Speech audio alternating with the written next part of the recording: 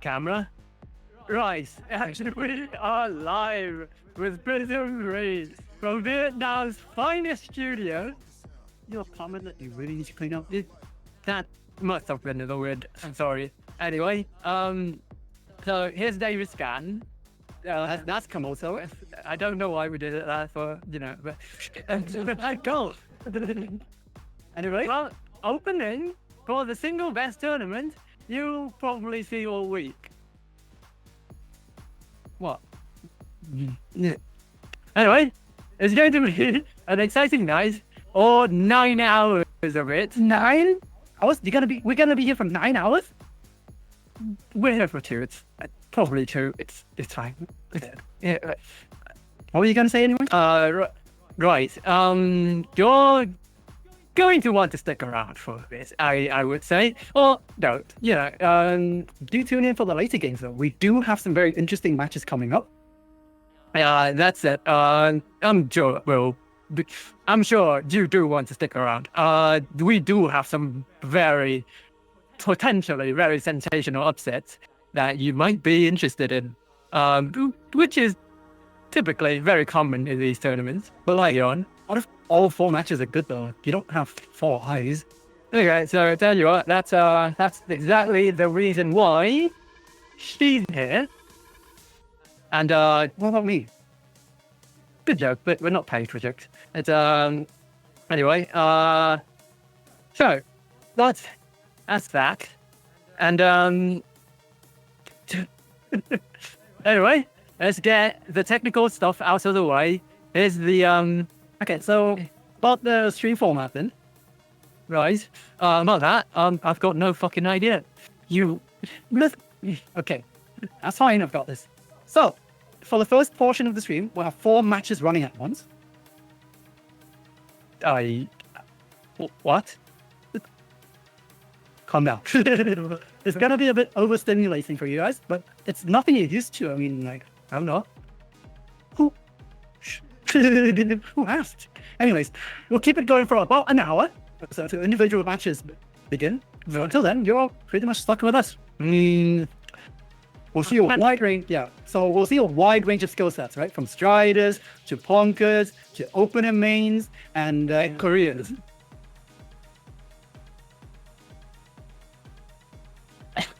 Moving on.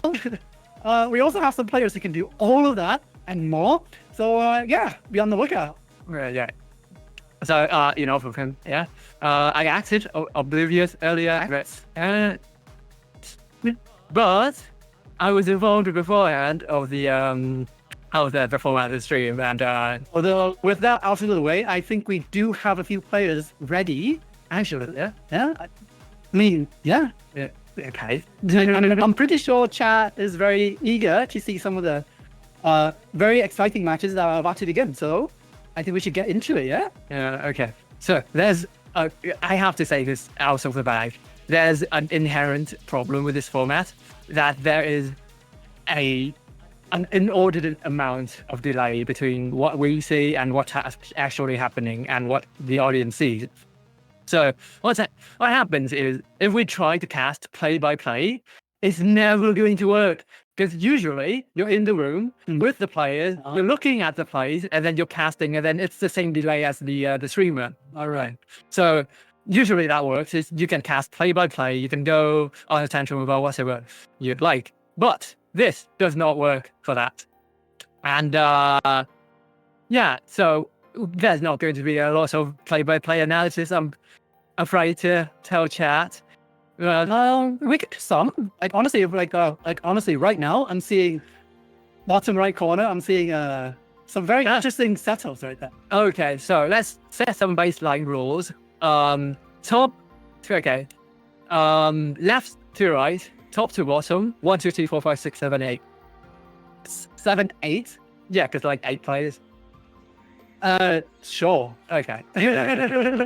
That we cannot just jump around and just be player names all at the same time. Also, the stream preview is also quite small, so you have to forgive us on that. Bit of an unprofessionalism moment going on, but I do hope that doesn't impact anything much. Anyways, So, ooh, it's already on 1-1. Yeah. Games are going fast, eh? Yeah. So we're gonna only be here for 2 hours. I don't know. It might be more than that. It might be more for the look of things. Anyway, we are going to have a third match going on as well in a bit. Right now. As well, yeah. Oh, I see. Whoa, the color, the brackets are actually named after colors. Eh? That's actually really cool. Prism. Yeah. Oh, I guess it now. This is a physical thing. Yeah, no. The pyramid. Yeah, no. Oh no. Oh, one. Anyways, I can't talk to staff now. Okay. yes, you can. Not at all. It's okay. Do excuse us for a bit of tantrum. Here and there, we did get explicit permission to be whatever on the stream. So if you want to play anything, They were very nice to us. Lenient. so, yeah, if you want to blame anyone, Why? She's super nice. What are you talking about? tell you what, whenever she tries to invite both of us on to one of these streams, it's always you who she texts. It's like she's scared of me or something. Listen, are you scared, Sketch? I know you're listening. You're moderating your stream right now. Are you scared that I can model your house and gender and destroy it with a comment? Are you absolutely terrified of that aspect? Don't face it. I'll do my God. It's an empty seven. Look at bottom left. What do you mean? Okay. Oh my God. Wow. That was a bit of a slaughter from a Vietnamese resident of ours. Are you sure? It's also like It's a Vietnamase. yeah, nice. Good eye. Honestly, good eye. His opponent was French, so I'm not. No, don't say that. I'm like, honestly, you cannot say that. We've been through this. We've been through this back in 1930 something. What? Anyways, board number 3, right? Because board number 3 have very interesting. Oh no, that wasn't completely. No, I was gonna say that was a completely intentional TST, but no, it looks intentional, but I think they really struggled to navigate off of the idea. No. I guess so. Yeah. I saw it. It looked really good, but couldn't navigate out of that situation quickly enough. Well, look at that. That's cool. No. That earlier was a warm-up round. Oh, I see. From bottom left, yeah. Oh, I see. Okay, I see. So because these two didn't have warm-up, I don't think, or they went before we went live. So, Yeah. I mean, that's good. That's good preparation for streams of that. Oh, and there's a nasty misdraw from board number 4. That finished it. Did you see that? Do you see who's in that room? Room number 1. Ben next. Looks like we're about to see some fire matches, folks. So that's why he was in casting. Oh, yeah, we were discussing. We were discussing this right before stream as well. Anyways, so matches already at 3-3. Yeah, it's the first to 4 now. Almost back to A+ now. The gameplay is not at all on A+. Yeah, Honestly, not at all. very expedient solutions coming out from Tao. Well, number 3. I don't know how I could read that, but it did happen. Ben with the absolute chat sent to DT into a bit of a combo. In chat, I'm being overstimulated about with all the games. What did I say? What did I say? So this kind of reminds me of something. No, it's when they asked us to do this and they told us about the format, I kind of went, it's over. They're turning it into a TikTok. They're turning us into a TikTok which I cannot recover from. Guy, he keeps on dropping his. I'm a boomer. I have no idea how to wear this. Did you have a pair of wireless earbuds yourself? No, I don't. No, I did because it was. Go on. Anyway, yeah, it's over. They turned us into a TikTok, and you know what? I'm not disappointed at all. Actually, it is quite nice. This is better than Subway Surfers. This is better than Subway Surfers, Family Guy, and what was that? What was that other show? I forgot. But Though there is a bit of an inherent problem with the format. We can't really pay attention to all these games, and of course, really good plays, respectable plays. I like that. I like that one just now. Three are extremely easy to miss. that one was FT3. Right. Okay. Oh, so different brackets for. Okay. Okay, wow. If you can't tell by add Subway Surfers sketching who I am, please add Subway Surfers. You change it into like a background, like a moving background, and like turn the stream like vertical or something. We've got enough space for 4 boards and Subway Surfers. No, we don't. The Tetris is already the Tetris is already brain rot enough, honestly. Anyways, regardless, we are seeing some top level gameplay up in board number 1 here between Ben XT and Snowman. Honestly, I haven't seen Ben in action a lot, like for a while. I know I'm old, but like, I don't think I've seen him in action ever, which is really, yeah. I've seen him in like various like tournaments. And we were researching for like our older As a caster, yeah, of course. But like, no, as a player, though sometimes. yeah. But like, yeah, no, that was a piece. Brilliant solution coming out from Ben. I'm seeing a PCO on board player number 3. I don't think Zimbo can handle it. No, absolutely not. Wait, not PC loop, right? That's called a PC loop. Yeah, you can tell that my Tetris lingo is a bit. Yeah, we're extremely rusty these days. It's aren't you technically X? No, it is you. yeah, I'm you. No, me. No, you as in you. Yeah, I'm you. Yeah, You? yeah. No, I'm you. You're you as well, but like, No, I'm double S. yeah, this bit should stop. That should really stop. I don't know this. This is purely his idea. Remember, lads, we are like winging it. We are absolutely improving. There's like honestly, I have no idea how to cast these. Like the usual casting software, we're focusing on one player and what they're doing, and we're reporting in real life or in real time. I'm sorry, in our life. I mean, yeah, we are doing that. Kind of, yeah. I know. Not real. I'm just a pigment of your imagination. Yeah. I refuse to believe in David Scam. But you do believe in something else, though, do you? No, I did spend money on it just yesterday. It goes very widely. But I convinced him while we're being easy. Right, let's go back. I convinced him to buy a blow. That's what he said. That's a pure guilt. Anyways, go on. Well, yeah, so usually with casting, you're focusing on the player, you're focusing on the macros match, and there are a lot of talking points, right? But with these,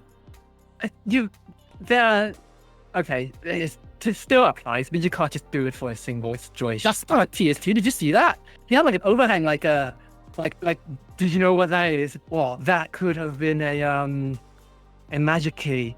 A magic? I don't know what that is. Oh, no, this guy doesn't watch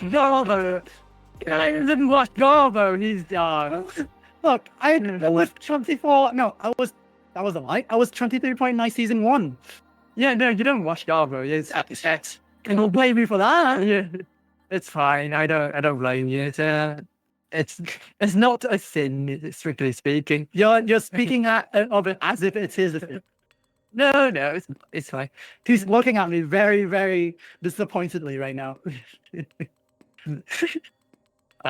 Regardless. Anyway, yeah, with these, you can argue that we can still do the same thing with like casting a single game, but we can't just focus on a single board, and we can't like jump around so much either, because like the action in this game, if you know this game at all, you know the action doesn't stop until both players are at the bottom of their boards, right? And that basically never happens, honestly. No, but like I do have to give credit though, because this format seriously has some very, very, very big cons. Firstly, brain rot. No, really. No. Let me phrase it differently. It's attention span optimization. Right. So you always have something to look at, even if one board is like transitioning between like another match, and you still have another match to look at.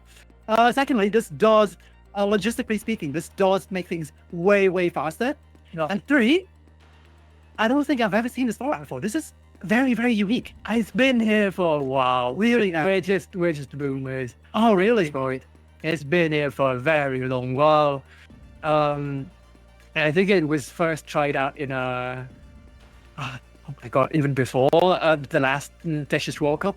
I wouldn't know anything about that, but honestly, this is like this is the first time I'm seeing it, and this is a very nice, unique, very nice, very unique format. I think honestly, like with a bit more optimizations, this can be done very well, and with people like us, No, give me very, very honestly. Don't give yourself credit. Honestly, we're doing a terrible job.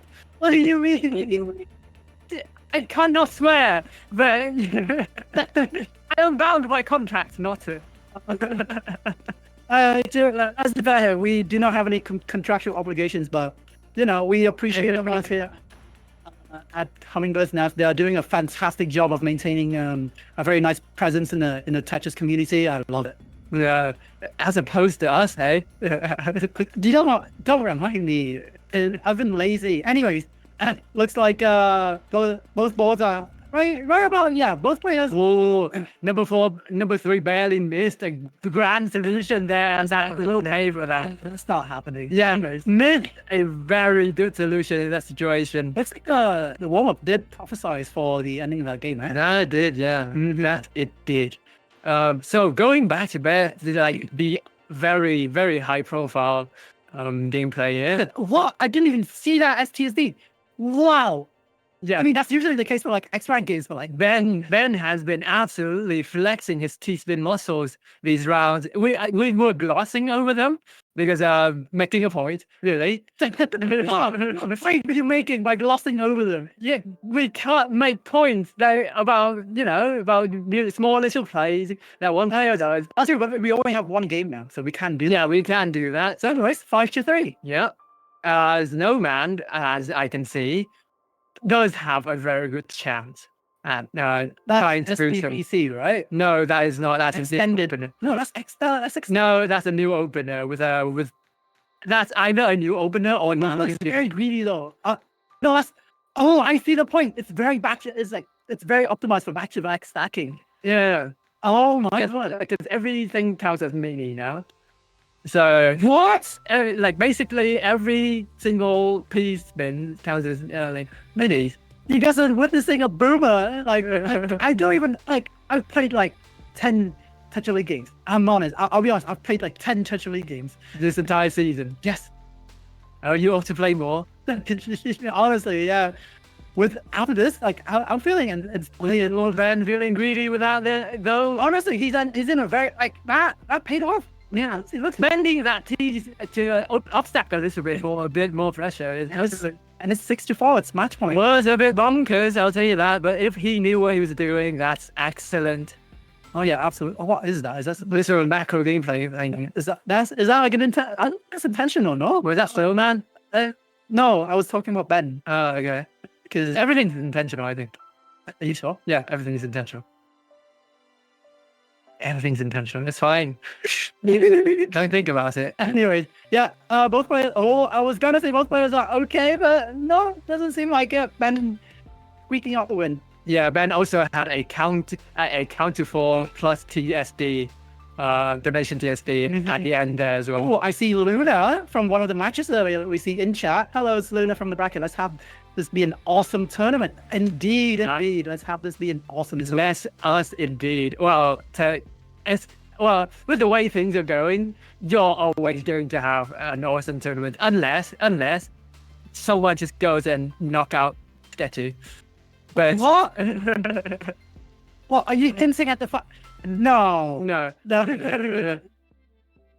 But yeah, sketchy a few days yesterday, I believe, did lose her internet. So It was a scary period. yeah, did lose her internet for this, and then so they had to basically Hummingbirds had to run around finding people to fix that problem. And that's still in the air for now. That's not off the table. No, honestly, like oh god, when was that? That was like 2 a.m., 3 a.m. or something, eh? It was like 5 a.m. We were doing a very schizophrenic project. It's always schizophrenic with us, isn't it? Yeah, Oh, you trying to defend yourself? not really. It's not just factually incorrect, honestly. Anyway, we're back into another warm-up round with 3 and 4. Oh yeah. And whoa, really testing the waters here with that. Scot free though, honestly. Well, one person is more cheesed up than the other, but honestly, they're doing fine. And we have another game coming up on the yellow bracket as well, on screen number 3. Yeah. Well, that's 5 and 6. And yeah, that's another warm-up. Crazy. Wait, hold on. Someone in chat just said crazy autotune. Are we lagging? Are we lagging? Are we lagging? Are we actually? Oh, we are. Oh no. We are. Warp? Can we do warp? What? I don't know if that would break things. Okay, technical difficulties, guys. I don't know if you can hear this, but we have a bit of technical difficulties. We'll be just keep on talking to them while I'm out, because I don't know your PC. Okay, so that warm-up lasted for a very long time. In the upper... Ooh, are we back? Are we back? We are. Oh my god, we are not back. We are so not back. There's a thing that we can do. Sketchy, do we sound fine? Sound engineer and everything else. Hello, sound engineer, please. Hello, going in. Backstage, are we doing okay? She's not turning up. But how bad is that? We sound a bit staticky, but how bad are we? Okay, we can keep on yapping. Anyways, that's good for me. Anyways, oh my god. Okay, that's very risky. Going for the keys, but not up high. I don't think it is though. I think that was completely planned.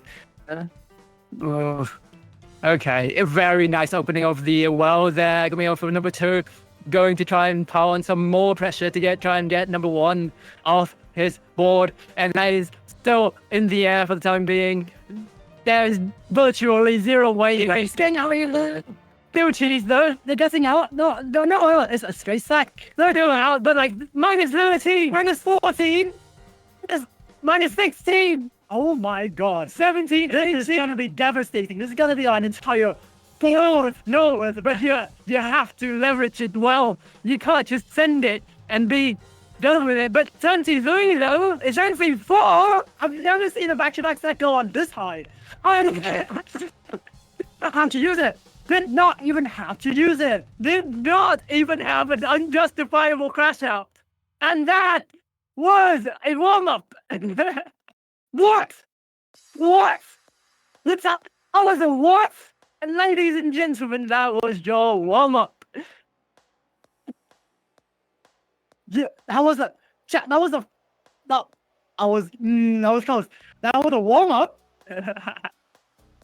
So I find that name really funny. Triple rotate. Triple rotate is yeah. No, I find that name really funny for some reason. It's like you're not supposed to do that. Oh, that was a neat piece. It's very nice fix. Yeah, I can see it. I don't know if that was luck though. Okay. They're trying. These guys are high level enough to have calculated for that. I think. Yeah. Honestly, it looked really good. Triple rotate. Yeah, really trying to play it safe right now. Absolutely looking like a PPT player for a little bit. You know who else is a PPT player? Board number 1, 2, 3, 4, 5, 6. Board number 6 just did a DT cannon. Number 5, I believe. It's 5? 1, 2, 3, 4, 5, 6. No, on the right. Oh, both of them did then. What?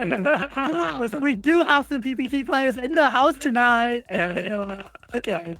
I have never played PPT. Like online, I've never done it. Genuinely. Yeah. You should try it. garbage. How is it compared to Tetris Effect? Because that's the only guideline game. A lot more delight. Oh, A bunch more delight. And it's very unwieldy if you're familiar with like pre-rotating pieces. yeah, yeah. Okay, well, that's that. I never knew. Okay, now I know. It's very okay. So it's very the skill ceiling is very high because Let's see, was that Stixon? What? Board number 1 on the right. I've got no idea. That's a problem. Yeah, exactly. Like with there's 8 of these. It's a bit overwhelming for us, but bear with us. But honestly, I'm really liking this. There's always something to talk about, right? Even if we're slightly late. Always. Listen, chat. You can help us out a little bit there. Like if you see any hype moments, you can spam in chat, and we'll. You sound terrifically like a desperate YouTuber right now. I know. I am though. Please like it. That doesn't work it. Twitch. No, it's really like and follow. You can't like a stream. I mean, you can like a stream, but you can't click like. Right, let's go back to the gameplay though. Anyway, yeah, honestly, what is that? Oh, that's a DT! No, that's an open. See, we can't tell because it's just a lot. Ooh, a bit of a terrific situation for our number 1 here. Oh yeah, did not have the pieces for it. Needed another L into a T, into an S. Probably. It's looking like a bit like a sweep. For triple rotate. Yeah, triple rotate 1 fully deserved it. Honestly, this gameplay is absolutely clean as all hell. There's a lot of stress being placed on Inzenta right now. A lot of people are in chat are giving their support. Honestly, yeah, like give your support. These matches are among the most like important because it decides whether you're gonna. I mean, every match, my bad. Every match decides whether you're gonna keep on going. But honestly, yeah. Let's see. Well, let's send. Oh, that like back-to-back prompt showed up. Was able to hang it though. Honestly, absolute. Barely. Hold on, that was a very clutch pod there. Yeah, a bit of a crash. There's nothing to send. No, he's got everything now.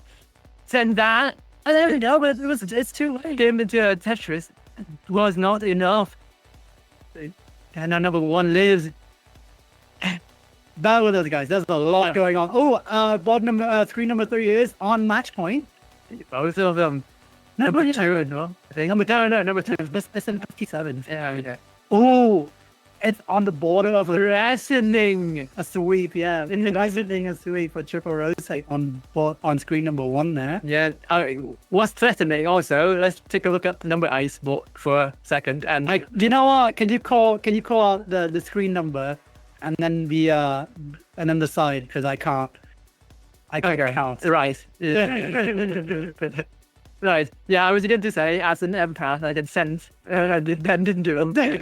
As an empath. What, so you're psychic now? Yeah, yes. So, like, do you have something called like schizophrenia or something like that? Yeah, well, my grandfather called it, and I don't know. Your grandfather? His doctor, to be exact, I don't. Oh, really? I don't know. Regardless, we don't need schizophrenia to see that the triple rotate is indeed threatening. I'm commentating as if it's chess threatening checkmate. I was gonna say that. Thanks, Levy. Oh no! Vincenzo managed to break the sweep, not going home empty-handed after all. Is this a single elimination tournament? I don't think so, no. Okay, well, avoiding going home from this match, empty-handed. Yeah, triple rotate. Oh no! Oh no, that's fatal, that's critical. That's still no. So it's so much more than that. It has done. Unfortunate. That was a good try. And there's a bit of a burnout after a very good round. Honestly, then it's a bit of a shame, but the show has to go on. I'll cheat in the chat. Chat indeed.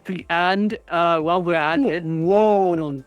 And that's another game over as well. We did not even notice that while we were reading chat. Yeah. I think Winja Kanavula, who was threatening match point like 2 games ago, I think. That was the same game, and I didn't notice that. So, well, we're at it. We do have to warn the players. If you're playing, don't listen to the stream. We're garbage.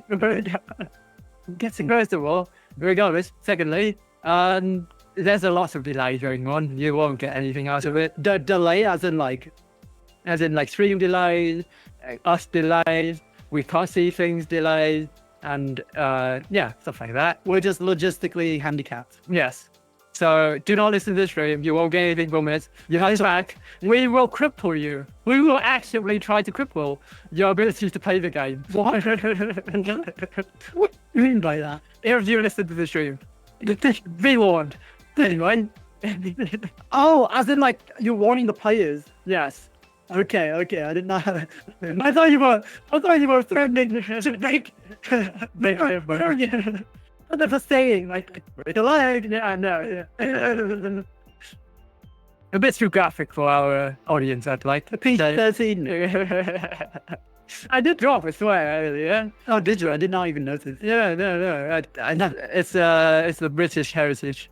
No, I'm guessing very lighthearted. Like I promise to you, I'm not like.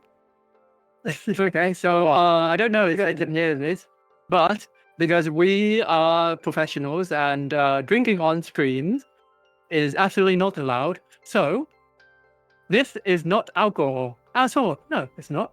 It's actually not though. That was a joke we were planning today. It's not. It's not. It is not.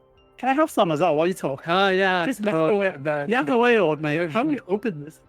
The wheat is absolutely it's not beer. There's no wheat. Anyway, There's no weed or there's no wheat. There's no wheat. wheat. Oh, so there I saw a little hamburger there. Cheeky little bastard. Oh, hamburger. Oh, hamburger stacking. You okay? This guy doesn't watch golf. Come on then, lad. It's a TSS. It's a very fancy TSS into an O-piece placement into a Tetris. I know that. I think you do. Yeah. It's very common. I've used it once before. And maybe yet I really liked flexing. Well, that's the name that I haven't heard of. That's the name nobody has heard of in a very long time. We're boomers, man. We're boomers. No, he's still streaming. Prism. Yeah. Oh my god. I thought he retired. No. He did switch to a Suika game for Suika game. Yeah, the water. That was the thing back then, no, wasn't it? Back then, I mean, like a few months ago. I think it's still fast. Tell me about it. Anyway, let's go back to the game. We've got -30 on the board. We are from our dear number 2. And man, my God, lesson. And go. He's doing another TSS in order to do 1 more 30 on me right now. Breaks it. But isn't a very tough area. That was at the detriment. I think. Oh my God. Oh, the way up. Look at that. Just that. Oh my god, I can't even. As our second caster is recovering from his slumber, let's say, or his crash, I'd say. Crash. Yeah. Mental breakdown. It's such a game. You know what else all too common? Oh, there's a back-to-back comeback, I think. I don't know what to call it, but like, you know, like, there's a, it's like a, it's kind of like a reverse, it's like a revenge, right? Yeah.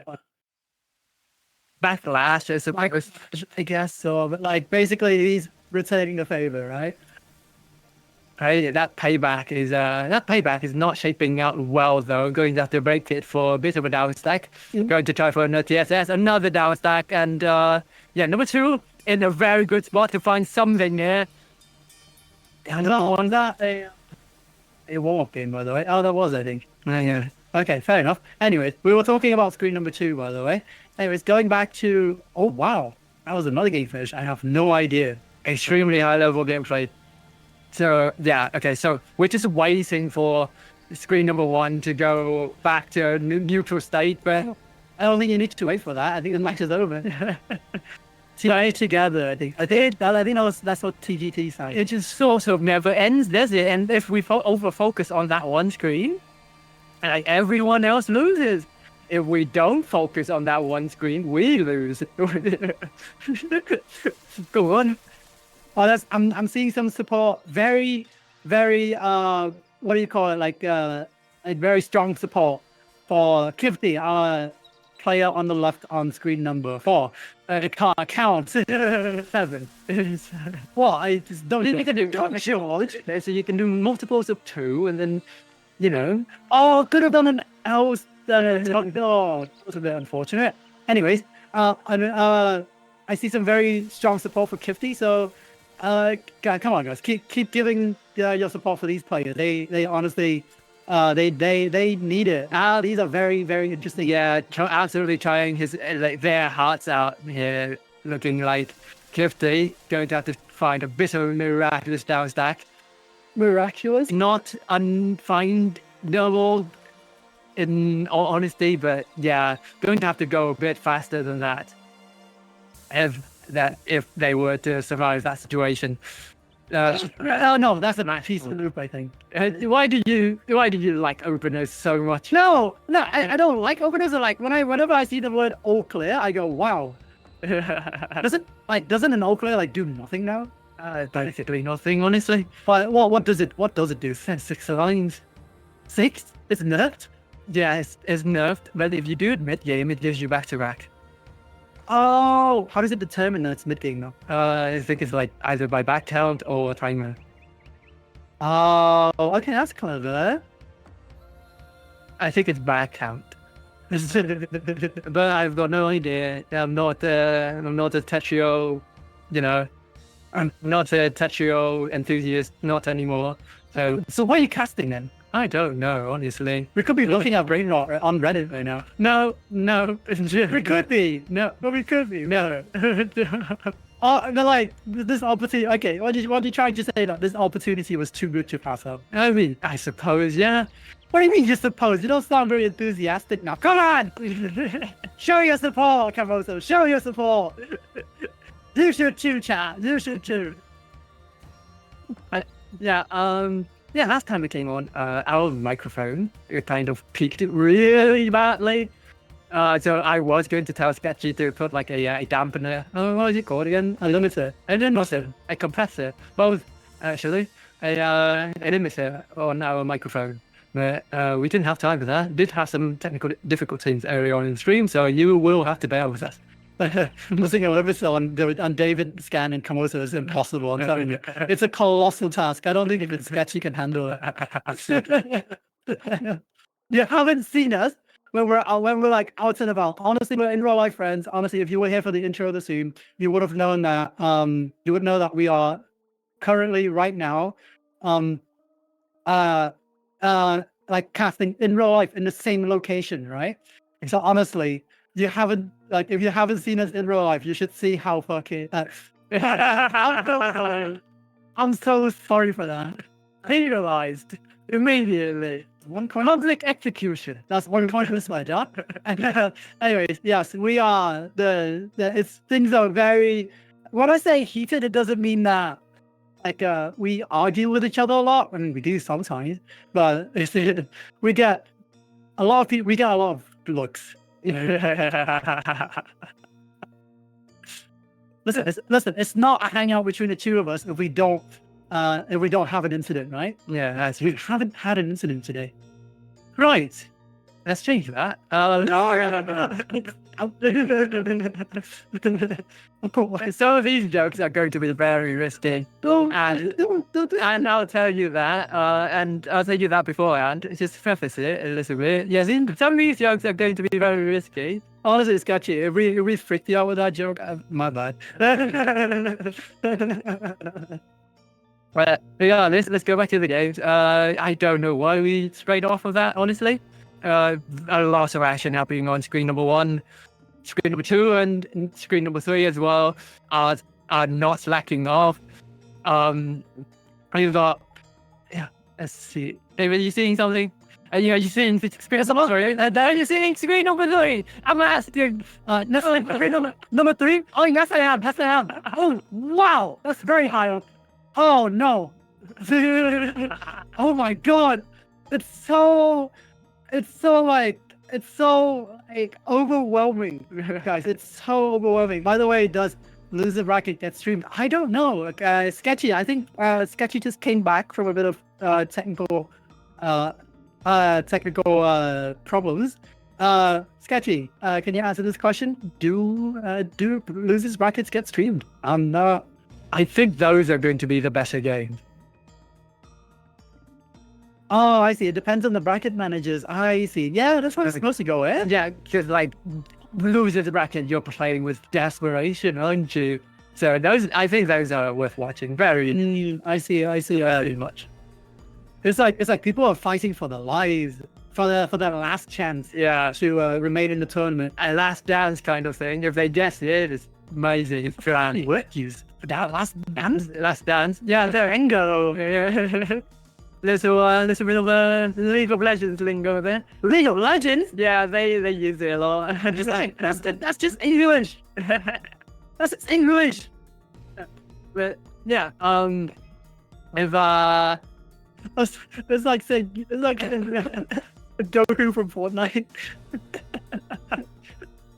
Oh, the wall with the brain roll today, eh? Yeah. We don't even have TikTok. have you seen that manga Jujutsu Kaisen from Fortnite? You're telling me. No. Yeah, it's totally No. that cool from Fortnite, isn't it? No. So Jujutsu Kaisen from Fortnite. No. I just short circuits at Kamoso. Can you believe that? Anyway, if this is too much simulation for you, do come back around for the later games. Those, I promise, are excellent. Last time we went on here, DL went against Vince, and ever since the day I casted for that game, I tell you what, food has sounded better, music has tasted better. It's been great. It's been absolutely amazing. Stop talking about food. I'm hungry. I haven't had anything today. Yeah, it doesn't matter, does it? Why? Do you not care for my well-being? No, because they're not tournament. No, Look at them. So, you know. Promise me we're getting chicken nuggets after this. Oh, no. No. Yeah. See, this guy is so mean to me. Chat, tell him off. He's so mean to me. They're not even getting food after this. I deserve something. Oh, very nice conversion girl out from number 1. Look at that. Look at Mr. Smooth. No, but it's a really good transition, though. And that also is a very, very smooth, what do you call that? It was not good enough to invite that -11, though. Hold on. We've got number 2. Still stacking back to back. Prepping for another TSB Tetris. Oh my, trying to hit the Tetris. Try not to fall. Can keep it going, but yes, I'm doing it. And breaks the 24. Yeah, is it going to be worth it? Oh no, maybe.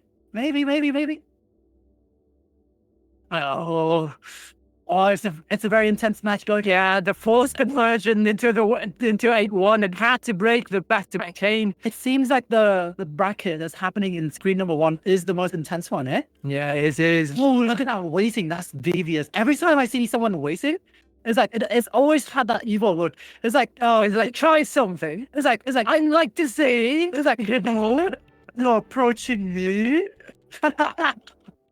Oh, look at the Kurunoka. Look at this guy, this fancy N5 Japanese. Look at him. Honestly, you know what? We stayed up to 7 a.m. This guy stayed up past 7 a.m. Just so that he can have a screen reader for his novels. He is such a weeb. He goes through 150 chapters of light novels, yes. a day. No, a week. Oh, okay. You're a bit better than me.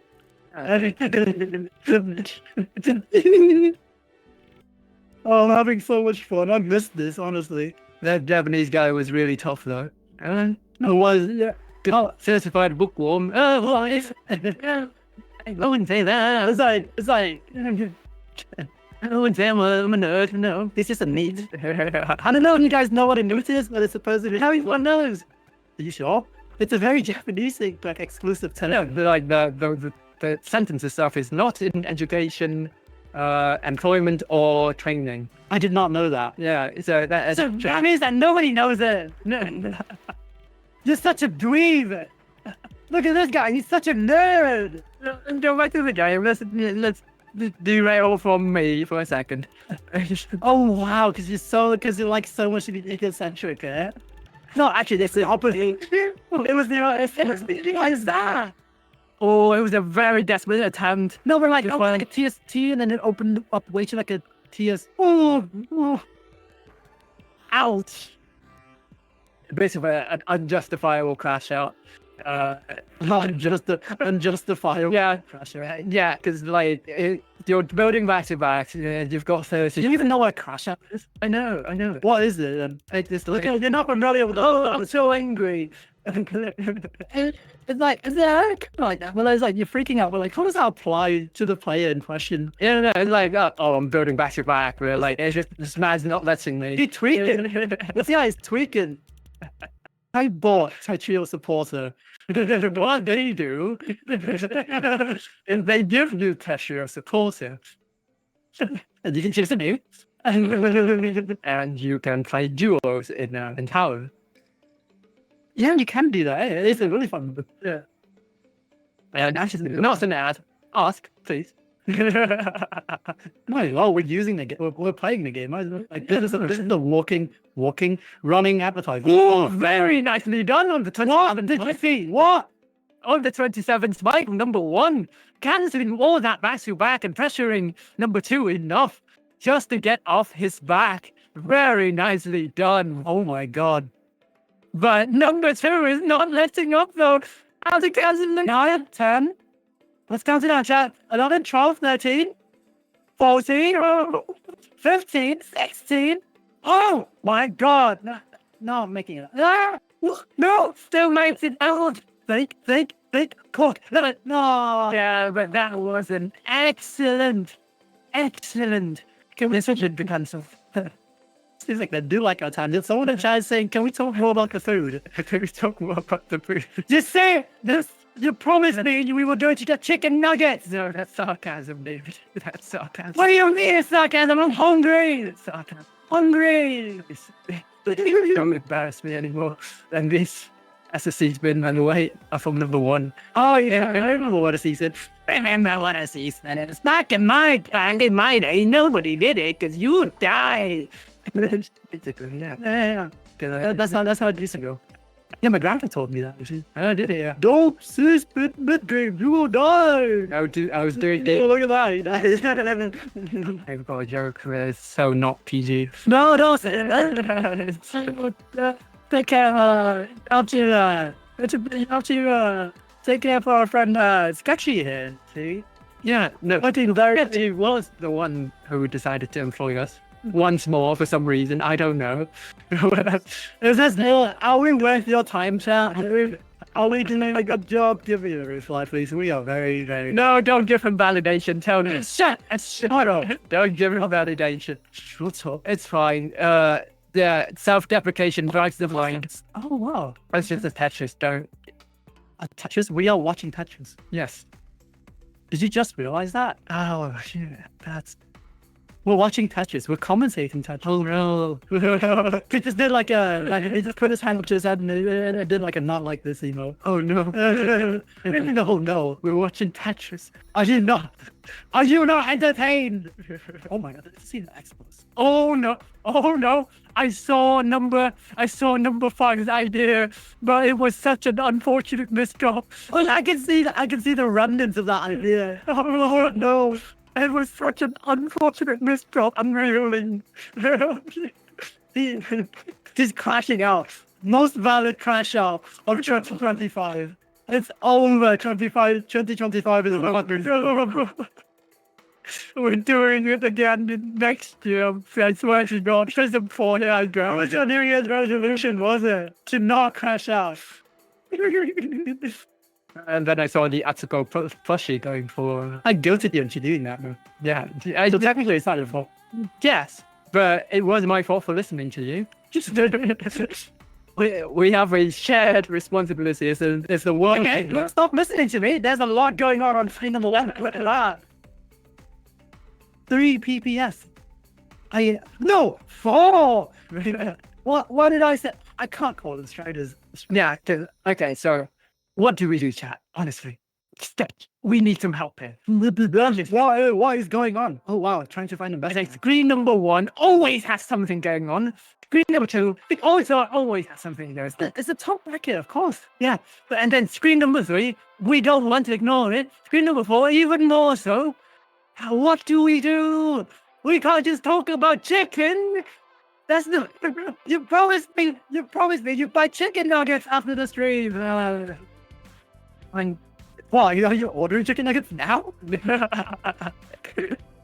Oh yeah, he's reaching for his bottle. And anyways, seeing a lot. Oh, I was gonna say seeing a lot of high level gameplay. I mean, it's not high level gameplay, but it's caster's curse, isn't it? Yeah, it's caster's curse. A bit of that. I'm not superstitious, but I tell you what. Don't say Macbeth before you go on stage. I don't know. I ain't got the hang reference.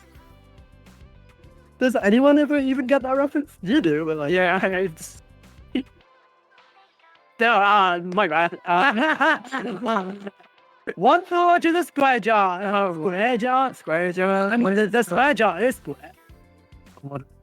We not try. Oh, very nice conversion from number 1, but it did help though. Hold on. Number 2 is being pressured out of that back-to-back shade, and now is going to have to go on the defensive. Both of them are going on the defensive rather, but number 1 has more resource to work with. Okay, going to see how this fight plays out. That's going to be the arbitral fight. It's a fight. I don't know this fight. That was a pretty. I was gonna say that was like a pretty good weight, but like. That sounds clunky. I don't know. Extremely good decision making. But yeah. Anyway, oh wow. Yeah, no. 100 over 150 APM for both players on screen number 1. It's intense. Oh, I still remember the days where we did not even have 100 APM for a half-hour player for half-hour pros. Clearly, they're interested in our chicken nuggets. It's sarcasm, I keep it on you. It's not. I'm telling you, they're asking if they can have some chicken nuggets. We want our chicken nuggets, Camoso. We want our chicken nuggets. Number 1 has a very confessing our petition right now. We should get. This is an injustice. We should get Camoso to buy us all in chat chicken nuggets. I do, and you're absolutely insane. What? No, I'm not joking. We've got a bit of a macro gameplay going on. Number 1, you always love to see that. I don't do that. I don't remember. I cannot see a way out there. Oh my god. How is still alive? Woo! Of course, finds a way out, going to have to dig through his cheese. SITOI. We'll not be able to find a replacement for that although, but it is relatively safe right now. Meanwhile, number 2 cannot find a good enough back-to-back chain. At this stage of the show, no, trying their best though, finding a cheese and it's like kills it. Finishes number 1. Down 1 what? What? The game is on 1 what? No, how is your imagination? No, the is so over. Absolutely. No, I should say it's nowhere close to being over. Well, no. Anyways, while we were on a tangent about me crashing out, about how fast, how slow these matches are going, we're gonna see another game here from screen number 3.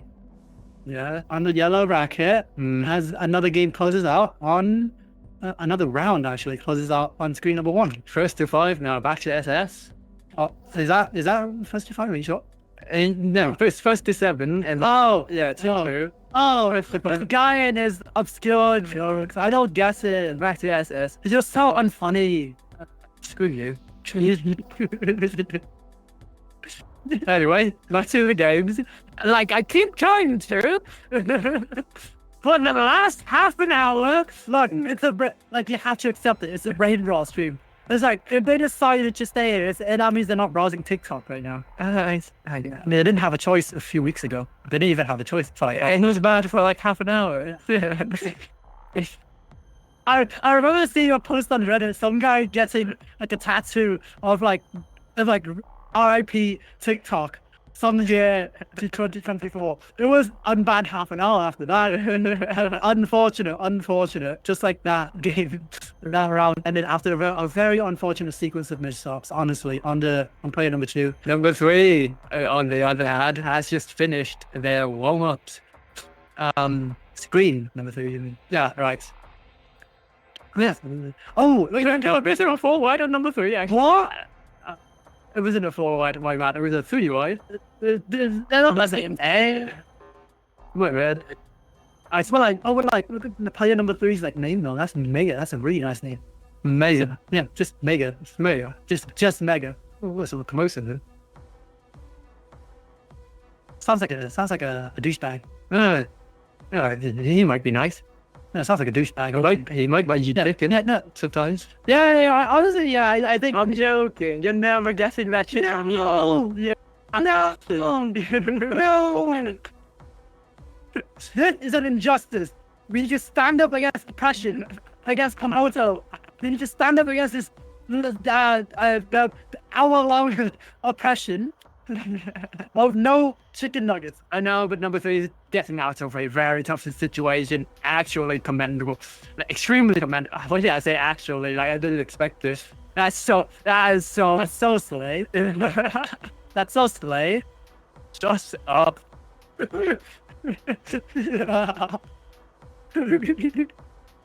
Right. So Am I using the gen? Oh, Mitsu with a ring. Hello, Mitsu. Hello. yeah, with a rate of 7. I was gonna finish that. Actually, long time no see, Mitsu. I haven't seen. Yeah, was Mitsu even Japanese? Yeah, right. And I remember the profile picture just being a hiragana of up. Yeah, no, I think it was all. It's the green ah. Yeah, just the green ah. Yeah. はい、お疲れ様でした。来てください。ありがとうございます。はい。This guy in his N5 jacket. I can do that. Sure, look at me. Sticking out. No, I can't. I don't think I can say.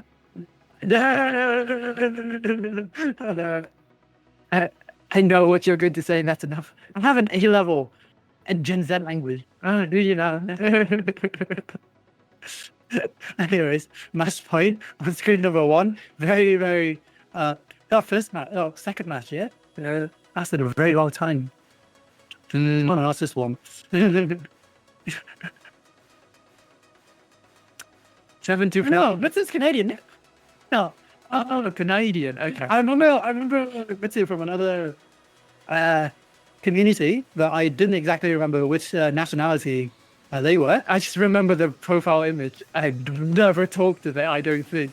I've seen them. I've seen them around, but it now makes sense that they're Canadian. Yeah, thank you for the raid. David just came back from Canada, so Oh yeah, definitely. he's got a lot of bad things to say about it. No, I can't badmouth the place I used to play in, except for like. So you would. Anyways, get this. Yes, look at the timing. The timing. That's all we're here for. Oh my god, that's a very. Is that a? Well, that is a PCO. That is What is that? no, and it's a sideways PCO. You haven't seen that in a while, have you? I haven't seen that. Period. Sideways PCO. Good. Yeah. Is that a familiar name right there on screen number 2? Pixel ATC. Yes. I've seen that person. Yes. Seen that person. BHR Tesha is also a familiar name. Mm-hmm. Like pretty much half the community know both of them by now. I see. I see. I mean, like the fact that I recognize one of them, despite being such a boomer in this game, it must say something, right? There's a rating with a party of 1. Thank you. Wait, no, what else was wrong with that? But yeah, thank you for the raid. Thank you for coming.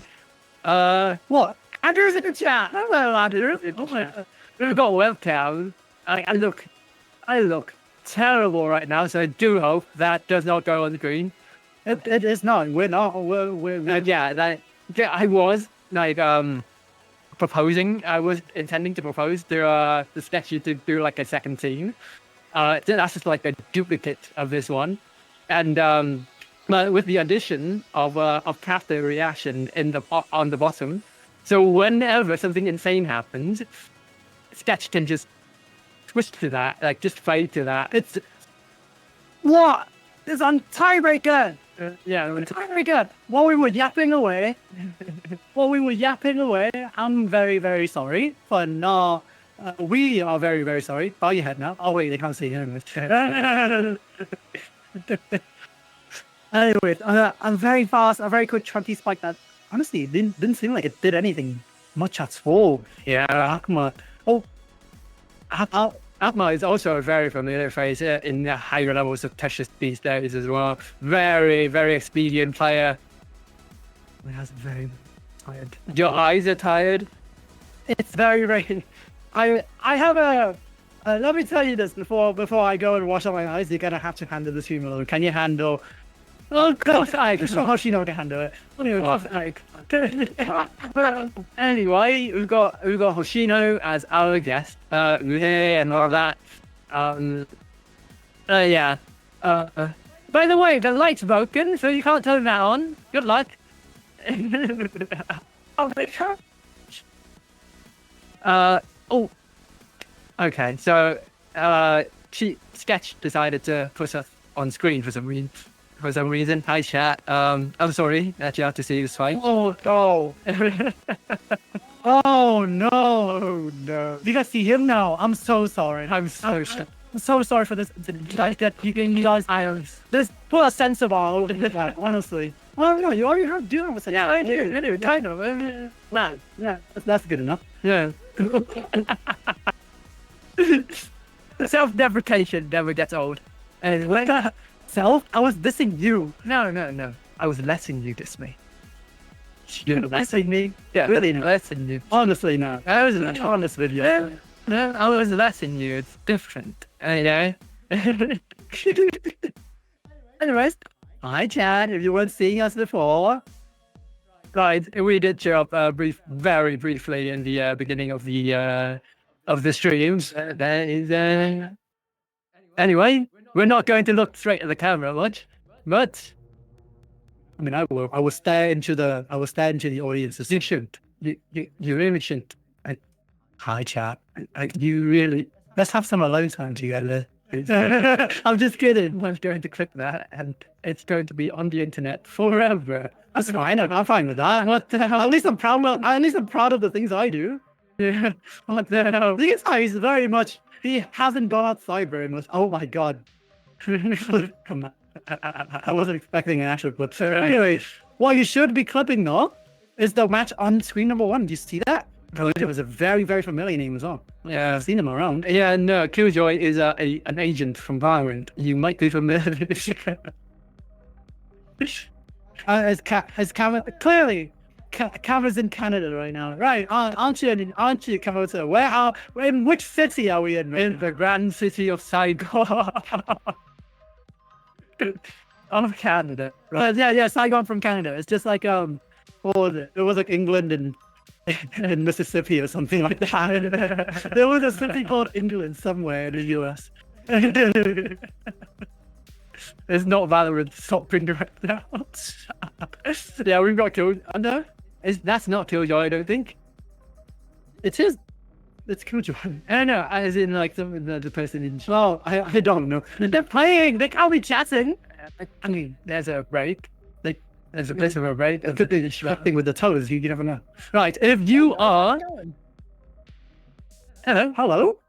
Hi. Who are you? Oh, Wiley, how's it going? Just drop in Hello. real quick. I've got a bit of an announcement to make. Right.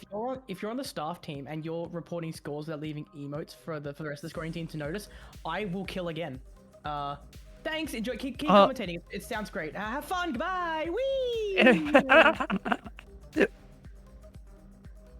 Right, so threats of manslaughter aside, we've got some more threats of manslaughter. First allowed. So the line has just. Oh wait, no, do that. Oh no, what did no, do? Oh, I did not do that. No, I didn't do. No, what did he do? No, you do not do that. You did not. No. You guys are not seeing. No, but he's comfortable. He's rolling on the locomotive, rolling. I'm absolutely okay. I wasn't on stream. Okay, thank God. I did the Elon Musk. Why did you? Why accidentally? Ah! Oh no! Oh no! Oh no! I'm so glad that wasn't. That is clutch, sketchy. I am very sketchy. Push a limiter on our microphones. It's peaking. We are just so excited with this. We are just very excited. Although at the detriment of the viewer now, isn't it? There is. Their pool is. Anyway, back to the game. That's going to be a little bit of a mid-game DT into not a very clean solution, I'm afraid. Can't really afford that one out. Oh, yeah, I'm going to have to right back to back until now. Is that thing on screen number one? Screen number one, yes. Okay. Thank you for clarifying. I was genuinely. I wanted to catch up. Anyway, yeah. Okay, very heated battle going on from in number one now here, but we will have to move on from that. They are in a relatively safe position. Let's go to number two. Number two's done. Let's go to screen number three. No, it really hasn't started. Number one's done. Oh, it's for number four, I'm sorry. Screen number one just finishes off. That microphone gets very staticky every now and then. I think it only happens when they scream. Well, they're using VBAN audio. I'm not sure what that is, but I think it's just our internet being very. I don't know. This microphone is broken up. It's broken. I should have brought mine. And should have. You could have told me. I didn't think that. You are prepared. No. I'm sorry. I didn't think it happened. Because it hasn't happened for like weeks. It genuinely did not happen for weeks. Also, why? Is it why? Wiley. Yeah, they said Wiley. Okay, Wiley. Okay, so it's why. So, why did say we were doing L-E-Y? Shut. I think that's clear. No, then would you recognize it? Wow! Are you telling me that my singing is so horrible? My God. Are you like an Undertale character? Like what? It's been so long, I don't even understand what that means anymore. Is that?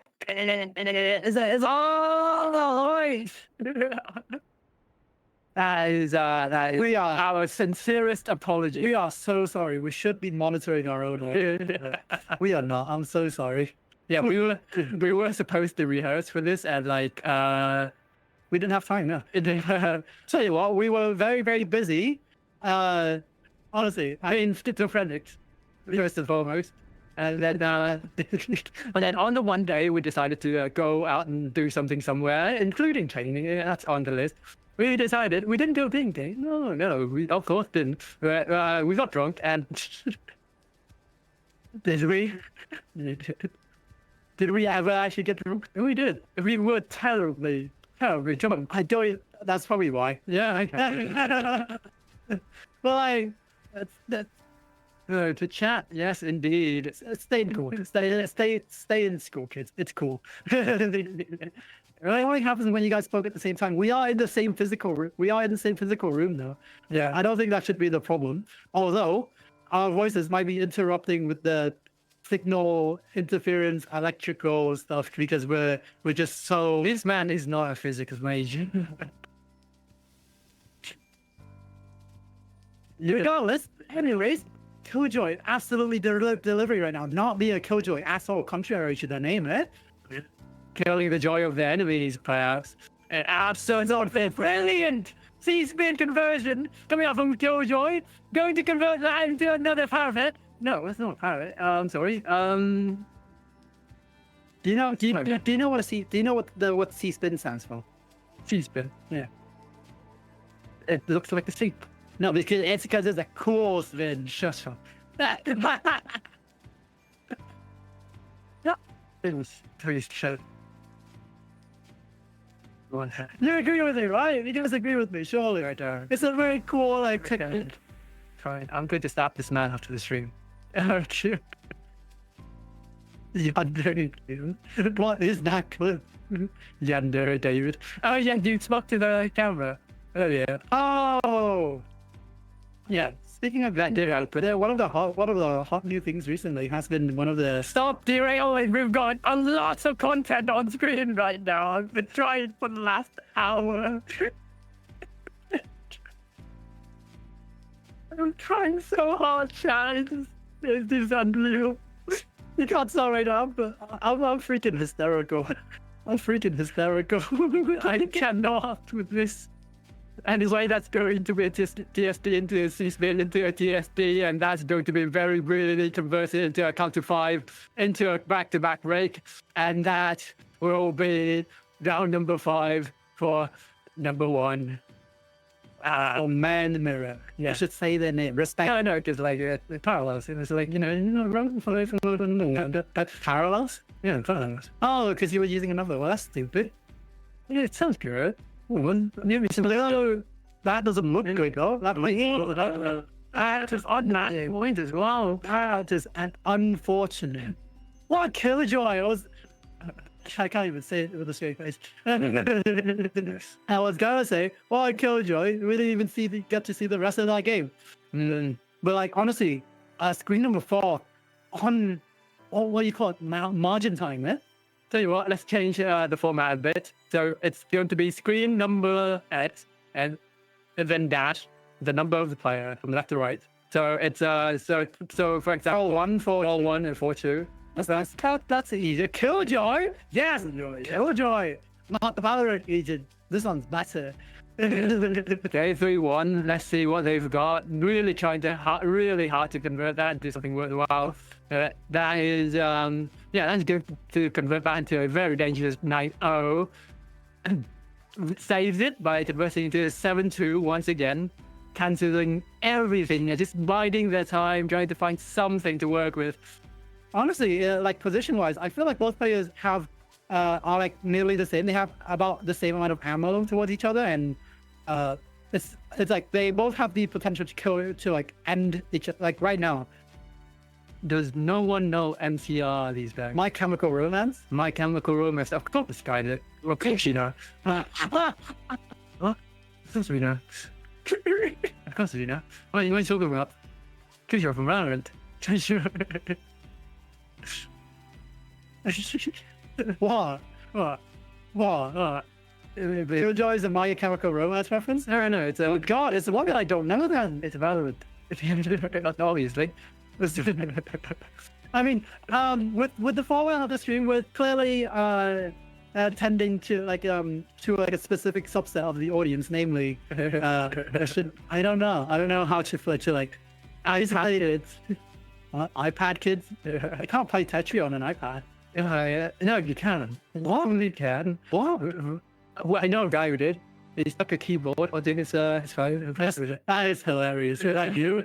No, it was I didn't have a keyboard. They just played. Oh, look at that. We have the return of Triple Rotate on screen number 1. Very formidable. Oh, yeah. I don't know why I've been doing for that. Played Tetris on iPad before. Wow, how do you do that? It's just like I know that you can do like keyboards and stuff. Like, why would you like times that all? You played on a tournament? You played on a higher level? Oh my god. Wow, I commend you, honestly. To stick a keyboard. Oh my god, I commend you. Didn't Fortism get a sprint world record? Wow, this is all news to me. Like, honestly, I've been away from this business for so long. Okay, Captain America, we've got 3 America. We've got 3-1 and a bit of trouble here, but we'll quickly down stack outside of that. Yes, there. Okay, that one. 3. Sorry, bottom of that. Oh yeah. 2-1.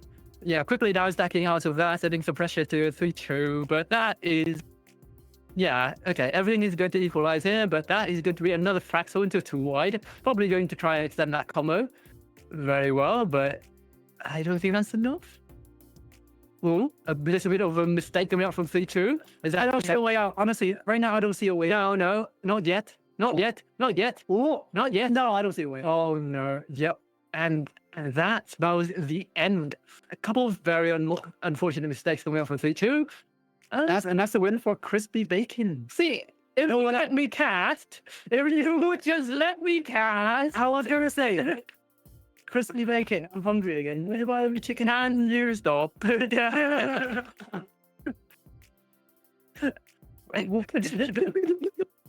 I'm sorry, chat. I am honestly very sorry if you're trying to focus on the games here. Oh wow, was that a wait or was that a lag spike? I did not see that piece fall. I think that was a wait. Oh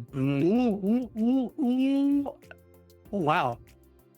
I was looking at Yeah, I'm under a lot of trouble right now, and not going to be able to get out of that. Going to have to really overstack on the right side if you really do want to get out of that 9-0 very difficult situation. Now we've got. Yeah, let's go back to this screen number 2. It's not just screen number. Yeah, I was gonna say it's not just screen number 1 that's really performing really well. We're seeing 100 APM on screen number 2 as well. They're like these guys are not to be messy with. They are not to be trifled with, indeed. Screen number. Okay. Yeah, screen number 1 is in a rough and equal state. I do believe we can leave them for a bit. As I say that, no, you look at that one. No. Keep your eyes on this game. Oh, very brilliant diversion from 1-2. Why is it? Oh, no, some of the back-to-backs. No, an Imperial Cross that high? No, that wasn't an Imperial Cross. That was a fractal. Yeah, that's fine. No, but it's the same thing. Damn this anyway. So greedy, just as greedy. Yes. But they did feel safe for a moment. A moment of respite was all they needed to find that setup. And that was brilliant.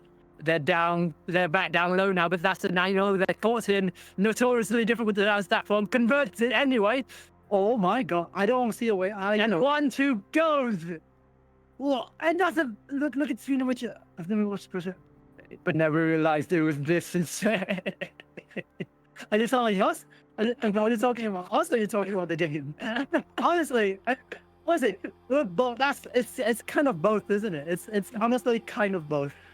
The game. Okay, yeah. No, we're not that funny. No, of course not. What? I was being humble. Of course not. No. Anyway. Yeah, okay. Number 1-1 is in quite a bit of trouble. See if they navigate out of that. No, could not find the Tetris, so could not get 1-2 out of that back-to-back stacking spree. Going to have to try and find something here. Oh, but that parity is absolutely nightmarish. That back-to-back still stacking on and on. Going to have to find something, anything, finds it, survives. And that cancel, and that back-to-back cancel from triple rotate is a bit early, a bit too cocky, perhaps. Oh, and they're going to have to pay for that. Oh, look at that. Oh, wow. Dang. You saw that all the way through. I was just completely speechless, honestly. Oof. How do you even figure out what's going on? Honestly, I don't know. How do you figure out what's going on at that speed? It's okay, so it's half instinct and half knowing when to stop. And that's also instinct as well, but when you stop, you have to know what to do when you stop. Oh, it's like okay. So I mean, it's more like honestly for Tetris, I feel like it's more like pattern recognition for me. It is at a low level. I'm sorry, but no level. At a low enough level. What are you going in up in it? No. First of all, there's nothing wrong with that. Secondly, it's kind of like pattern recognition, but it's a bit more than that at these levels. Yeah, with macro and all that coming into play. Regardless, though, this is still like some very high level demonstration of what do you call it, proficiency at this game, eh? Yeah, Sketchy is trying to frame us as criminals once again. No. Yeah, we are live on stream. Oh, wow. The webcam. So if chat doesn't know, Sketchy has to actively tap into the thing. If we have another DC and screen show. There's 3 commentators? No, 3 commentators. No, the right side, you see, is I'm Ninja Twitch. Isn't a way to any way to watch my match? As in, like, oh no, you were on the screen number 2 earlier. I believe a vote is available, but I have no idea. Regardless, what I was gonna say is these are 2 of us, and the one on the right is just our activity. Comms are kind of buggy right now. Okay, so we will have to try and fix that by attempting something very dangerous. Oh.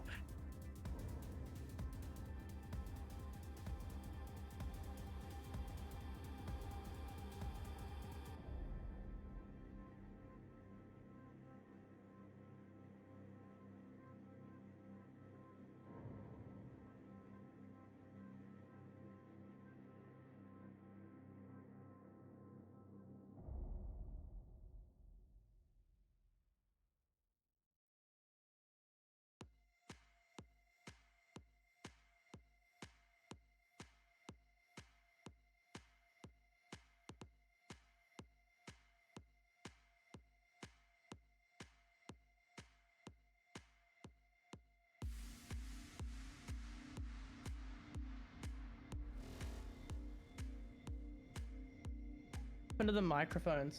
It's all good. Hello, is it? It is back on. Yeah, this is a problem with NVIDIA right now. I don't think he knew what I did. Back when we were silent, you know what I did? Right behind your back. You know what I did? I did this.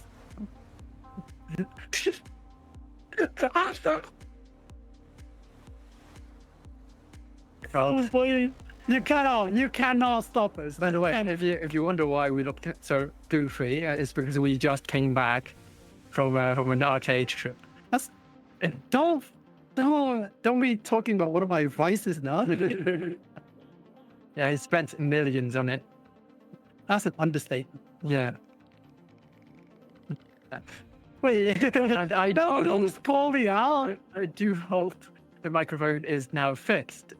Does it sound better at least? Like the buzzing only comes every now and then. It's very hard to tell. Wiley's in chat. Wiley's in chat, yeah. Dose it. Anyways, Back to the game though. We do apologize. the game's thorough. Also, how did they get the pieces under the other ones? NES touches. There's a specific delay from when the piece touches the ground, so you can use that to your advantage to do whatever you want. Right. And there's an additional thing about modern Tetris is that there is a system we've implemented to make certain maneuvers more intuitive. And we kind of used it, abused it. And looking at SRS, yes. Oh yeah. It's just how the pieces are programmed to move when they're rotated, right? Yeah. So inadvertently, that has created some very, very weird gimmicks. And we kind of abused it to death. And this is now the final form. This is pinnacle. Another SRS, but I've never been able to figure out what you can do with it. Yeah, it's just the way that pieces are programmed to rotate and basically move in the game. Yeah. And I think initially it was a byproduct of trying to get pieces that actually rotate as they touch the wall. Right. Yeah. No. I think that's initially it, and then we There are a lot of rotation systems, right? we gave it the churnable, and whatever churnable spits back out, you know, it's Like Chernobyl, Chernobyl, right? like the power plant in Ukraine. Yeah. Okay. And then whatever that thing spits back out is ours now. Never take back. Yeah, I was seeing a lot of some crazy. Yes, You can hear. yeah. We can hear you very loud and clear backstage. Right. So when we've got zero problems, I hope. I'm going to say racial slurs now. No, you actually cannot say. No, actually not okay. Wow.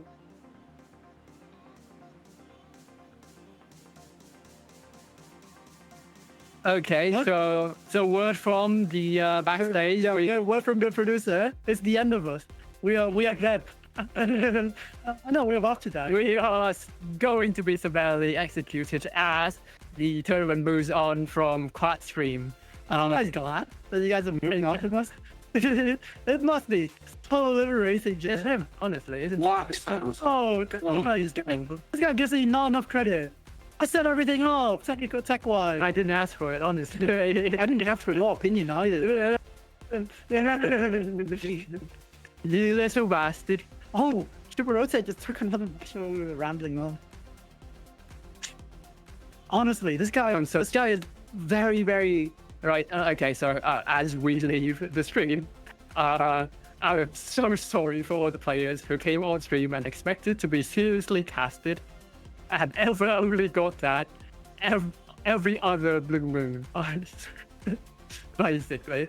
So I sincerely apologize. I apologize, but I don't know if I'm sincere about it because we've had so much fun. And he's completely unapologetic about it. So I apologize. I will say my apologies. I don't know if I'm going to be genuine about it though. Honestly though, we are seeing a PCO on screen number 4. Right. So that is going to be 4-1, getting into a bit of a better position to try something. A 4-1. Where'd you get that figure? What? It's 1. No, as in like it's going to be 4-1. A 4-1. 4-1, as in like the player. The player is 4-1. Oh, I get it now. 4-1. It's screen 4, player 1. Yes. You should have just said that. Actually, we only have 2 players now. Read their names. Respect the players. I can't see. They worked really hard into that. He's blind. We took the Wolves from 1-2. Oh my god, we do have some Mario players in the house tonight. Oh my god. Turns out it's no iPad kids, eh? Anyways, whoa, terrible, horrible. Wow, those are some dangerous misdrops coming from Child. Unfixable though, and there's that. Very cheeky cheese. Oh, look at that cheese. Look at that cheese. I was going to say very cheeky cheese bit if they decide to. Very nice quad. Very nice quad. Slowly but surely making their way down as Jonesy is struggling to find ammo. It's called the chat. Well, yeah, I said, well, Oh, yeah, it's fine, mate. it's not. Are you gonna like talk bad about the systems that they have graciously set up for us? Twitch.tv to Amazon, is it? No, Hummingbird. They would have. I'm so ever grateful. Thank you. Anyway, yeah, we are going to move on to the individual a bit. Not in the middle of the frame. Oh, not well, like where we each like. There we go. There we go. Okay, so we are moving into individual matches, and our block hasn't ended yet. So This is not. we fooled you. We tricked you. We're not going away yet. You're still with us for some more games, probably. Actually, Yeah. For one more. For like 4. when I'm hungry, I want chicken nuggets. No, you don't. I want chicken nuggets. No, you don't. Stop being. He promised me chicken nuggets. Chat. He promised me chicken nuggets. This is This is an injustice. Everyone's going by. No, we're not. We're not going yet. I'm so sorry. We're not going yet. You're stuck with us. You're still stuck with us. Okay, for a few more games. It's going to be serious. Even Charles agreeing with me. I need my ticket. I can send. Stuff. Do we have? Sketches. Should I? What do you recommend for Materia? Wait, so wait, there are 3 people? No, just 2. The one on the right is our mic activity. You know we can close the stream, right? Anyways.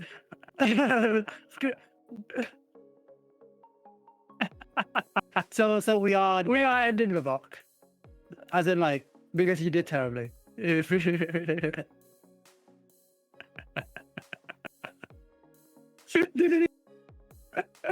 honestly, guys, it's been a great time with all of you. Thank you for the support, and I still want chicken nuggets.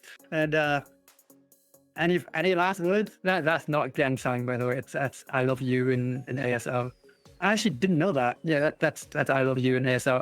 I expected you to know French this time. And in British, this is I love you. So You should have done that when our mic was broken. I did a couple of times. Anyway, so we are ending, and please give a warm welcome to the next pair of casters.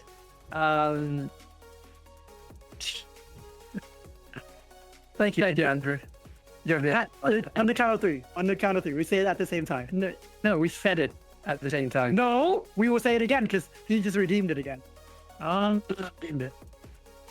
Making the commentators say something. 3, 2, 1. You notice? I signed it. I love you.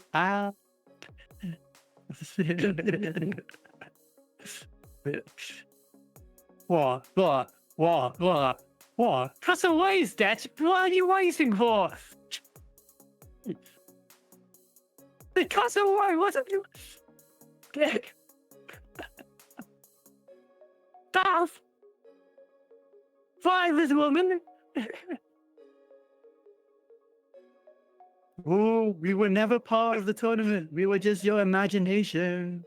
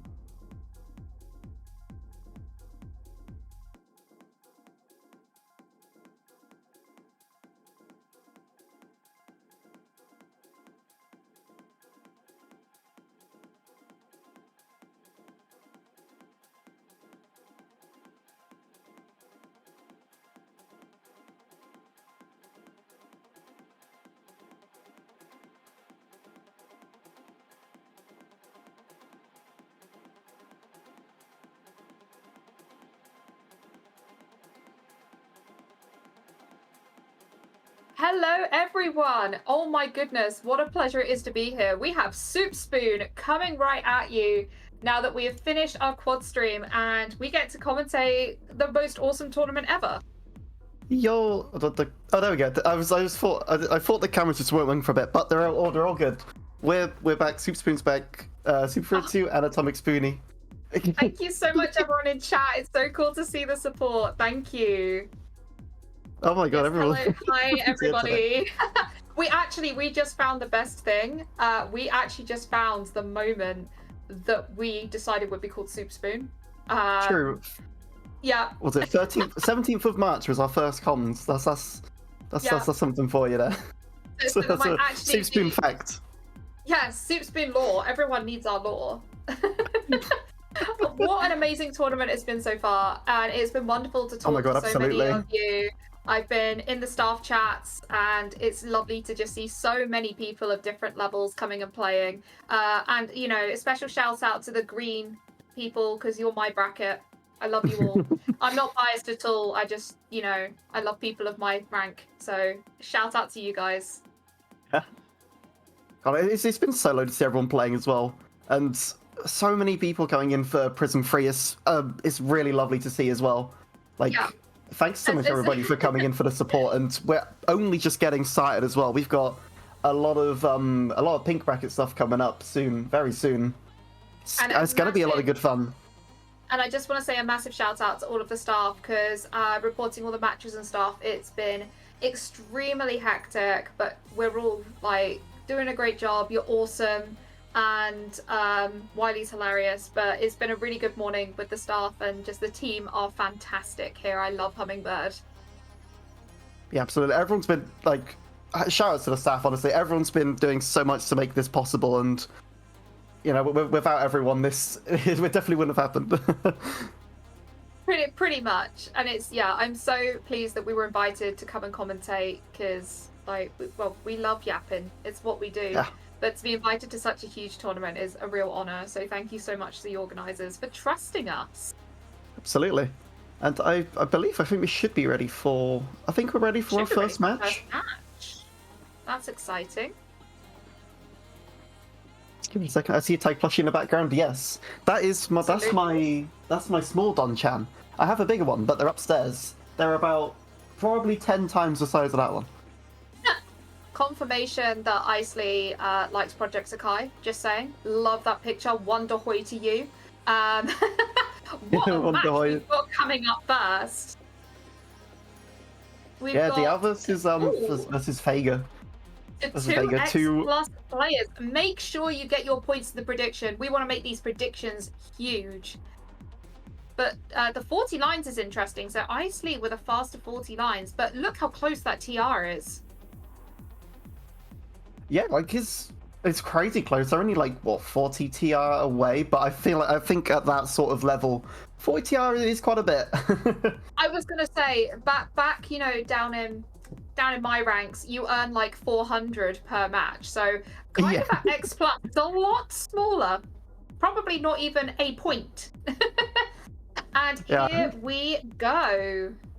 I think we're going for. We got a I warm think up. we're doing warm up to Wait, go with yes. to start with. Yes, we do, because we did have one person say yes to warm up. So let's see what we get. I'm already seeing TKI stats as well. Oh, my favorite. TKIs, of course, People you're know going to how be seeing a lot of please me. TKI. Oh, the cut copy from the Owl's nice. So to those green bracket players who don't use a lot of openers, one of the best ones to learn first is TKI because of how versatile it is and how easy it is to do and the different mid games it can go into. So it's definitely one of the best ones to learn. Yeah, it's like very good just at all levels pretty much. Like if you're going to learn an opener first, learn TKI. Absolutely. It was the first one that I learned. I still use it, and when we're commentating, it's one of the most common ones we see, even with X plus ranks. So definitely the one worth learning first. Sure, I'm loving these spins from Vega. These are beautiful. I'm really loving this build-up of the Surge, which is my favourite part of Season 2 rules. I know it's been controversial, but I really love it. Yeah, there's Nicely been a lot taken. of there's been a lot of very mixed stuff regarding the Season 2 rule set, but I'm not gonna lie, I think it adds a lot of interesting stuff to the game. It's cool to see, you know, what the players can do with it as well. especially with we see a lot of crazy all spins from the players, and the ways they can keep back-to-back going is kind of nuts. Oh, I know. I absolutely love to watch it. I get so excited that sometimes I forget I'm meant to be speaking. And here we go with a first to 11. All right, best of luck to both players. This is just pure first to 11. No juices here yet. Oh, lovely fractal there from Isley. Yeah, that was nice from Diao. Diao. Oh, there's Diao. Oh my goodness, I should have known that. I'm not gonna lie. When I was staffing, the one thing that was getting me was seeing the Discord names and Tetrio names being different. It was like, what? Yeah. So Diao. Oops. Oh yeah, I just got a notification. Oh, we get a notification. A huge, they got 27 spike from Diao. Wow. Putting Vega on a lot of pressure. There might be a way out here for Vega, but it's gonna be. I think the garbage was set up in a really good way there. Like. Yeah, absolutely. There was so many wells. Oh, but not quite fast enough. Oh, that comms command needs updating. Are you kidding me? I'm Komoto. What are you talking about? Hello, everybody who has just come in. We have Diao versus Vega. Diao's already going off on that back-to-back. I was going to say that was an interesting stack from Vega. I'm not quite sure it's what they intended to do, but that's a nice. Open their well. Like I said, that was a nice usage of the surge there from Diao. Sent off I think 12 surge there and was able to back it up with a few more attacks. Sent a nice 22 and. I think that's what's really important to note with the surge mechanic. That was a 4-wide. Oh my god, we have a 4-wide? Wait, could this work? Can they get the? Oh, they got. Oh! Vega got the quad at the end. Oh, they did. No, 32. yeah, Vega got the quads, but Diao was ready. Diao had the down stack, and his advantage still looks like. I was gonna say it was on the outside, but this combo from Vega is lovely. Wow. Vega going, I'm not being swept by you. Excuse me, I'm here to play. It's incredible. Yeah, what a combo from Vega. What a play. It was magnificent. But what's important to note is that the great thing about Surge is that Surge doesn't automatically mean you're going to top your opponent out. You really have to plan it and be strategic about your release and have something to build it up with, which is what Diao's fantastic at showing us. Yeah, like, you need something to back it up, because if you don't, your opponent's just... Your opponent's just gonna downstack it all. I think someone's being sent to the moon here. Vega's trying to look for a way out, but I don't think there was anything there. No, that was a moment of, I'm going to accept my death. Yeah. Like, you really can't give Diao any room to breathe at all, because you will just get sent straight to the Shadow Realm. I like that. I'm loving these spins, the S and Z spins especially. The setups for those are something I just find incredible. As someone that can't do them myself, I think they're awesome. Yeah, and that was a nice 20 spike from Vega as well. That was really taking use of the fact that Diao wasn't quite sure what they were doing with their stack. Yeah, getting a point back from Diao at this stage is huge as well. You want to kind of keep... You don't want to be too far behind. No, you don't want to let Diao really get into their groove, because... Yeah, no. they're a monster. In the best way. Yeah, Diao's very dangerous. Oh, look at this beautiful setup by Vega. That was a scary STSD though for Diao. It's very high up, but it worked out. Do love the greed. Oh, interesting stack there, but Vega didn't have anything to really use against it. But an all clear later in the game. Sadly, all clears have been nerfed in Season 2, but it's still fun to see. So I think all clears, they would have said like 10 back in the day. They just said about 5 now. But as a consolation prize... Sorry, go on. As a consolation prize, you do get 2 back-to-back. Which can be useful. It does mean that we no longer see the PCO loops.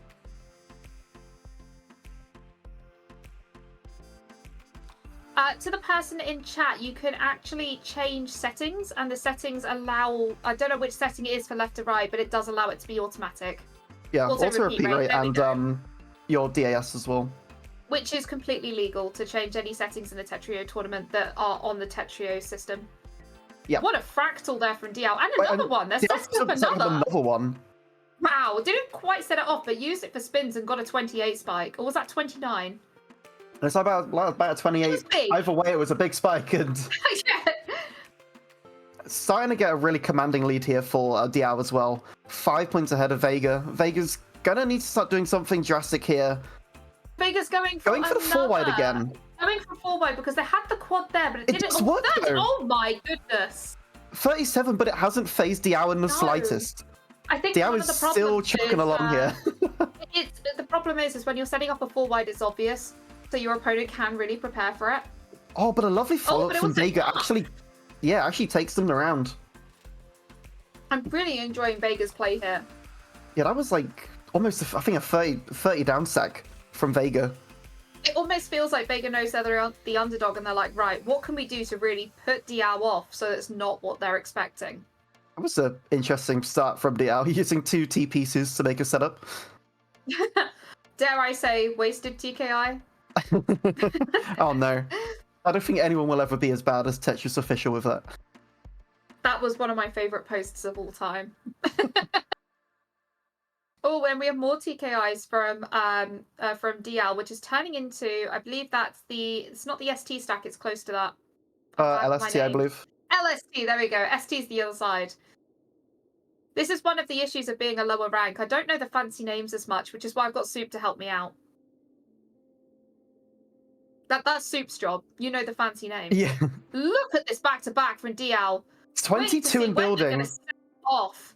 Look at the big scary number over Vegas board right now. Oh, just a looming like, minus 23. It almost looks like that Dial's just having fun with this. Dial with a 42! Oh my goodness. I feel sorry for Vega right now. I was going to say, is there a way out? Not quite. And yes, thank you, Hont, for confirming. Those are our ranks. We're a little different, but what's ranks between friends? And I would just like to point out that Soup can't actually sweep me in a first 50. So, just saying. Oh, wow, that was quick. It was a very quick round for DL. Point. Looks like Vega had some really early miss drops that kind of just halted their momentum right from the get-go. It feels like as soon as you miss drop against someone like Diao, you're already way on the back foot. Yep. So Diao's already on match point here. Vega needs to do something drastic. 38, sorry, from Diao. That was a really wonderful S-spin to produce the quads there. Not sure it's going to be enough, but that was really, really well played. Oh, and they're down stacking. They got this. It's not over yet. No, Vega's still very much in this, but it's gonna have to do something drastic. Gonna need some, gonna need a good series here. Pushing Diao right up to the top, but Diao's look at the survival. Down stacking. That down stack was lovely. Right back down to the bottom of the boards, and I think Diao has more of the advantage here, especially with that surge coming up. Yeah, Diao's already prepping another surge. This is an incredible match. Yeah, just look at the speed. Yeah, we have a 4.5 versus 4.5. I can't think 240 APM as well. Pieces per second. I gotta say though, like, I don't know if there's a way out here, but Vega's doing just a really good job of just surviving the onslaught in general, but there's not much you're gonna be doing with, with a 20 spike like that if you're not ready for it. Amazing as that was for Diao, and congratulations. We really do have to highlight the survivability of Vega there. That was incredible. Yeah, that was crazy. Absolutely incredible. And we have not much time in between. We're going to go straight into our next match. And we have another Project Sakai fan. I'm loving this. And 2 X pluses again. And I just want to say, just because I was reading chat a little bit, Kabor, don't think you're bad at Tetris. This is on another level. I completely understand how you feel. When I first started watching competitive Tetris, I thought, well, I can do a quad. Don't feel that way. We are people of all levels, and it's the most supportive community to help improve. There are so many X ranks who are more than willing to help. Yeah, absolutely. And there's so many resources you can look up as well if you're wanting to look for like setups or openings or anything. 4.lol's a really good resource. It's got a lot of stuff on there to look at. It really does. Definitely would recommend it. We have Gohan versus Turtle, and thank you, Pixel and Chat, for the reminder of the pronunciation. Much appreciated. Yep. You the MVP. I'm going straight in with a warm-up. Oh, I'm enjoying nice overhangs from. I was gonna say, would those be considered donations, or just overhangs? Not quite, I don't think. You see, this is where I'm trying to get used to everything, and as you said, 4lol's very useful for having a look. Yeah, absolutely. Look at the speed of Gohan. This is incredible. There will be a lot of Another openers you overboard. still won't find there, though. Well, yes. What I really like is the fact that even though Turtle is slower, they're still really keeping up. And they may be playing Yeah. slightly more defensively and plonking and watching the other side, but they're doing incredibly well. It's like even if you're like not as good in speed, you can still do very well in Teichiro, as long as you gotta play smart. It's the efficiency. If you can be efficient, you can beat people who play faster than you. And this is what we're really seeing with Turtle here, because look at this amazing playstyle.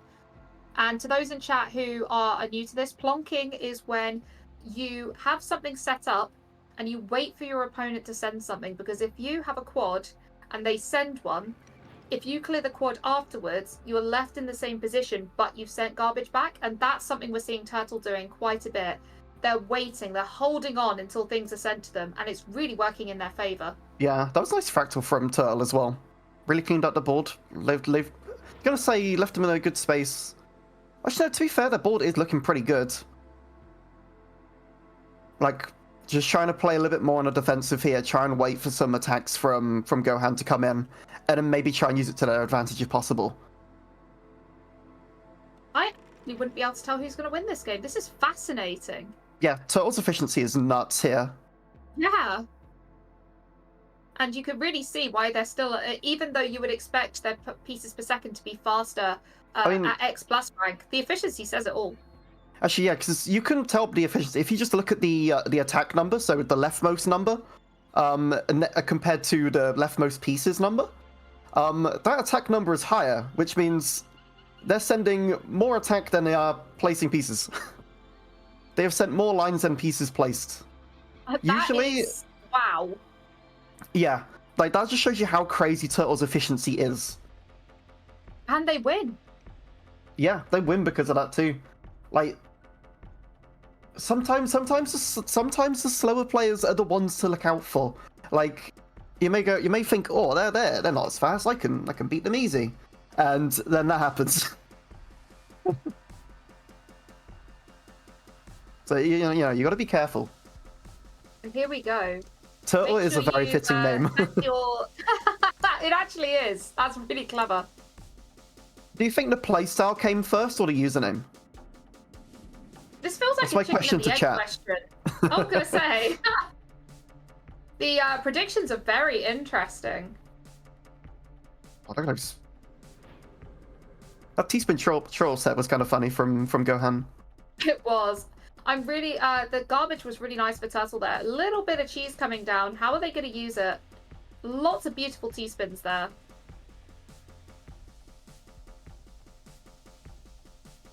Oh, Just apparently they going on. were not previously called Turtle, therefore the playstyle must have come first. Thank you, Hamburger. That's some Turtle lore for you. Turtle lore, we love lore. This is just, the spins from Gohan's side are amazing. Like, they're seeing things I would never see.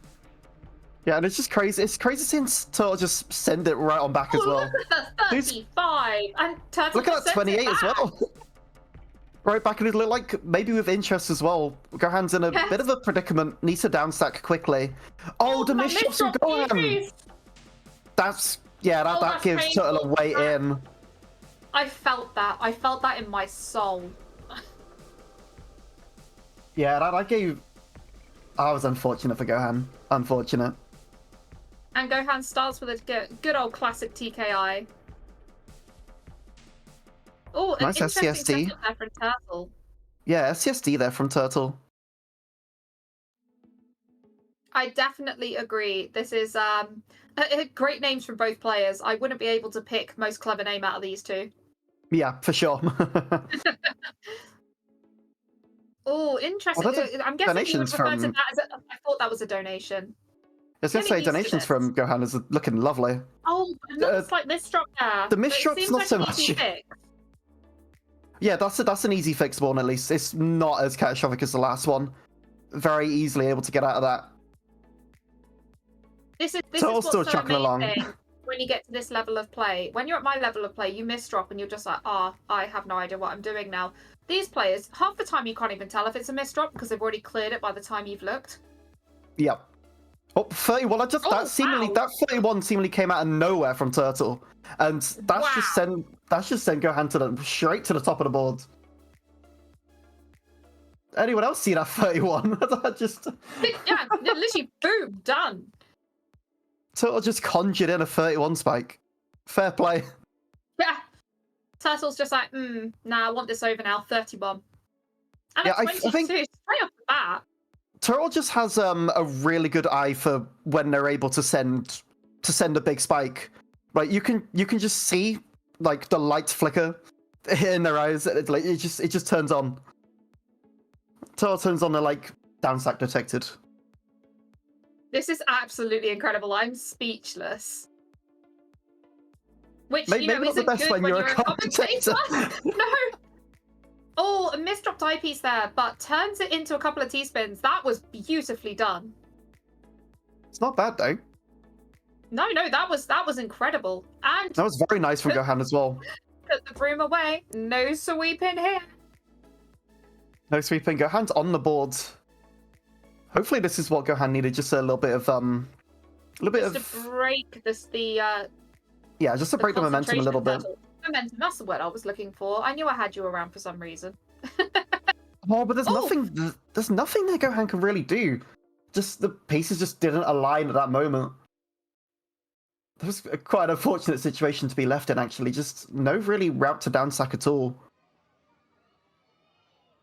Well, I mean, that's another thing. Sometimes. Oh, yep. Don't worry about it. When you can't remember, it clearly wasn't important. Oh, interesting. Really great garbage there for Turtle, though. You've got to love when the garbage RNG just decides it likes you today. Oh, that was amazing, the T-spin setup. I did not see that one coming. Look at this. Look at the surge coming in from Gohan, though. 16 for a 24 spike.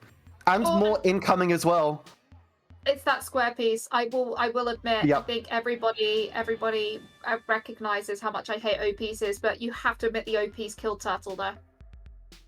I don't think it did. I think there was a lot of other factors that killed Turtle there. No, 100% the O piece. I do inflict blame. Nice little 17. Got some nice cheese coming up on Turtle's board. Oh, yeah, that is looking rather cheesy.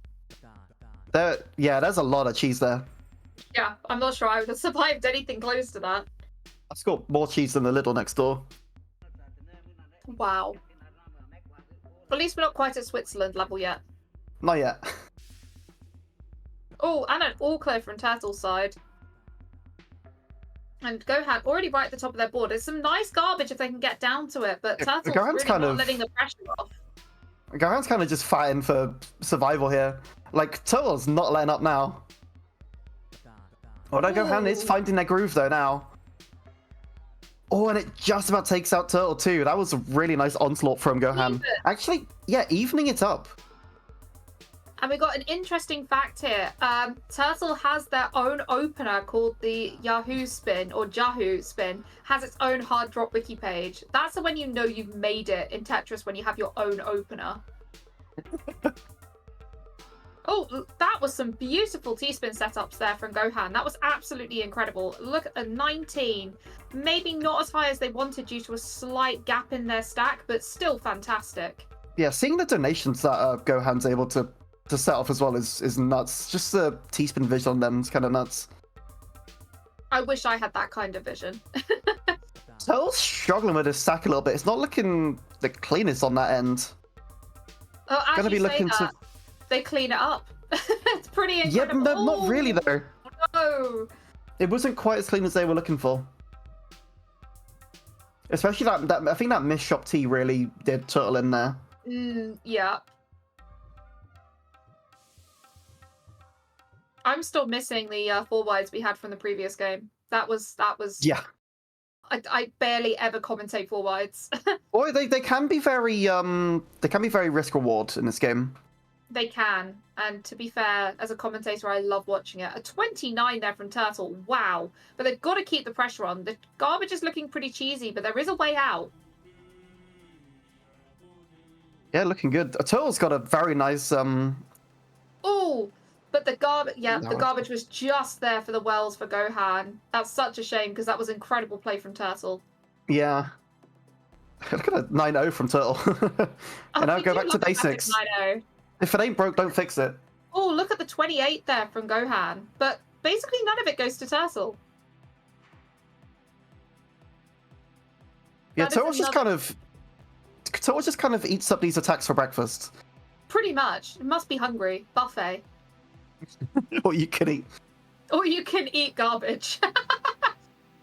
Oh, it's looking looking very scary. And that Ooh. eyepiece, that's a very common eyepiece miss shop. You will see that eyepiece miss shop a lot. The amount of Doesn't times that matter what eyepiece gets rank you stuck on are. that block. Yep. Yep, does not matter what rank you are. That piece miss drop will affect all of us. Yeah, you'll get it's very common that you'll get an eyepiece stuck in columns 5 or 6.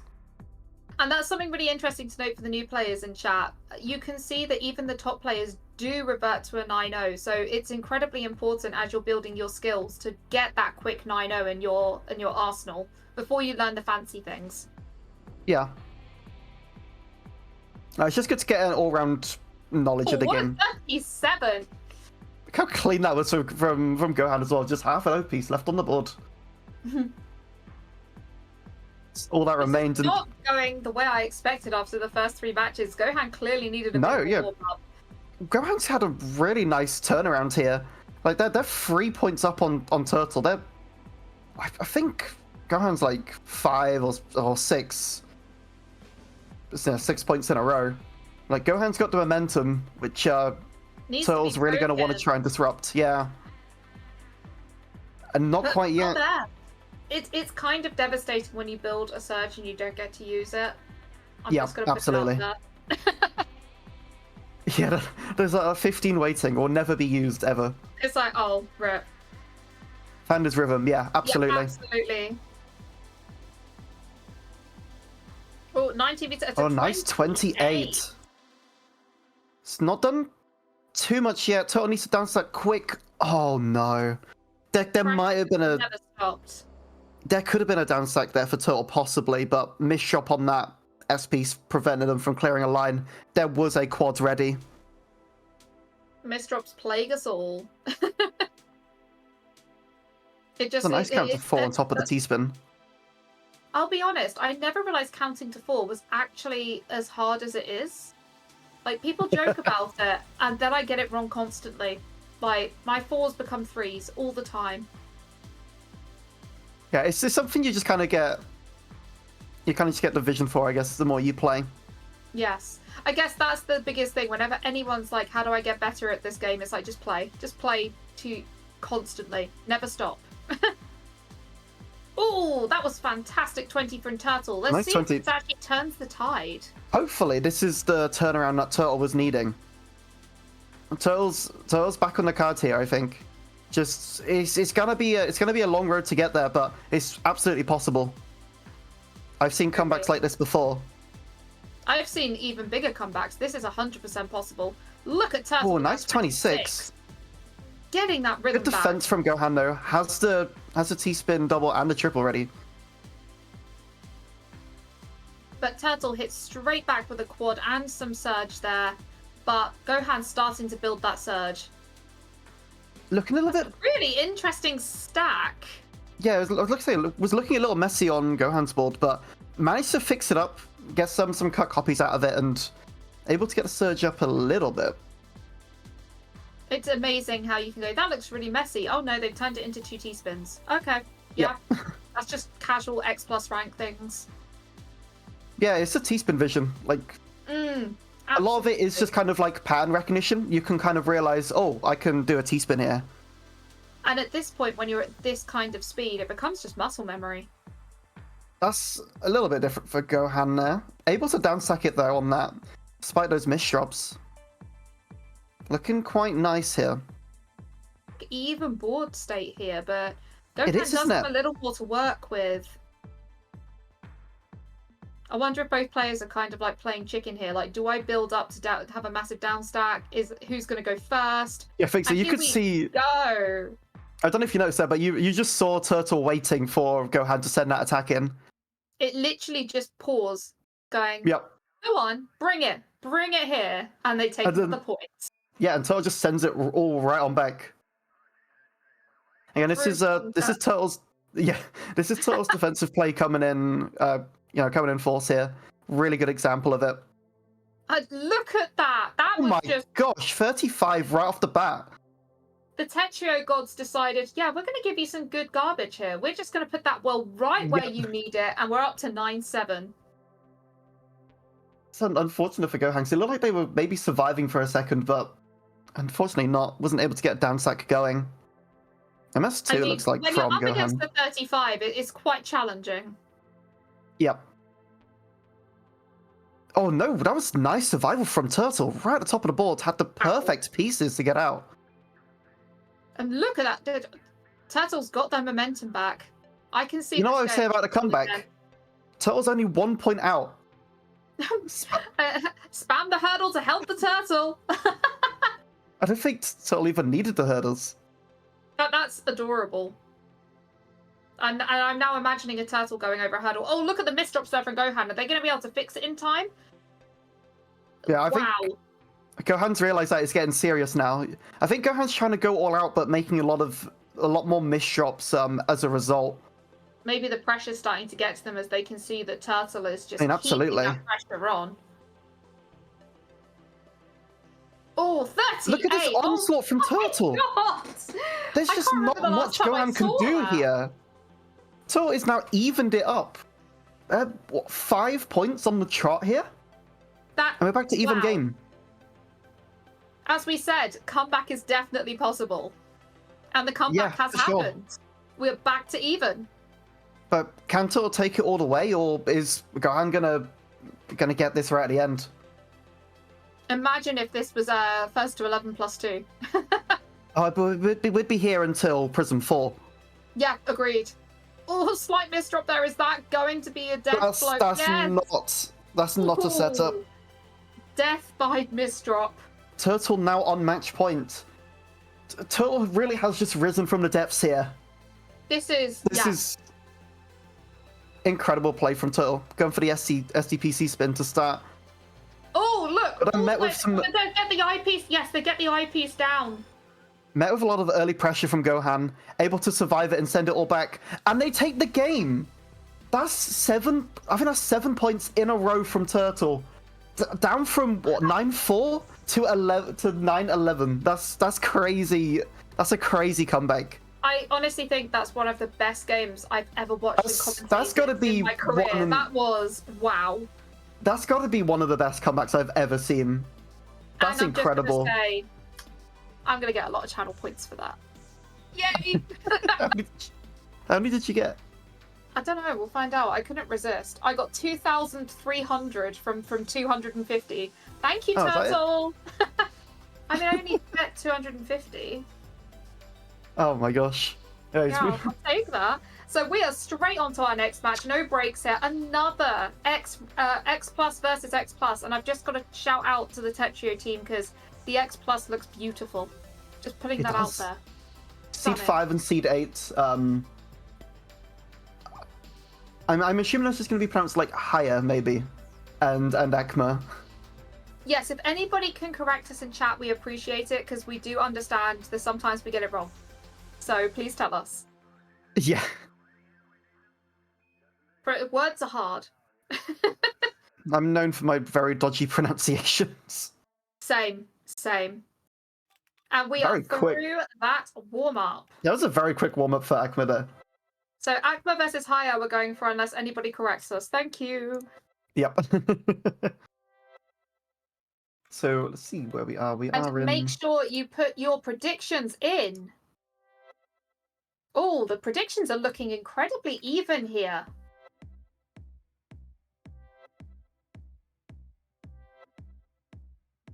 Yeah. All right, we're getting on with this match again. First 11. Going. So make sure you get your Akma versus prediction Haya. in quickly. Oh, a beautiful T-spin setup there from Akma. That was actually, art worthy. That was beautiful.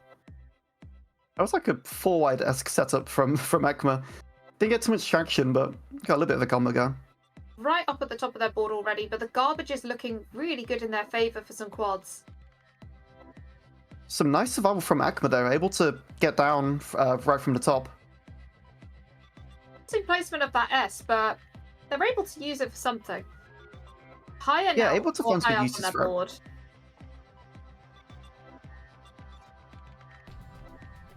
And both players back at a semi-even board state, but we've got a 14 spike coming from Higher. Both players actually pretty even on their speed as well, so it really is going to come down to that attack. 15 from Akma puts a little bit of pressure on Haya here, especially when they're at the top of the board. Gonna want to try and get down soon. Gets the well open. Oh, is there too much greed for Akma? The greed It looks is like it. real. That was not a T ready there for Akma, unfortunately. And Haya takes the first point. But you can just see how evenly matched these players are. Yeah, for sure. So I think there are roughly about 90-ish TR away, which I believe is a fair amount. I think at that level. Yes, neither of us are quite at that level. So if anybody who is X Plus can let us know kind of how many points you get around that level, that'd be interesting information to have. What a 23 spike from Higher though, pushing Again, I Akma think- right to the top of the board. I think Akma got a little bit too greedy for those T spins, trying to stack 2 on top with the overhang, and just didn't have the T pieces ready to go. Oh, a good T-spin triple set up there, but are they waiting? Yes, they are waiting. Yeah, they were waiting for that Haya off. to make a mistake, and it was perfect timing. What timing? You And this could is why see we love as- a good bit of plunking. As soon as Haya covered their well, Akma was ready with the attack. It's a lovely play from their side. Looking pretty even. I like the floaty boy. We do love a good floaty boy here. It's the Wily terminology. Exactly. And we do love Wiley, who has been helping us out today. So thank you, Wiley. Some really good garbage there for Hire. One of the things you really do learn is how to use the garbage to your advantage. Like sometimes actually having the garbage can put your board in a better state to send a good bit of damage. Yeah. Sometimes it can give you an extra T-spin as well. Like if you have like an overhang ready and you just get the garbage in the right spot, I wouldn't count on it. It's more of an accidental thing if it does happen, but if it does, it's beautiful. That feel when the garbage hits just right. Yep.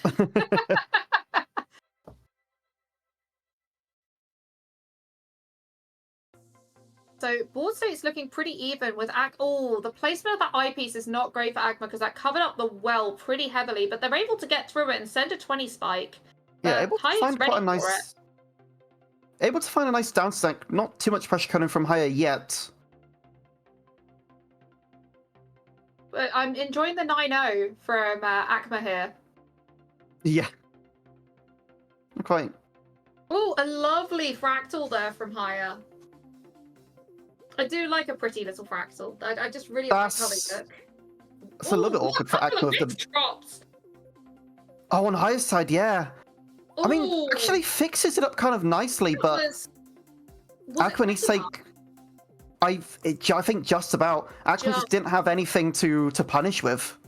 Haya just cheese racing here on the right hand side, but another slight miss drop. And that's Ooh. that's not a well-timed miss shot either. Yeah. Not able to get the S spin, no. I wonder if they could have Even survived if back up.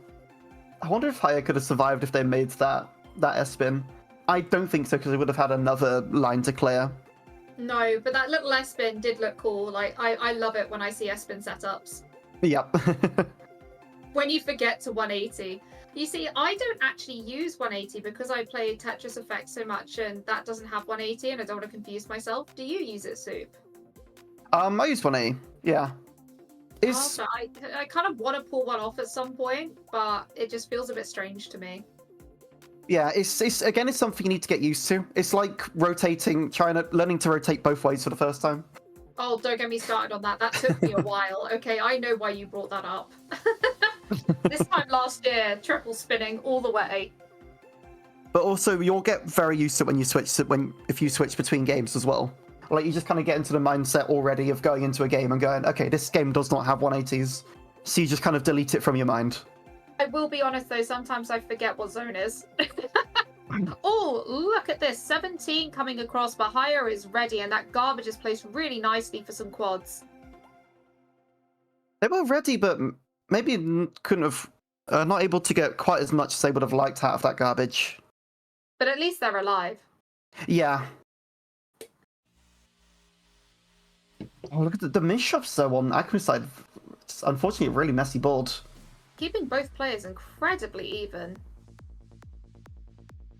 Yeah, for sure. 3-all. This is a close match. No one really storming away with any sort of lead here. Nice. A nice 18, all clear there. Yeah, nice 18 spike all clear. I still like to see all clears, even if they don't do as much damage. I just love the puzzle side of it. Yeah. Some great T-spins Still lovely coming to from see. Haya here. Look at that back-to-back starting to build. But both players having almost basically matching. Both players on the back-to-back. Haya's gonna break it first. They don't quite have enough to really use it as a killing blow, though. And we now have it coming over from Akma. But again, it really shows if you don't have something to back it up, it's not going to be the killing blow you want it to be. Yeah, not quite enough there for Akma as well, unfortunately. It was a nice, 20 spike, but Haya was pretty much ready to take the brunt of the force. Ooh, and Akma just sending that killing blow and taking the lead once again. But both players, it's kind of one wins then the other wins. So let's see if Akma can actually get 2 in a row. We'll see, because no one's really been too far ahead. It's very back and forth. 18 spike, sending a surge over, but it's not the hugest surge, but a 30 spike. Wow, okay. It's like Akma heard me. I'm sorry. Yeah. But Akma now with the 2-point lead. This is where a lead starts to feel a little bit more comfortable, but I mean, as you can see from the last round, it can go either way. Yes, suddenly things can loops. change. Why not, I guess? Why not?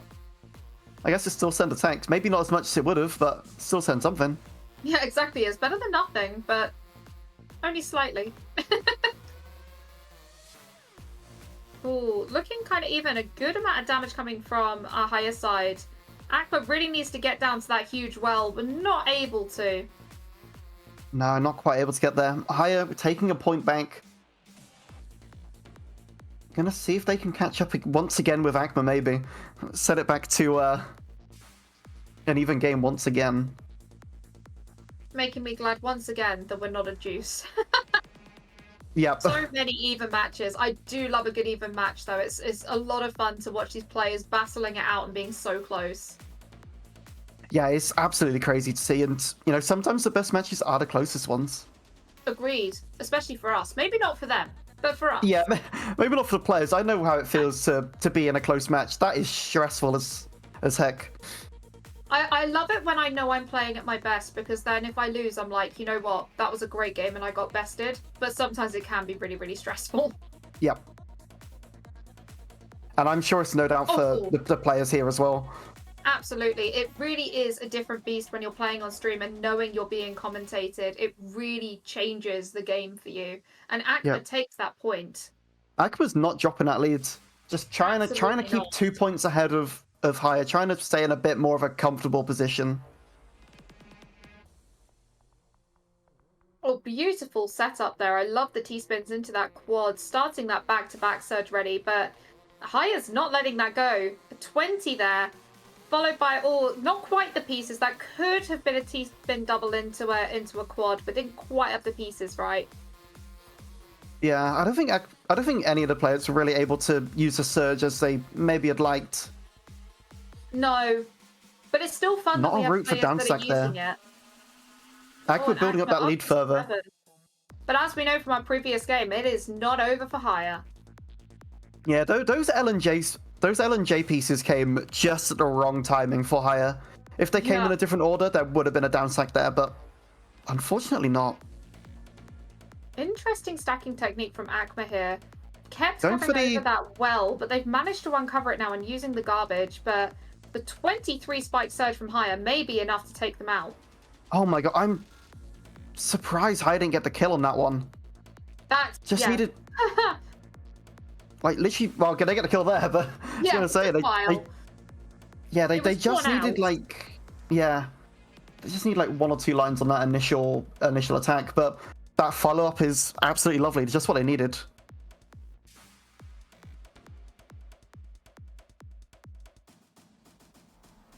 Let's see how this goes. It looks like a 6-3 on Akma's side, although would we call it a 3-6? Breaks it to get down to that garbage and sends a 22 spike. But that's not STSD enough. For Hire. I did some nice steps going in from Hire. And a nice TSD. Is that a TSD tower? Where you've got the 2 like that? Well, it's gone now. I'll have to figure it out later. Oh, that's what it's called, yes. I'm still learning my terms. I need, like, flashcards and a test. But look at this great stacking from Hire. I'm not surprised that led to a win there. That was some beautiful stacking. Yeah, Hire's making a really nice comeback too. Again, only 1 point ahead, just keeping it very close. You don't want to let your opponent storm off too far. No, absolutely not. A couple of complications on Akma's setups, but they're able to kind of figure it out and get in a better position.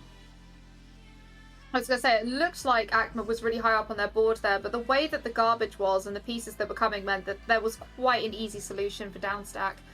But I say that, for sure. I'm getting used to it. But when you're watching the game, you're like, yeah, no, you can downstack it this way. When you're playing, how does Akma survive it? No way Akma survives that. What? Wow. That was lovely survival from Akma. Right at the top of the board. And now just on a really nice downstack. That was amazing. Right to the bottom of the board. Wow. Beautiful. And then just a T-spin and a Z-spin. Just, for funds. Yeah, Akma's in a really good position now. Also building up that back-to-back. See if they're able to make some good use out of it. Possibly. Needs to send it, have a good follow-up afterwards. Sends it for a 31. And that's going to be it. That's enough. Be able to do much there. That was a really nice send for Akma there. And Akma bringing the lead out once again. I mean, that's how you want to use Surge pretty much as well. You kind of want to have a follow-up after it. Exactly. You really want to make sure you not only have that Surge, that your opponent can see what the Surge is coming because they have that number on their own screen. But what they may not see unless they're watching is everything you've got coming afterwards. They can't prepare for that as easily. Yeah. So you kind of just want to take your opponent off guard, but you also do want to take a look on their screen a little bit. See if you could send it in a good spot. Screen watching is definitely more one of those pro skills that sets you aside. It's something I'm trying to get used to, but I'm still focusing on actually watching my cue. It's amazing where you get the different levels of players, where you think you're a great player, and then you watch something like this and you're like, yeah, I've got some work to do. I've got some things I can learn. Because sometimes the best way to learn as well can just be to watch some of the best players. Like, absolutely. Just watching these tournaments, studying, and just kind of looking at them back, seeing the patterns, and trying them out for yourself can really help.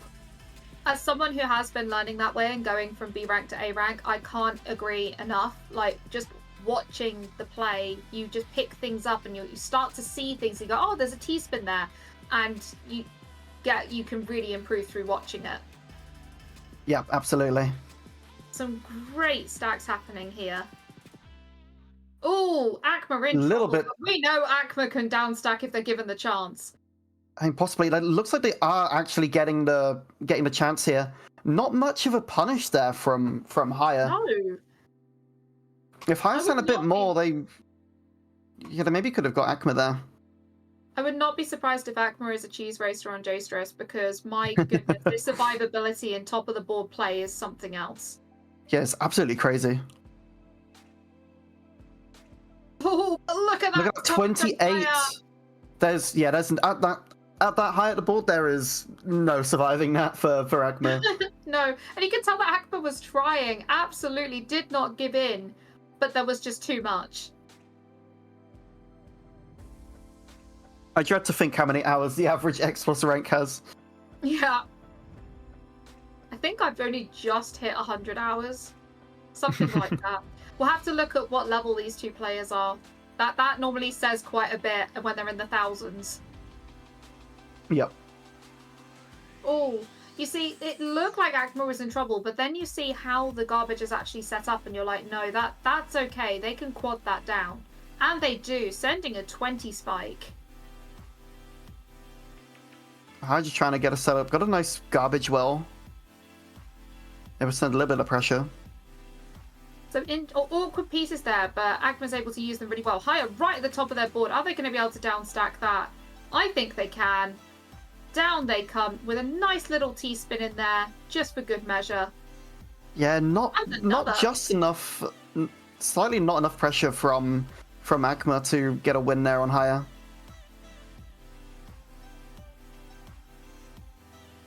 Oh, is this build going to be greedy? Is it going to be too greedy? No, they managed to get the eyepiece over, but it's still not enough. No, that miss shop killed higher there. Could there have been if there was a downstack, it would have been a really tough one to get. There would have been a lot of lines to downstack for higher. And when you're that high up on the board, the miss drops from pieces locking can just happen so frequently. Yeah, for sure. Mainly the eyepiece. That eyepiece miss drop does hurt. 29 from higher. Oof. But it's not enough. But that miss drop could have been the final part for Akma. Higher needs to punish quickly. Yeah, but Akma was allowed to fix it. You can't allow them the time to fix. No, absolutely not. And another 23 there, but again, it's not enough. But it does mean Akma's having to play slightly more defensively and isn't able to send as much. Yeah, I was going to say it was some really nice survival from Akma to survive those spikes. Not able to get the third one, unfortunately, which was really nicely played from higher. If we're able to give like little awards out, I think survivability Akma would have a chance there. Survivalist. Survivalist awards. Oh, I'm loving the stack here with the 5-4. Some great T-spins added there. And we're getting that nice back-to-back chain coming. And you can see on higher screen that scary number climbing up. Yeah, look at that surge going. Look at the spins that Akma's using as well. It's amazing to... Oh, and they send it off. And wow, that sends higher to the moon. Yeah. 23 with some quads afterwards too. It's a nice follow-up. And here we are at match point. Yep, High will need 2 points. High's going to need to just get a couple more points here very quickly. Maybe not like that, though, with the Imperial Cross setup. Of course, not using it in that situation. Oh, no. I only just realized Akma's board. Oh my gosh. Yeah, that was... That series of miss shot was brutal. Looked a little bit messy there. Holy modern art. That'll be in the Louvre tomorrow. In the Louvre. Yeah, it looks like what my board would look like. Absolutely. Also, I love a SLZ spin triple. They look so fancy. That was beautiful. This. Ooh, oh my god. Akma is fighting for this, but Haya is just staying in it. Haya is not going out without a fight. An absolutely incredible survival there. I think Haya heard us and went, no, watch this. I'm the survivalist. Can Haya take this to a tiebreaker, or is Akma gonna get the final blow? It's tough to tell. Yeah, good setups coming in from Akma. Right now. Oh, but the back-to-back build by Akma. Oh, sends it off, and it's not enough to do anything for Haya. No, the surge doesn't really. Fractal. Yeah, the surge didn't really send anything to Haya at all there. And now Haya's sending it back at 22 of their own. A lot of pressure coming in for Akma, especially at this high of the board. And another 20. But But damn, 31 from Akma. 31. But what Wait, impresses me most is how much actually appeared on Haya's board. Yeah. And Haya's going to take it to the tiebreaker. That was... I thought the last is game was one of my 10-10. favorite games. This game is just... This tournament, oh my god. Every single match so, like... Oh my gosh, this is crazy. It's just... The level of performance of all of our players here is just absolutely breathtaking. Haya's got a chance to take this from to snatch this victory here. I can't imagine how the players are feeling right now. Like, I would be shaking. Absolutely stressed for sure. I'm loving all of the support we have for the players in chat. Please do keep supporting our players. Oh no, here. that missed shot from Akma. It's going to give Haya a really good shot here. Oh my god, they survived! It looks like they survived! Oh, but there's no room there! What Haya takes it! game! The comeback! Oh my wow. gosh. Oh, what a close game as well. I'm just looking at the stats and literally every single stat is like similar here. That's nuts how... Oh wow, how... I can't even think of the words. So speechless! And we're heading into That's how close the two players were. X Plus versus X Plus game. My throat's not gonna be able to take this. I'm gonna lose my voice because I'm just too excited. Oh my days. That's a 2.4, 2.5k attack. Tiki's profile picture is beautiful. I love it. Just hi. Hi. Yeah, and when we have Summer, what a beautiful dog, Summer. I love seeing pets. I bet you have not seen what's under that dog. Oh. You have not seen the rest of the profile picture. I'm gonna have to look this up now. Are you gonna ruin everything for me? If it's a cat, I'm gonna... Yeah, okay. No, it's not a cat. Oh, okay. Right, I'm looking this up. Anyway, there we go. Warm up. Sorry. Oh yeah, in case you didn't know, this is losers bracket. I'm pretty sure. Some of us see this is losers round 8 currently. Winner of this one's been playing our seed 4. We'll be playing against Vega. Well, that's gonna be a tough match. Everyone's top X plus. Interesting. Both players playing a bit slower than I would expect. Yes, the match earlier. The match earlier also was a losers round match as well. Likely will be in losers match for the next few matches now. Yes, the winners are just going to have to keep their fingers warm while we catch up. Yep. And yeah, make sure you get your predictions in as well. Maybe you can use this warm up as a little bit of little bit of an idea of who to vote for. I love how every time I do it, it's like, you're a mod. Do you actually still want to participate? I'm like, yes, I do. Excuse me. I want to rig the results, obviously. This is an interesting one. I'm not sure if this is what to expect from the real match, or if this is just a playstyle of both of these players. I was gonna say, are they playing with each other, or is this how they play? Oh, prepare for a major speed shift, apparently. Okay. Oh, okay. Okay, we're ready. We're in for an interesting one here. Another good efficiency player. With efficiency. Did you teach them, Turtle? Are they your mentee? You can tell by Tiki's stats here just how efficient they are. I do love a good efficient I mean, to be fair, both players as well. Yes. Pretty similar pieces to their attack.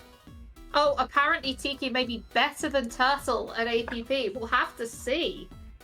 Oh, really? And Turtle, thank you for being in chat. We loved your game. Just, yeah, you should watch it back. We loved it. Yeah, that was a nuts game. And you won me a lot of points. This is fascinating. Just like the fact that this is still the warm-up, this is really interesting. And you can tell the gravity is starting to take effects, but when you get to players of this skill level, like, gravity doesn't really do anything, if we're honest. No.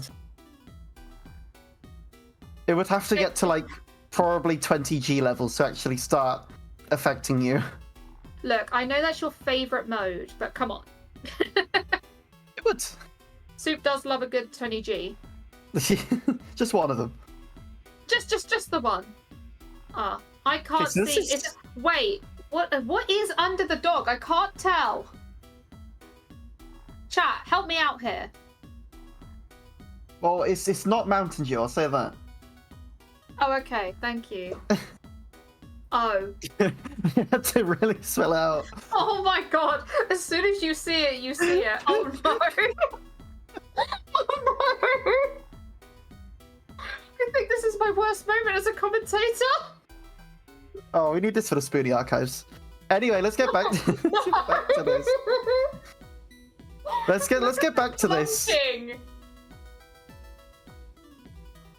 Why is he gonna look what he's just started this match, dude? Welcome to the slideshow, 1 piece per minute. They're showing what it would look like if we could keep up with what they're doing. This is how Tetris is in my What's brain. going on? Is this It's it literally is a game of chicken here? Yeah. No one. Nobody wants to be the first person to send the attack because the other person will just use it.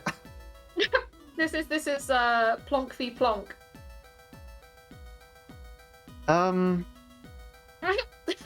Chat, Well, how's the weather?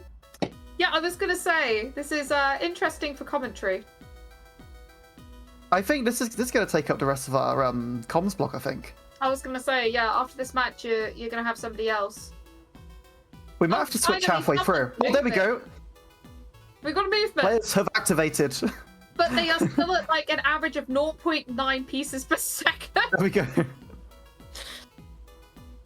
We have remembered our keybinds. We are back in the game. So it Couple of takes our misdrops first there round. on Tiki's side. What a shame. I see what you mean by speed shift. I didn't know we were playing King of Sackers, but here we go. I'm loving how every single match we've commentated so far has been so vastly different. It's nuts to see the shifts in playstyle between, similar ranks. It's crazy. And it just so happened that Having fun with each other. two defensive players happened to match up against each other in bracket. Oh no, misdrop T! Bishop T and Bishop S. Yeah, That's to be completely right. It really does show that any playstyle can get you to the top ranks. You don't. There Yeah. isn't like one singular meta. Oh my god! Yeah, is it that is T crazy adds to see. 20,000?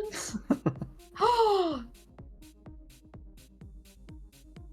See, all it takes is one of them to start sending some garbage, and then both players are activated. Because then at least Yeah. then you've got to kind of keep up. literally a game of chicken here. Yeah, pretty much. Building up a nice back-to-back for Summer. Sends off a 20 spike. Oh, can we down Got it? stack it on Tiki's side? I believe so. That looks was a like it, great yeah. down stack. Gonna need some more coming out of this down stack though. Gonna need to try and send some stuff back to Summer as well. And this match goes on slightly longer than the previous ones because it does feel like whoever shoots off first has won the first 2 matches here.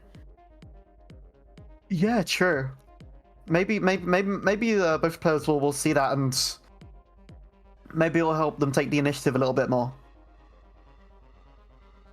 Look at this setup. That was a beautiful setup of spins there from Tiki's side. And Summer up at the top of their board, gonna have to downstack fast.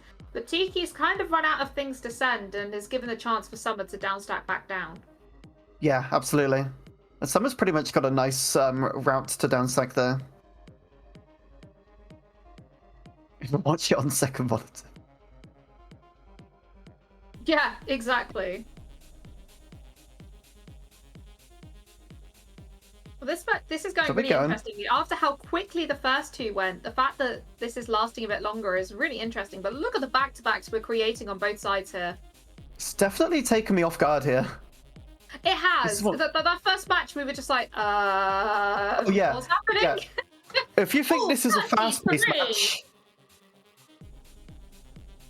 Wow. if you think this is a fast-paced match, you haven't seen anything yet. I was about to say, if this is your first match, that would make sense. But if you watch the previous 2 matches, Yeah. well, at least this is giving us a chance to think. Yeah. Don't like this, unfortunately. Neither do my A+ games. Don't worry. Makes this crazy because even though they play slower, they still send a lot of attack because they're still very efficient. The APP is crazy. It is Plonk City, and as I'm Population coming 2. for you, one day I will beat you. Nice 18 surge you got coming up here from Tiki. And just climbing as well. Going to be looking for a good release on this surge, hopefully. Making use of a couple ore spins to keep that back-to-back alive. Gonna have to send it soon, though, because they're looking in a bit of danger. Sends it here for a 37. There is nothing Summer can do there. That was incredible. Like, we haven't quite seen a 40 yet, though. I'm waiting to see our first 40 in this tournament. And I can't believe I'm saying that. Like, I could get even close, but, you know, I want to see a 40. Come on, guys. You know, I think sometimes it's still important to have a little bit of chat interaction. Absolutely. Yes, because you know what? If it wasn't for chat and it wasn't for the people here, we wouldn't have such a great tournament going on. So, For sure. 30? Hang on a second. 35! Hold up. Chat interaction has to wait. 35! I was surprised Summer survived that initial blow, but Tiki did have a really nice down stack coming in right after that. Down stack, a really nice surge better. Surge better. Yeah, we'll go with it. We'll roll with it. Just own it. Oh, and 26. Tiki just throwing out these incredible incredible my words are broken. It looks like Tiki's cracks the code here of kind of how to go about this match. Just send a really big spike early, and it sets you up really well in this scenario. I think that's what fascinates me about these games is the first couple of rounds you're trying to figure out your opponent and how to attack them. Because although a lot of these players probably have met each other a few times in TL, it feels a bit different. And this surge as well, by the way. Like this. Oh my god, we're already up at the 23. I like how 25 and counting. Bigger. It does. This thing gets huge. And bigger. I want to see what it looks like at 100. It's still going. Tiki doesn't know when to stop. This is when Tiki gets to send this off. This is going to be one hell of a that's a boom right there. Oh my gosh! It's like boom Tetris, but instead it's boom surge. Yep, all at once. Make this a thing. Got to make this a thing. I'm surprised that wasn't a higher surge, actually. Yeah, actually. I'm surprised it wasn't. I mean, it's still absolutely sent what Tiki was expecting, but you know, I kind of expected a little bit more of a spike from there. I kind of paused at the beginning of that game, just like, what did I just face? What? Are we seeing? Ooh, good fractal coming in from Tiki. That was a beautiful little setup from Summer, but did have to send off their surge earlier than they probably wanted to. Yeah, Tiki kind of forced a down stack there. I imagine Tiki will be trying to. Send get this back to back going again though, because it seems to be working out well for them if they can get it off. Which means that Summer needs to make sure they disrupt it as much as possible and send enough garbage that they have to break the surge. It's a power. It's a battle of wits here. Oh, yeah, you can see the surge is coming. What size? Oh, the Z triple. Oh, the 17. Summer's got it up to 18. And he's had to release theirs already.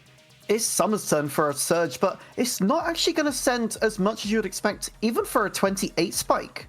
Like, Tiki was ready. Yeah, Tiki was just able to eat it all up, pretty much. Almost just like, haha, nice try. Yeah, really good cancelling from Tiki. And they're back down to the bottom of their board, but Summer with a nice T-spin double into a quad there. One of my favourite setups to do, just to send a good bit of garbage. They can go fast, but chooses to go slow. It is a little bit of a chess match. Yeah, totally. That's how I do it. I go slow out of choice. 100%. Yep. Tetri true. Well, to be fair, if you go a little bit slower than your max speed, you're hopefully going to be making a lot less miss shots and maybe also some better decisions as well, because you've got that extra time to think. You'd hope so. But yes, it does feel like a chess match. It's a proper game of wits. Look at this. Now Tiki's got back-to-back on their side, building up a 25. But only the 27, but has a little bit of a follow-up.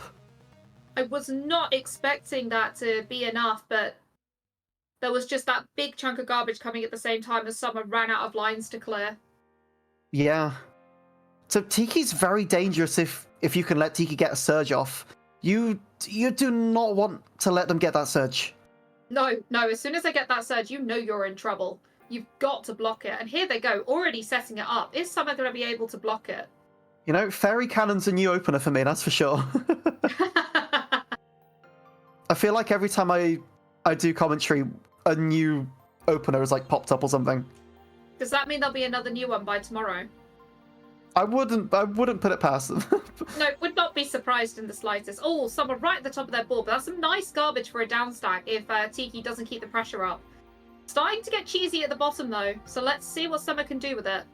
Yep, Summer's And pretty now much they out of that come. now.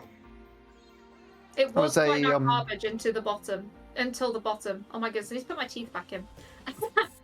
A 22 spike there from Tiki.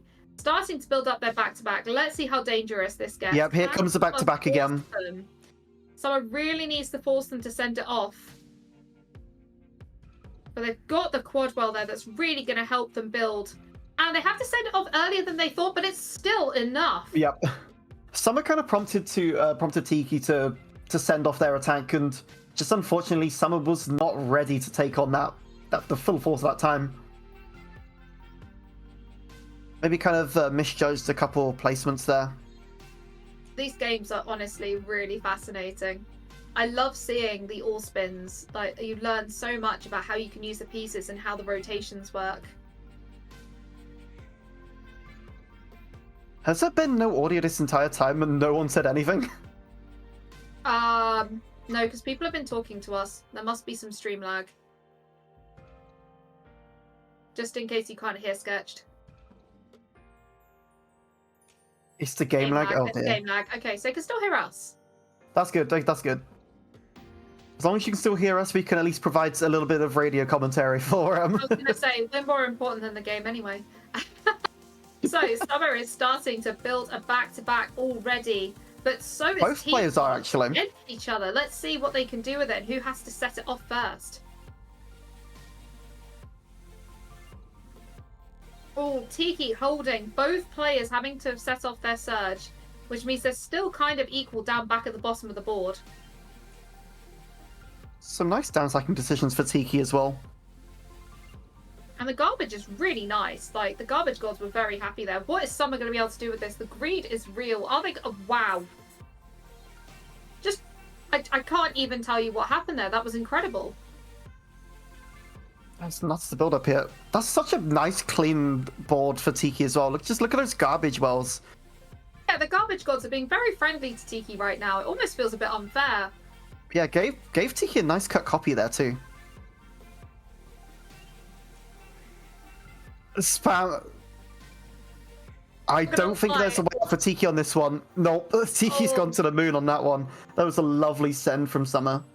I'm really, really enjoying all of these different slogans. But also, yes, can we please be polite?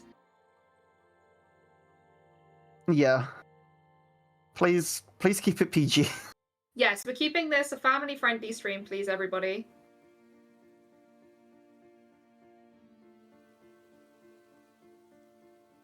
It can be challenging. We've been doing it together for about a year now, and that helps. We've got 22 spike Yep. on the other side, and the build-up of back-to-back. It helps, but it's still difficult, and we're still learning all the time, of course. Yeah, I don't think you ever stop learning. It really helps when you have a comms partner that you completely trust and you know you can vibe with. So that definitely helps. For sure, especially with block stacking games when the meta's changing basically like all the time. It can be really hard to keep up with, especially when you're a commentator and you're kind of expected to know a lot of these terms. I think that's what's nice about our partnership, where we have players of completely different levels, because it means we know what we want to explain to players of different ranks. And we have another back-to-back building here. A lot of garbage on Tiki's side. Are they going to be able to downstack it? They've got some nice wells. They need to open it, but the surge has been released. Yeah, that was nice from Summer. Summer's looks like they're getting their groove back a little bit. Able to get a couple more points back now on Tiki. It's just what Summer needed, really. Nice triple. We had before. It's not too late. A comeback is definitely possible at this stage of the game. Oh, okay. The game is having issues. Apparently, Tiki might be crashing. Tetrio might be having a problem, but we'll see how it all goes. Oh. Hopefully, whatever's going on can okay get now. resolved too. We're breaking the servers with that awesome. Oh, a misdrop there might be the end for Tiki. Are they going to be able to clear it? No, I didn't like not it. Quite. That was such a harsh misdrop.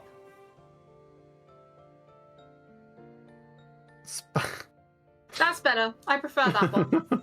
The Well Mickey done, Mouse. Hamburger. I approve. We've got TKI over on Summer's side. Oh, No, Plog style is not bad nowadays at all. It's very Absolutely we've not. seen some really amazing uses of it, even just today. I mean, we saw an incredible game from Turtle earlier as well, which just really shows how well like a defensive playstyle can really help out as well. Did you see how high Summer was on the board there? That was so lucky that they had that eyepiece right there. If they didn't, Yeah. that was game over. That was wow. Goodness, that was good luck there. Yeah, good luck, but also just just nice play as well. Summer kind of knew how to go about that. Because even if you have the opportunity, you sometimes might not spot it. Look at the So 32. being- Is that going to be enough to do anything? No, Tiki's already down stacking. Sorry No. to interrupt there, Soup. No, it's all good, no worries. Tiki's straight back down with a really lovely Sentinel, which just keeps building up. The Garbage Angie is being quite kind here. I was going to say, the gods are, feeling good Yep. today. That back spike is 39, building for a nearly there. 39 spike. I'm sorry, Tiki. We requested a 40, not a 39. Not quite there. However, all the Miku fans in chat. Yeah, all the Miku fans be happy with a 39. Yeah, exactly. Should have grabbed a screenshot. Oh, we got a nice 22 to start there, but look at that garbage well that Tiki just needs to open up, and they do with a nice floating T-spin. Looking... I mean, I feel like we're just waiting for Tiki to get that surge up, because that surge is Exactly. just Oh, they so haven't dangerous. released it. We got a 23, but I know they can surge better than that. I love Yeah, I watching mean- them surge. It was good from Summer to have a surge of their own, though, because at least that surge definitely puts a little bit of pressure onto Tiki. But look at this survivability, though. Wow. Summer fans when it's February. And we're actually at match points now. Come on, Summer, you got this. Yeah, We did are we? going to have a little bit of break between matches just to make sure we can fix things Yeah. just between these ones. But let's And, see, like- can Tiki do it? And well, could Summer make a comeback? We've seen a comeback like this earlier today. Can we see another one? It also Is- pleases me to see that we haven't had any sweeps on stream. I do love it when the matches are closer. Yeah, for sure.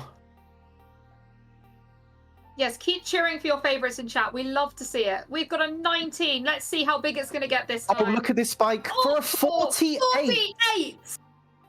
If there's Okay, any way to okay. win a match, it's going to be with a 48 spike. That's incredible. Do we know anyone that could survive a 48 spike? Maybe Dorami? Maybe?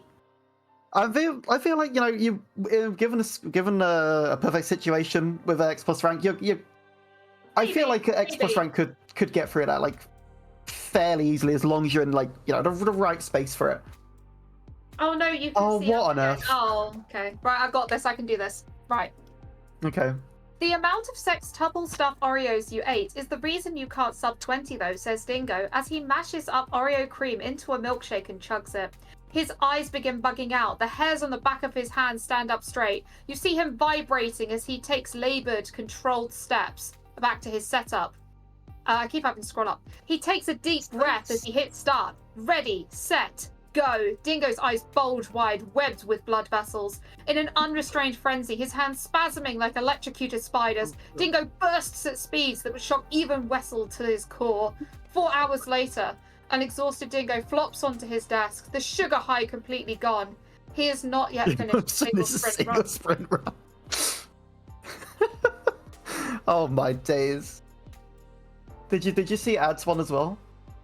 She did not see that coming. Wait, you can do ads one then. We can take turns. No, it specifically says Spoonie. Sorry. Oh, does it? Oh no. Yeah, you have to sing Miku. No. Wait, where is it? I've missed it. Do you want me to screenshot it for you? Suni to speak. Okay. Oh, there you go. You found it. You found it. Miku, ooh, ooh. You could have had both of us do that. I only know that song because of Soup, so... Oh, to be fair, we have our special guest here. Miku is over there somewhere.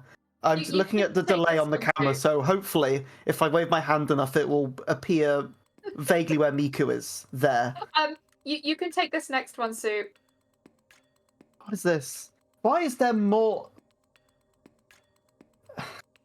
Oh, wait, oh.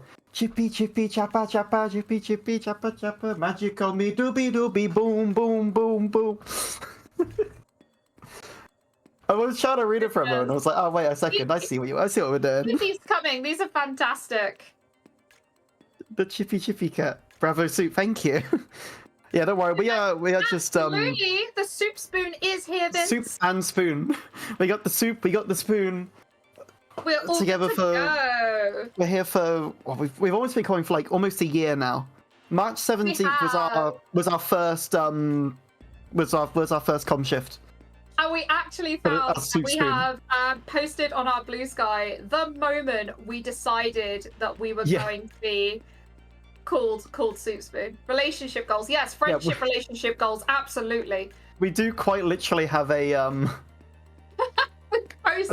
Blue Sky account for Soup Spoon. For Soup Spoon. Yeah, actually, I should have asked if we were allowed to say that. Sorry. Sorry, production.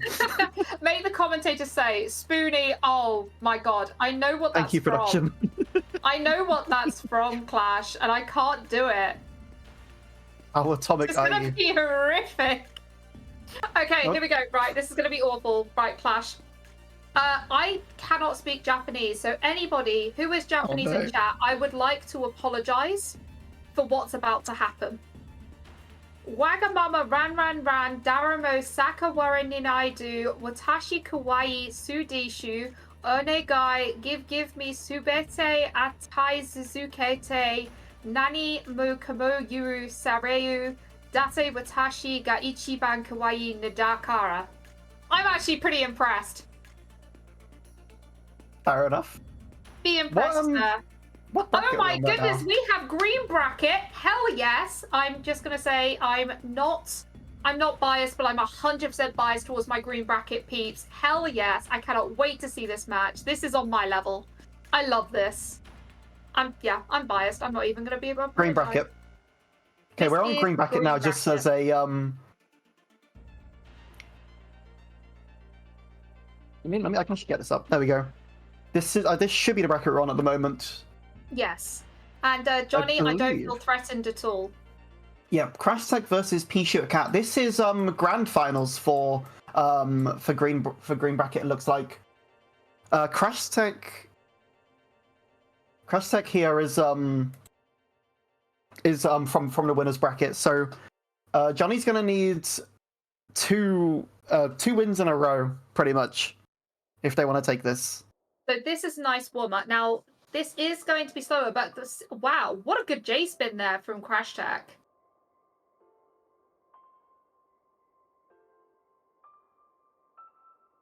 It's going to be a really nice. Yeah, it's slightly slow, but that's it's a different bracket. So you do get to see kind of like, all walks of the ranks, which is nice. I was gonna say, this is what one of the things I love most about the Hummingbird organization is the fact that they really do showcase all levels of Tetris. So I absolutely love it when I get to commentate this sort of ranked Tetris, because it really gives everybody an opportunity to enjoy being on stream. It's mostly U-rank floor tournaments, but it is nice when we do get to see some lower rank tournaments as well, especially with Prism with a multi bracket system. Yes. And I have to say, I think that's worked really, really well today. And yeah, really, really pleased to see how many people have taken part, especially within the green bracket. It's wonderful to see so many people here. So we have a first to 5 here. And best of luck both players. Oh, he's the first. Oh, okay, cool. Just double checking. But it was first to 3 throughout a majority of the bracket. Johnny's I assume first to 5 is probably accurate. But congratulations to these two players for making it to the grand finals. Players looking semi-similar. Johnny with the A+ instead of the A. But they are close to S- rank, which is interesting. And they do have an under 60-second 40 line, something I'm rather jealous of. My time's closer to Crash Tags. So I think this game is going to be really interesting. So has been confirmed. We have a first to 5. Now, I want to see if we see any DT cannons, how many TKIs we're going to see. This is completely different to what you would have seen from other matches. It's quite interesting looking through the brackets, because Crash Tech here is seed 12, yet they've come to the winners bracket against seed 1. Incredible. Like, that's something you don't see often. No, you don't. So Crash Tech really needs to... Yep, waiting for the eyepiece, needs to unlock those wells to downstack a little bit. They're not too bad wells, but need to use that piece. Oh, but the lack of eyepiece is probably going to be their downfall right now. Yeah, they didn't have a downstack there on the left side, unfortunately, for Crash Tech. Johnny's going to take their first point of the match. Remember, Johnny's going to need to win 2 sets in a row here, because they are coming from the losers bracket. And that's the beautiful thing about double elimination. Everyone gets that life, even if you make it to the finals. You get a second chance. A bit of a frustrating eye dependency there on Crash Tech's side. I could feel that anguish. Setting up a lovely T-spin there, but Johnny's got great garbage to be able to use there. 2 eyepieces in a row really works in their favor to save one. Are they going to set up a T-spin? No, they're not quite going to set up a T-spin, but they are going to use it for a quad. Yeah, both Josh Sean. I don't know what I just said. That whatever came out of my mouth there were absolutely words. Oh, no, you could do it. There you go. I felt that one with Crash Tag. I've tried to do that correction so many times. It's really nice to see some 9-0s here, and it's something you're going to see more commonly at this level. Because if you can get yourself down and get a good, competent 9-0, then you have a really good chance. And the speed of these players is faster than me. I really need to speed up. Only time. Oops. Oh my gosh. Only time. Actually, it's not. But okay. I've done bits before. Really interesting play here. I like the fact that we actually get the opportunity to stop and think of what they're doing. It's quite nice to have that sometimes. An interesting miss drop and a bit of a fix needed for Johnny's side, but that was a great S-spin, something that's not as commonly seen here. But are they going to be? I don't think Johnny's. No, Johnny's not able to get to that left side well, unfortunately. And we're starting to see why Crash Tech has been able to make it up to the grand finals here. Yeah, it's crazy as well, because they're 12th seed in this tournament. Well, it really shows that seeding isn't everything. Yeah, that's crazy just how far they've come. Like, I'm so used to a lot of the X rank tournaments being like pretty fairly accurate. Yeah. Like, there'll be a lot of times where you get like seed 1 and seed 2 together. Yeah, it can be a lot more volatile, but that's kind of what you expect more from this rank, which is it's quite nice to see, because you do get a lot of upsets as well. It's one of the things I love most about commentating and looking at this kind of level is it's so much, it's less predictable, and sometimes that's really nice to have.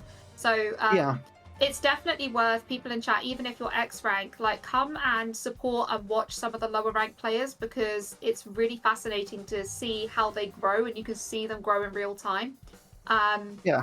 Just a shout out to support and the not all Tetris players X rank. It's also just nice for any newer viewers joining us as well. Anyone that may be new to Tetrio, or thinking about playing the game for the first time.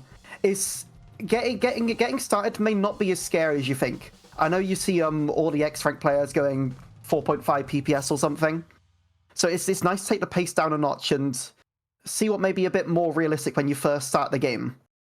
Show you the skills that really help you when you are more of a beginner competitively, because you may not be a beginner at Tetris, but competitively it's a very different ball game. So it's really good to see the kinds of things that you should be practicing when you're at this level. So a lot of it is T-spin vision, down stacking as well, incredibly important, and there are multiple places you can practice down stacking.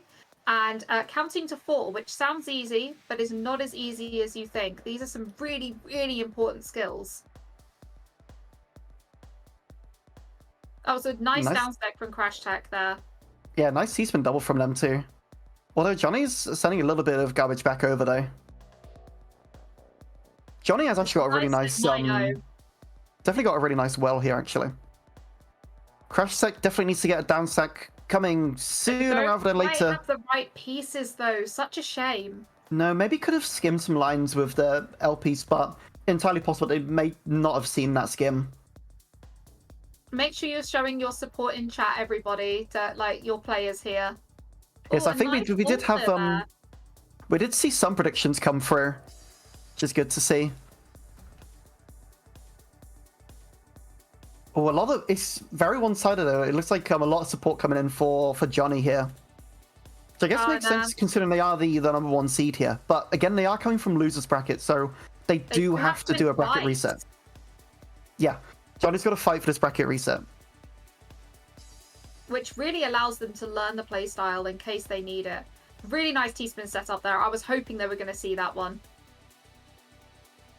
I wonder if these two did play earlier. Oh, no, another good T-spin setup. Yes, not putting the OPs covering it. Another setup from Johnny's side. Sadly, having to settle for a J-spin instead of having that T-spin double because of counting to 4. But still, both players doing incredibly well. I was going to say as well, just to add a little bit of context to this match, these two players did play each other earlier in the bracket, and I think it looks like Crash Tech won that one 3-1. Ooh. Well, Johnny right up at the top of their board. If Crash is able to keep that pressure on, and they do, bringing it to 2-3.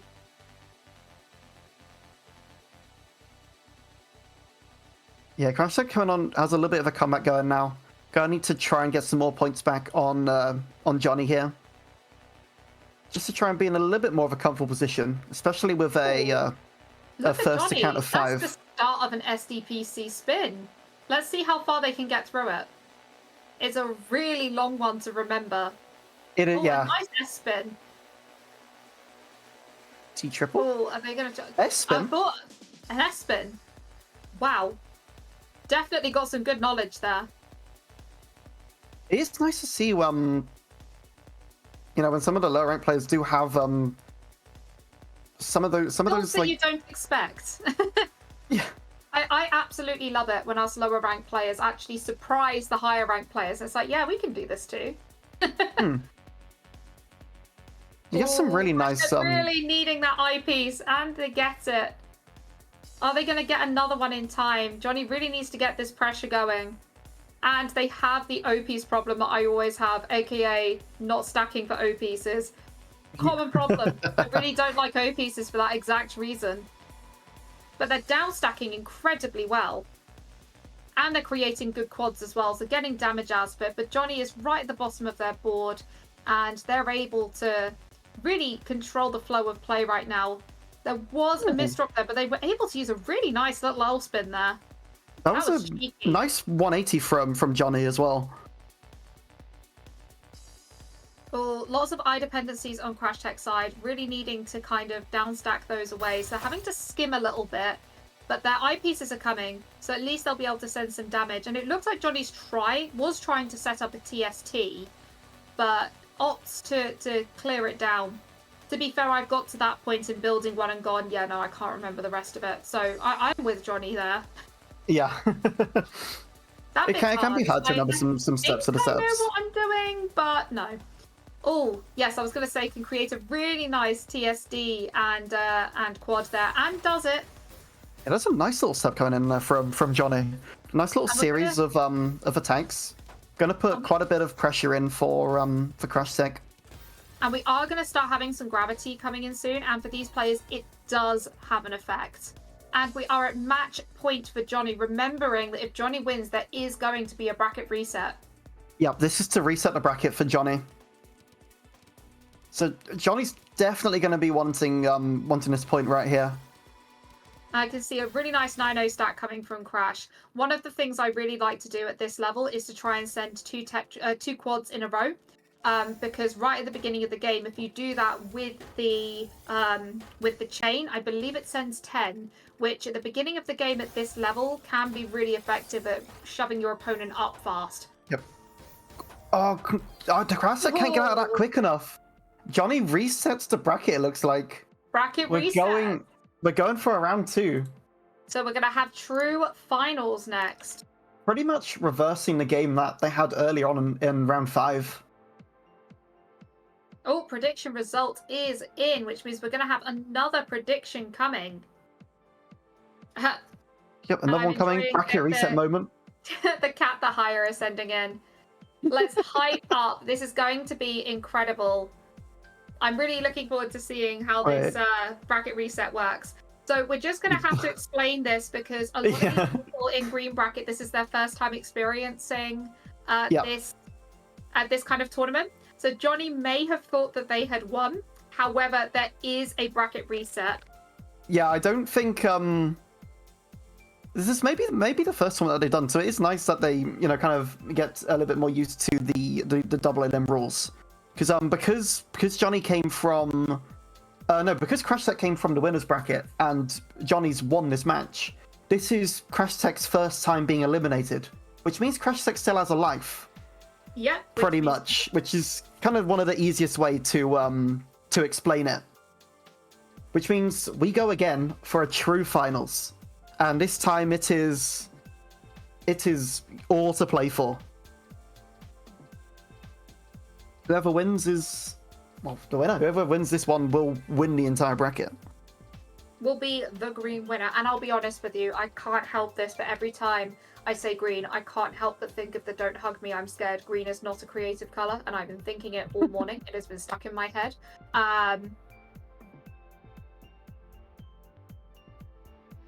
We're just explaining the rules to our players here, just to make sure that they completely understand what's going on here.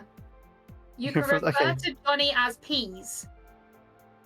All right, Peas versus Crash. Okay. Peas versus Crash. We'll go for it. Thank you very much, Dabo, for informing us. Because hell yes, I'm using Peas. Not to be confused with soup. Oh, sorry, I wasn't saying hi to you. Never mind, wrong soup. There you go. Now you get a hello. Right, let's see how this goes. This is why I like the fact that we use the same rules for tournaments for all levels of players, because it means that it helps these players get used to it for when they get to higher tournaments. Because they obviously all will. Like, absolutely, X-Rank arc for everyone. Yeah. I always find it interesting how volatile ranks, like, the TR can be within, like, A rank as well. Oh, absolutely. Because even though these players are 3,000 TR apart, you wouldn't guess that just by looking at them. No, you really especially with some of the matches that Crash Tech's been having as seed 12. Oh, like Crash Tech's done really well to get this far. We've had a lovely message from Sabolch there saying, "I don't think I've ever reached a Grand in any tourney, so they're better than me." Yeah. Absolutely. I haven't either. I've made it to semis a couple of times, but never Grand, so this is absolutely incredible from both of these players, especially as it's the first tournament for both of these players, so obviously they need to come back for more. Yeah, absolutely. Prism 4, anyone? Hopefully. And the thing is as well, because 29-26, absolutely. This is a pretty chunky bracket, a pretty chunky bracket as well. This is a 42-player bracket. It was big, and it was wonderful to see so many players in the green bracket. So everyone that joined, thank you for joining in and showcasing just how great our rank Tetris is. Yeah, absolutely. Both players looking really, really even right now. The versus score a little bit higher on Crash's side, the speed a bit higher on Johnny's. But we're going to have some gravity starting to kick in soon, which is going to affect these players a little bit. Unless they played a lot of Master Mode, like someone I know. Yeah. Yeah. I don't know who that would be. That's the Hon. Absolutely no idea. Hon, yes.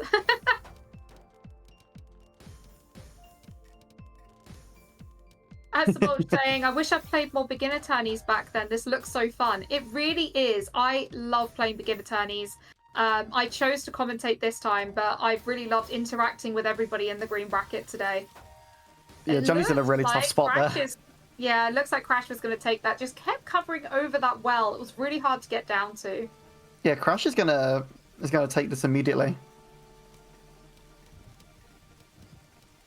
There is a lot of work on creating more beginner tourneys, but one of the issues that we get is getting the player base. The fact that we have 42 today is incredible, and if those 42 players would join other tourneys, then we would be able to have more of them. So basically, shout out to all the people that did enter green today. Please enter more tourneys so that we can have more of them. Yeah, I feel like one of the best things is, if you're a new player, just looking to get more experience of the game, looking to kind of improve your play, doing tournaments is a really good way of doing that, because you do get a huge range of skills, like, further from what you'd get in just TL. You can learn so much. You get matched with a wider range of people. And you meet lots of new people as well. Like, the amount of people that I now play with because I've joined these tournaments, it's a really nice community. Yeah, absolutely. Oh, Crash, really good down stack there from Crash.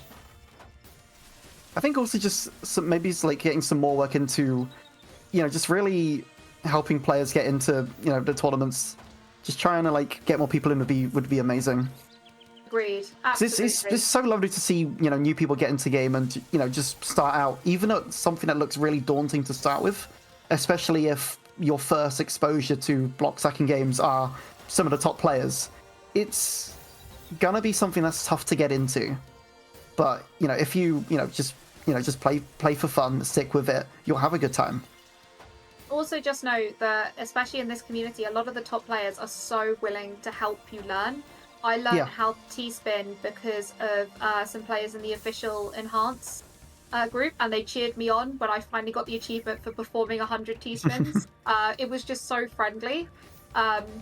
And obviously, people within your rank are friendly as well. I love meeting other people and playing and learning. So, yeah, just get involved as much as you can. Yeah, get involved with the community. Don't be afraid to reach out. Yeah, because people 99% of the time will be really lovely and willing to give you a hand, especially learning skills. Absolutely. And attend LANs.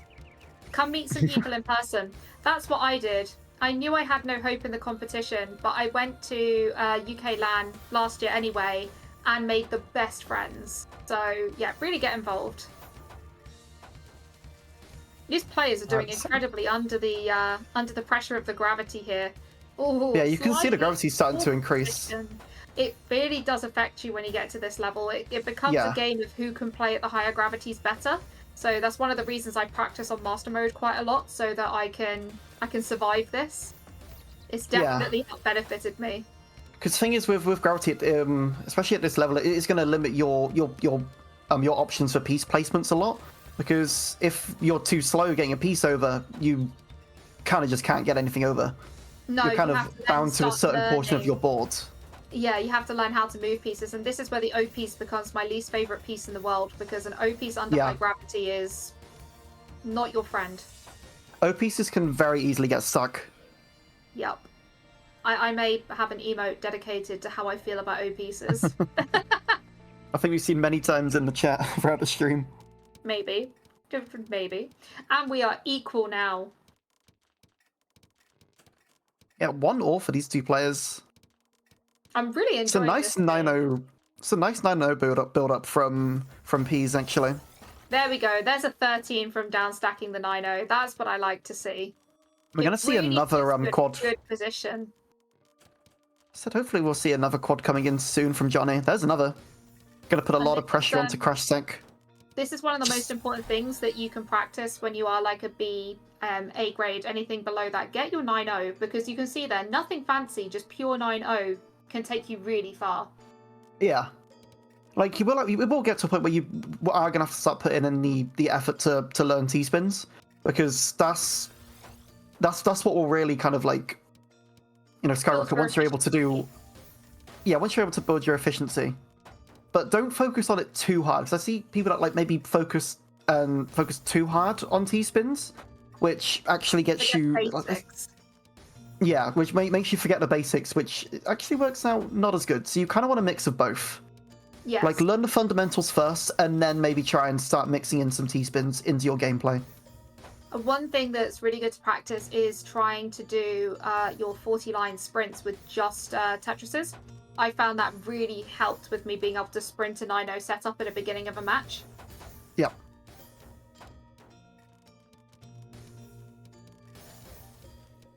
Some really good damage coming here from Crash.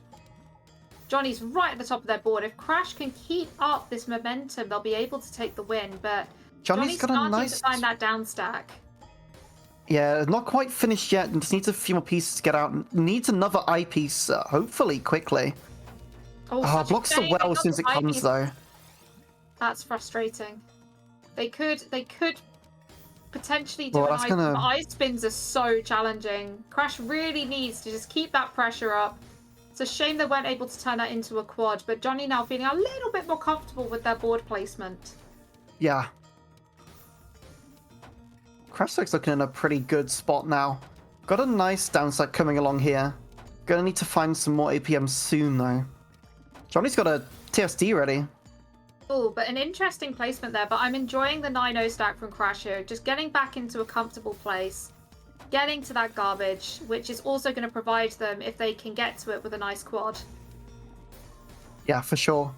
I mean, both of them have, some nice garbage wells. Oh, that 11's huge for Johnny, actually. For Peas. Peas only needs 2 more points now to take this.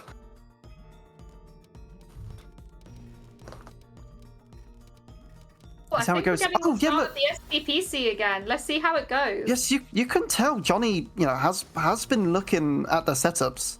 Like they know the start of SDPC spin. Not able to find the rest of it, but still a good start. But it's just about practicing the openers and getting more familiar with them. And in the end, it does come down a lot to pattern recognition. It does. Look at that garbage, though, on Johnny's side. Other than that one little bit sticking out, that's some really nice garbage. Yeah, for sure. It's a lovely well. Oh, I'm surprised. Oh, if Johnny comboed that, if Peace comboed that eyepiece, that could have been a really nice send. I feel like it's still going to be good anyway. No, not quite, actually. Too much. I see that coming.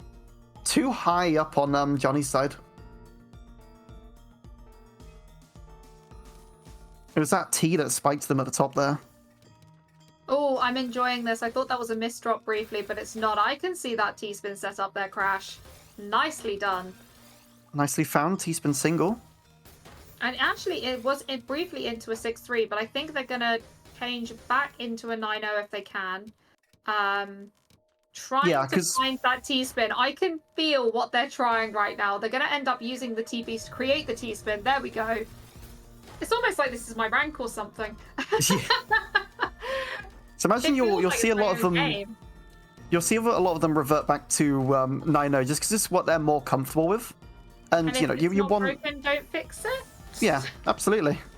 Oh no! Come on, get to the. There is get to that ID. Just about a down stack here for Crash's sake. And it was well found. Johnny really needs to keep that pressure on if they want to get to match point. It is an awkward board here though for Crash's sake. It is. And Peas is keeping up that pressure. Yeah. Just needs to find that downside. There is a way out here. Saves the eyepiece for the quads. That's going to give Crash an opportunity to get back into this. Yeah, Crash is in a really good spot now, actually. Finding a couple extra quads, able to use them really nicely. Johnny's sending some back on their own, though. Don't stack too high. Oh my gosh. Can they get the eyepiece over? I felt that from both of us going, oh, can you do it? And they managed to. So that was looking quite scary there. Up. It really was. I mean, Johnny's still not in a good spot here, though. Still needs to try and make a down stack. Another quad, not like that. There we go. Crash takes back in this. Made a nice comeback to even up the game. Only 2 points. Only 2 points at the moment. Only 2 points in at the moment. Oh, nice 9-0 stack here.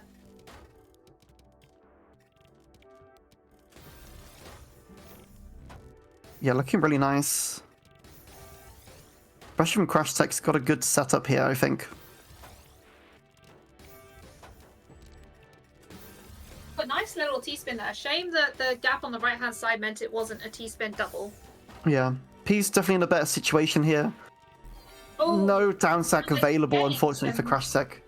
I'm getting to match point for P's here for a second time, but this has been an incredibly close. Yeah, this point is for the bracket win for Johnny. If Johnny wins this, Johnny wins the bracket. Well, the green bracket. Best bracket, the one that really means everything. Just saying. No bias. Yeah. Oh,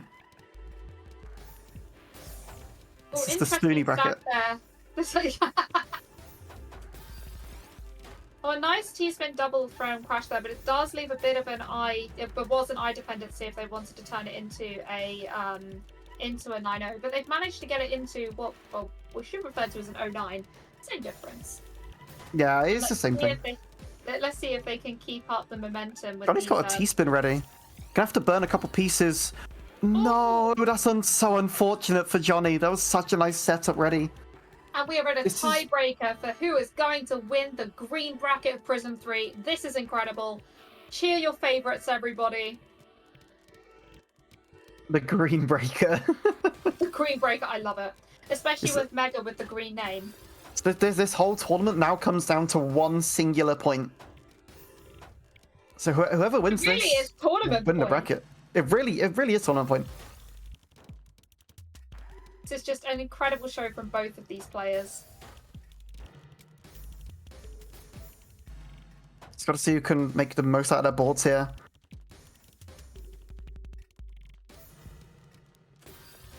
Interesting board state from Crash here that they can do something. Yeah.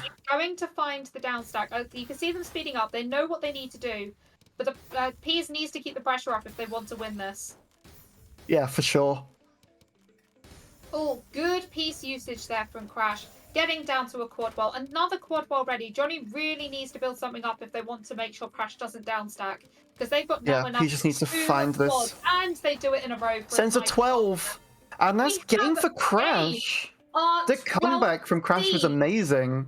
has won. Oh the my green gosh. Bracket. Congratulations, Crash, for your first tournament and your first tournament win. And also a massive congratulations to Johnny for coming second in your first tournament. Incredible show from both of you. Please. That was please such a come close play more game too. tournaments. It's been wonderful to have you here. I lost everything, no. How much did you... Oh my god, how much did you put on them? 0.7k it goes to 3 people. Nice. No, I think we're now going back... Looks like we're now going back to, we've I got think, Bohan pink versus Haya, bracket. so we are back to pink for a little bit. Give me back your monies. Well, you have to get better at gambling. Get Simple better as. at gambling. Yep, there That's you what- go. that's what- That is my suggestion for everybody. That's one heck of a game. That's one heck of a game. But it was one heck of a game. That's also one heck of a. Oh my gosh. One heck of a statement. Get better at gambling.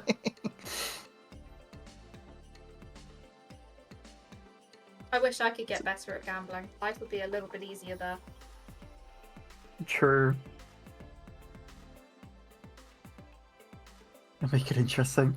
Anyway, let me see where we are. On to the next. So we have Gohan versus Haya. Both players pretty close. There's actually a 200 difference in TR, which I'm suspecting is actually quite a difference when we get up to the X Plus rank. So we're going to speed up a little bit here. So, do we need warm-ups? The names on the bracket is Looks confusing me. like we are not going to be doing warm-ups. We're going to be jumping straight back in, and we are back to first to 11 for these players. Yep. Make sure you get your predictions in. Losers round 9. Top. It's like losers top 4. We are in now. And we are not doing a bracket. We're not doing a warm-up at all. And as you may have noticed, the speed's a little bit crazy now. Yeah, we may have sped up a little bit, which means that we're not going to be able to keep track as easily. Huzzah! To be fair, it looks even faster after the previous match. It feels that way when I'm playing as well. Yep. Oh, we got Spire for hire. I like that one. I like these Hire little runs that are inspired to coming help. up. Hire. A beautiful fractal from Hire there. Gohan was near the top of the board briefly, but obviously, as Hire does, able to downstack. Both players are playing incredibly fast with an over 4 pieces per second for Gohan. Yeah, Gohan's sending a lot of attacks out, and Hire's doing a really good job of surviving it so far. Especially with as well on the side. Hire's side though. It's 21 cent, even with the interesting stack, but it's not enough, and Gohan takes that first point. It's unfortunate for Hire with those missed shots, actually, because Hire had a really good, really good setup going, really good survival. It's just a shame they weren't able to capitalize on that too much more. I'm enjoying Gohan's that just TKI there. I did notice Gohan that. just going crazy on the pressure up, pressure up in the pressure.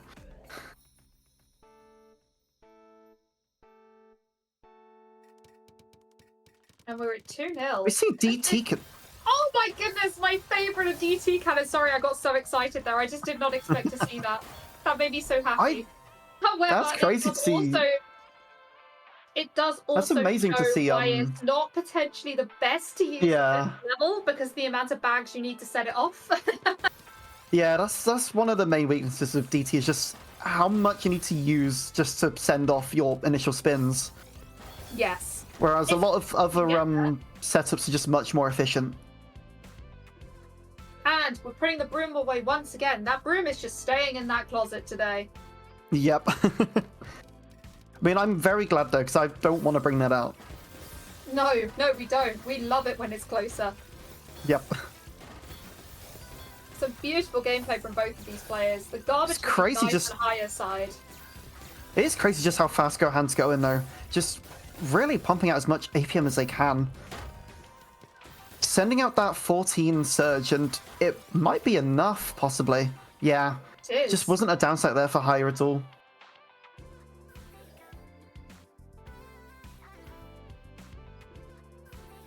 Three points in it for 3-point lead for Gohan. Starting off with the MS2. And we've got full spike there with a quad T-spin double setup, ready to send a 12 straight afterwards. Well, so yeah, for sure, Hire's gonna want to try and play this smart if they want to win, because the speed from Gohan is kind of incredible. It is. The speed difference is quite substantial, so it really does come down to an efficiency play here. But yeah, for sure. Right, if you can play smart, try and survive as many attacks as possible, and then find a good way to come back, then you got a good chance. You just need to find a really good opportunity to do so. Sorry. And look, Gohan right at the top of their board, showing that Hire's like, you may be faster than me, but that doesn't mean everything. Yeah. But it is crazy to see the speeds that these players go at. And we got another 20 spike.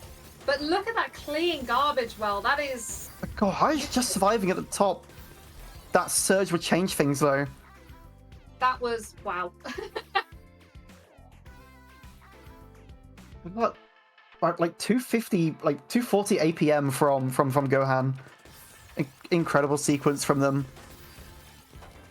Some unfortunate miss shots for Gohan, but able to clean it up really nicely.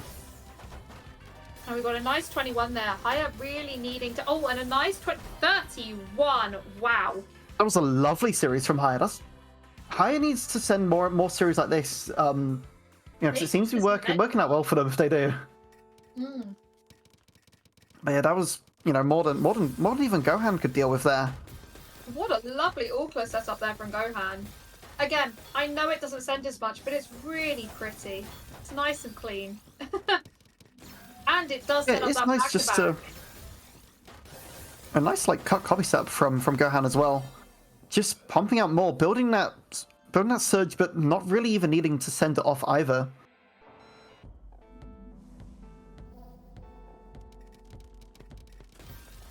Those pieces, and It's I kind was of crazy to see. T cannon, but we've already seen why that's not going to work at this level of play. Look at these fractal setups, though. That was 2 of them in quick succession. Yeah, Hire's got their work cut out for them here. I don't think there's a downside there for them. Unfortunately not. No, and Gohan doesn't even need to set off their surge. No, Gohan's already 4 points away from winning. Got a 5-point lead. Again, a comeback's possible, but it's gonna be tough to pull off. It is going to be a challenge. It's not a impossible challenge, but a challenge nonetheless. Oh! Well, that was a sudden spike. I didn't even see that one coming, and I don't think Haya did either, or they wouldn't have stacked that high. No. And here we go at 2-8. A beautiful LST stacking from both sides. I mean, Gohan's just is more efficient. Gohan's just a really like attack heavy player. Like, if you give Gohan that chance to attack you, you will just be swarmed with just so much garbage. You've got to be in a good spot. You've got to be able to defend it, and if you can't, if you don't have that defense ready, it's you're in for a world of hurt. You really truly are. Oh, we've got some nice 9-0 stacking there. Again, showing that it doesn't matter what level you are in 9-0 is always good to have in your back pocket. 34 from Gohan. 34 spike. And we are up to match point. Already. I do apologise to everyone. My cat is extremely excited about this match. I mean, Haya's going to need to pull off a miracle here to take this round back. The mid-game DT is kind of nuts. Let's see. Gohan's absolutely crazy. Really high up, but look at that garbage. It's set up in a beautiful stair of quads.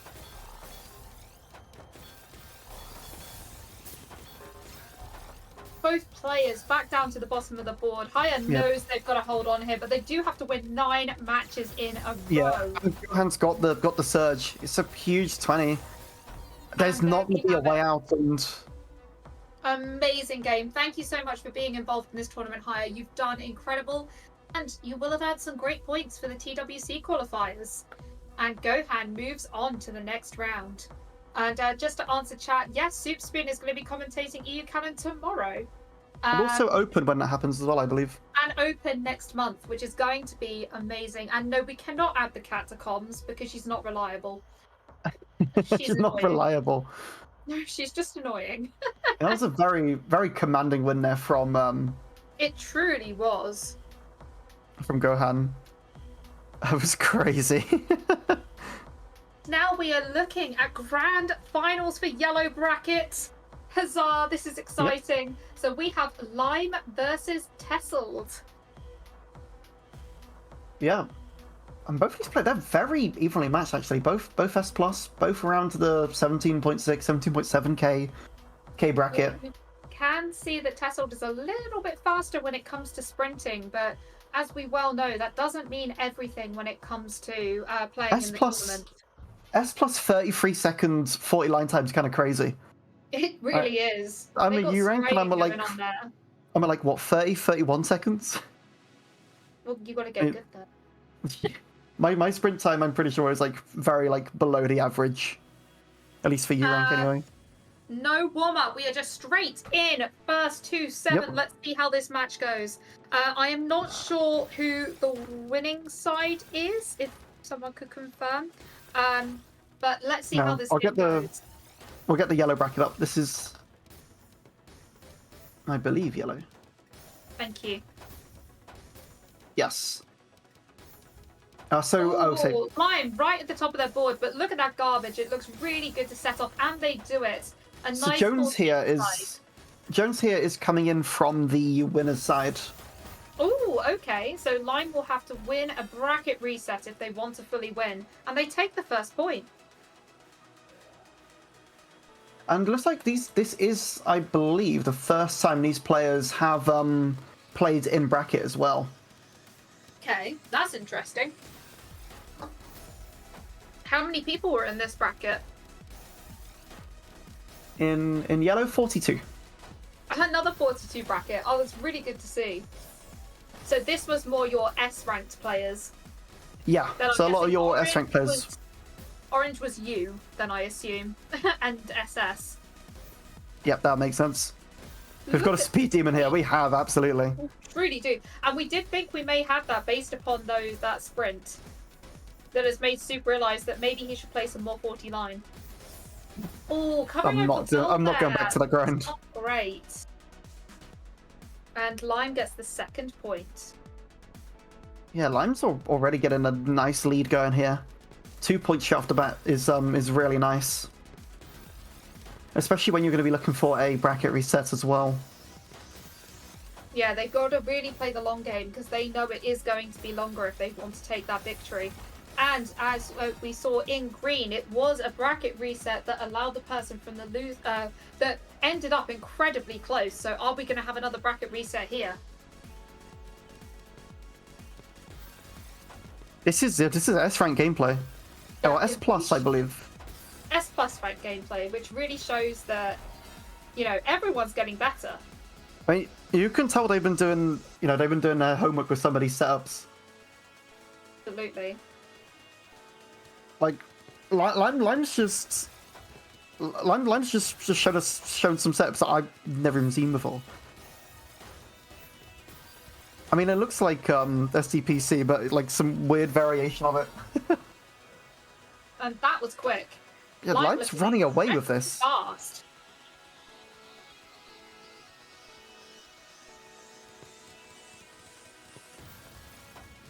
It's an SDPC they're going for, isn't it? Or is it stick spin? I always get the two confused. It's the two I cannot get right. Or they've switched to a 9-0 based on the garbage they've been given, which is probably a good idea from Lime here.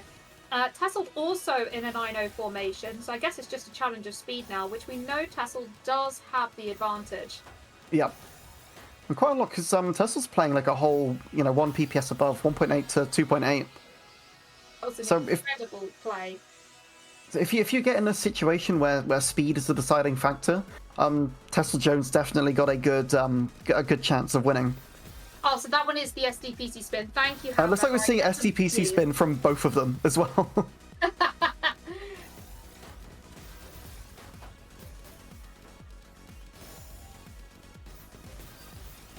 AC Hamburger, maybe you should be commentating. You know all of the things. And we got an interesting 5-4 here from Lime, trying to build up those T-spin setups. It's not as meta as the 6-3, but it still does allow some good T-spins. Yeah. Oh, Tesla right at the top of their board. Are they going to finds the way out though? Wow. And able to get more quads out. That's a fairly risky TS. A fancy TST. What? That felt like a little bit of a risky STSD, but it kind of worked out. It's only greed if it doesn't work, right? Yeah. Although now that Lime's kind of freed up the stack a bit, it's going to put a lot of pressure onto Tassel Jones here. Especially with the gravity starting to come up, which wouldn't affect these players if they were halfway down the board, but when they're right up at the top, it starts to cause some issues. Extremely aggressive, yeah. It's a very aggressive playing here, which is which is great for us because we love to see it. Yeah. Nice use of the garbage there to create another T-spin to continue that back-to-back. They've had to break it, but it's still looking good. I mean, and it is crazy to... I mean, that's going to be nuts if we get another bracket reset. That's true, Kerbtress. I completely missed that. Thank you for the correction. It just looked like there was a higher gravity because of how high up the board they were. Yeah. Just proof that commentators can get it wrong too. Yeah, they're for sure some really strong S plus ranks. Wow. It does kind of show you just how much things have changed over time, I feel. Because, like, I remember going into U ranks and everyone, like, back into U and everyone being pro. I'm like, okay, what has happened here? Suddenly everyone did that get good thing. Yeah. Yeah, everyone did the get good thing and I wasn't invited. They missed the invite to the party. Oh, some interesting use of the garbage here, but it's looking a bit juicy on Tassel's size. Oh, but Lime right at the top of their board. How are they going to Doesn't have the pieces for the down sack, no. Needed an L there, only had the J. This is looking incredibly even, though. Oh, absolutely. It could go to bracket reset again, which would be nuts. But it does show that we've got the right people in the finals when it goes to bracket reset, because you want it this close. Yeah, for sure. Who's from winners? Jones is from winners.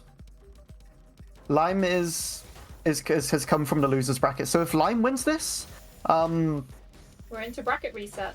Yeah. Oh, and it's looking likely to. Looking good. Lime just needs one more point. Jones is going to need 3 in a row.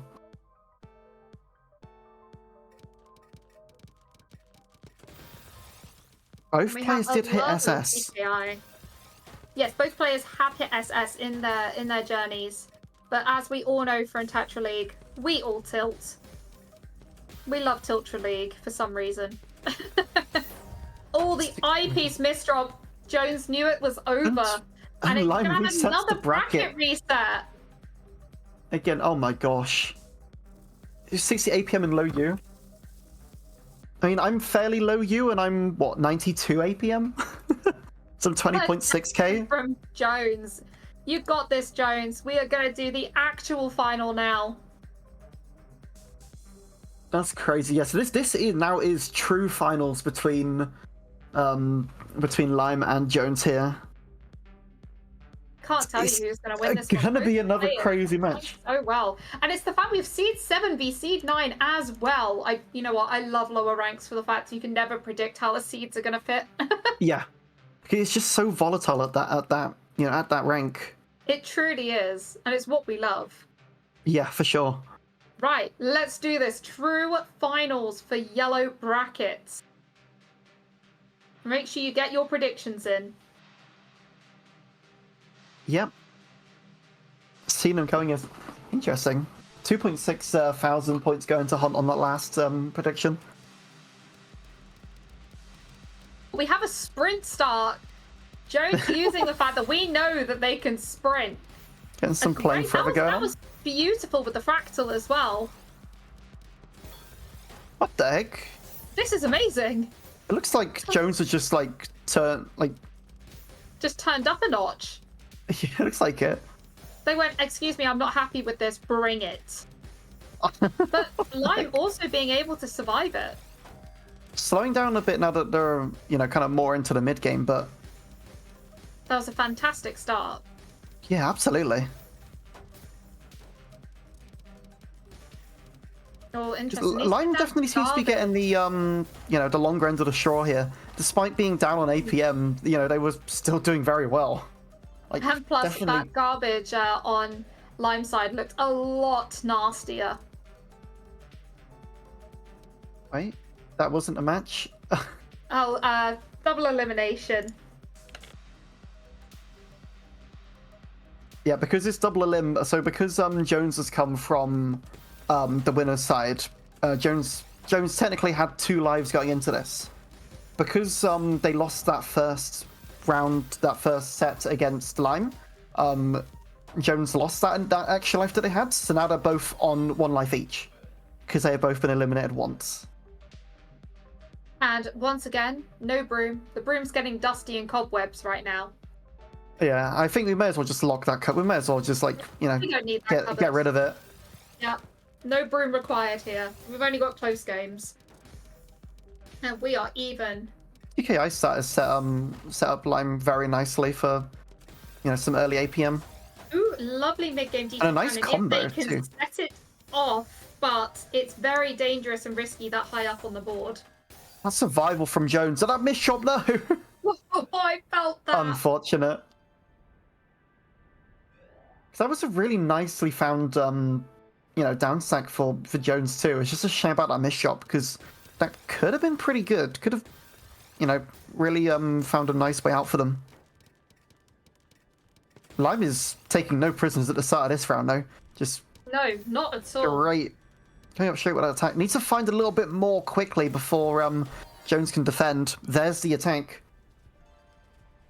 4 more points required for Lime booking.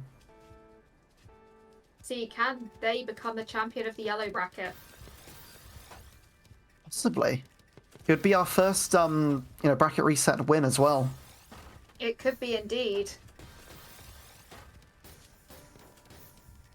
Oh, I missed shots for it's Lime, but okay. it's not too bad. It's Definitely can fixable. burn a few lines to get down.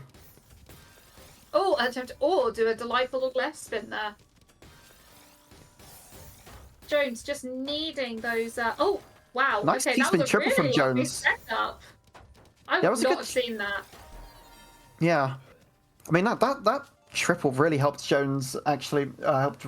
Ah, God, I can't talk. Really helped Jones out there. We have a DT cannon coming, people. I DT know cannon my and the DT. sprint opener from Jones.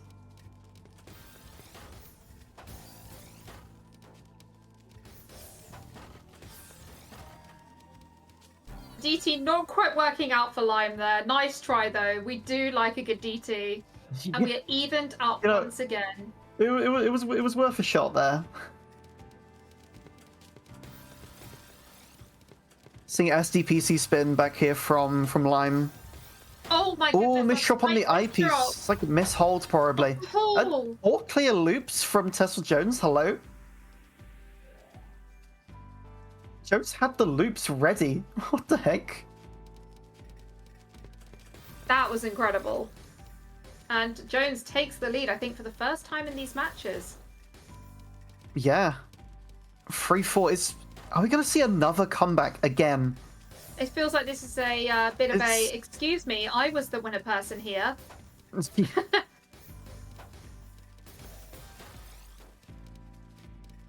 It's like they're trying to like take back what was theirs. It's like... Yeah, it's like, excuse me. Oh, and they're stacking pretty well, evenly placed on the board. The garbage looking a bit nicer on Jones' side, but still not too dirty on Lime's side either. Oh my But gosh, that's that it's well from dirty. Jones. Oh yeah, the mental strength is absolutely strong. Like Jones is... Jones typing in chat while playing. What? Wow. Jones is just not like... Is just not phased by the bracket reset at all. Absolutely not. They are switched And a on nice right now. Oh my triple gosh. there. Maybe that last game was the warm-up. What an incredible down stacking here. Oh, wasn't quite sure what they were trying to do with that T-piece there, but No, there wasn't a Lightboard T-spin also there. looking pretty good. It's one of those cases where it looks like there should be one, but there isn't. Yeah. And we've all been there. Just needed a warm-up set. Exactly. I mean, they're not in the Great best T-spin spot from here Lime's though. side, though. Jones not able to find that down set. Kept covering the garbage hole on the left side. Would have been nice to get that quad well. We have a sprint from Lime's side here. Interesting. Jones not able to quite get that T-spin double set up. Doesn't have the pieces to do it. The board state's looking okay, but Lime right at the bottom of their board can really take this. Jones does block their well quite a bit, which is a little bit of an issue, especially when you're looking for a sub 30. Oh, sub 30? What am I saying? I was about to say, hang on a second. We're not as much as they're using sprint starters. It's not quite what we're doing I saw here. sub 30 in chat, and that came out of my. That beautiful 180 to fix that misdrop, but it's not quite enough, and it's evened up again. Oh my Those gosh. players only This- needing 2 matches. This match is crazy close. This whole tournament's been crazy close. Oh no, the mishold. Oh, I felt that. That pause of, oh, that's not what I wanted to do. I mean, it doesn't look too bad though. Oh my god, a set from It Jones. And the doesn't, it just 180. means less damage. Oh, The 17 spike from Jones. the Lime just about survives it, but isn't able to No, survive not quite. what comes afterwards. And Jones is on tournament point. Are we going to Tournament have a point for tournament Jones. breaker again? Maybe we would need. We would need another point from Lime here. We would. It's literally going to be a repeat of green bracket, which is crazy It to really say. is. Look at that setup. Look at the STSD there. And we do. We have a tournament tiebreaker here. It's nothing else matters. It is all just this point. Both That's okay, players man. need to Nowhere lock from in here. Lime. This is lock-in time. If Absolutely. there was any time to lock in, it's now. Oh, and Yeah, Jones Lime looking under some good. early Lime pressure. trying to get their opener off. Jones has got the better setup, it looks like. But actually, Lime's got a really nice down stack. If they can Gonna find it, struggle can they here. find No. it? No, and Jones Again, takes yellow Jones bracket. It's a repeat of the green bracket. The same It thing happened is. again. Wow. Bracket reset, yet the winner's side still takes it. And I'm so sad to say, but that was actually our last match to commentate. Oh We my hope gosh. that you That have was- enjoyed Super Spoon today. We That have was nuts. massively enjoyed this tournament. This has been, my throat is, I feel sorry for ETM tomorrow because I'm not going to have any voice because this What was tournament that has game? just been insane. You can Wow. set up before we go. Wait, what? Okay, right. Okay, got this. If I search MKO Griprit say Sword Rush, do you know Sword Rush? A 9009 stacking. I called say Sword Rush. I like it Sword Rush. I Mino double or triple Sword Rush. Mega Sarge Sword Rush. If fortune is good, Sword Rush all clear. So true. Absolutely. I agree. Yeah, I agree. I agree with every word of that. Totally Are you agreed. wait? Are you from Nottingham? I went to uni in Nottingham, but I I'm was not about from to say, Nottingham. how on earth did they call that? That's insane. I went to uni there for 3 years. That was about I'm it. not. Thank you, Turtle. I really look forward to seeing Yes, how you no do in this worries. tournament. I'm very excited to keep watching. We will be in chat. We will be watching. Thank you for all of the support. Like, we wouldn't do this if it wasn't for all of you. And thank you so much to the creators of this tournament for inviting us to come and commentate. It means the world to be invited.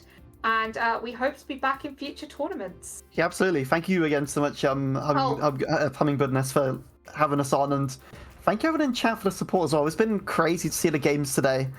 It's so much fun, and you're in for a treat for these upcoming finals.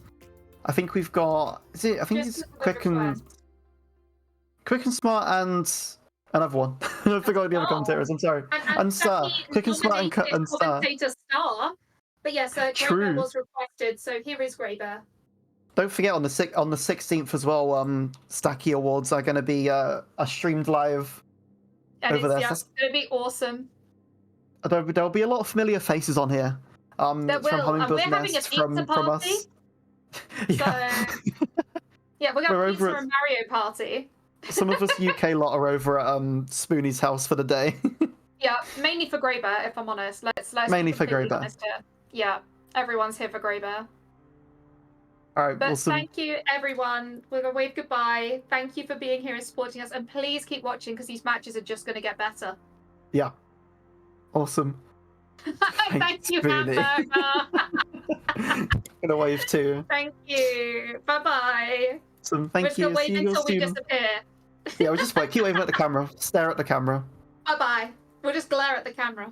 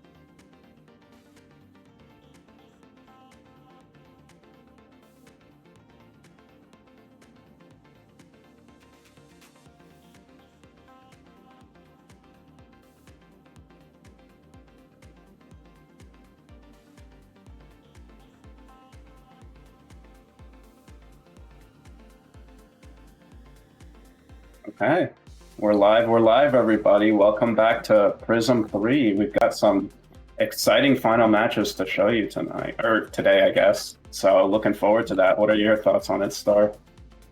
I've been watching before I hopped in here, so I'm having a blast watching it. I already know that the matches are going to get a lot more intense. Now down to our final 2 highest brackets, so it's only going to get more intense from here. Yeah, I've been glancing in throughout, and it's looks like some exciting stuff. As always, tournaments are always fun. I love to see them. So looking forward to how it goes.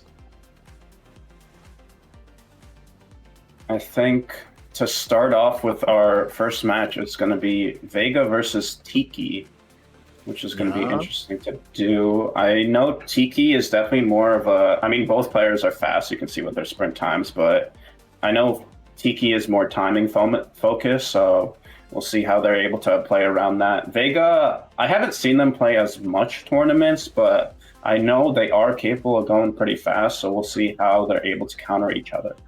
So looking forward to that one. We will see.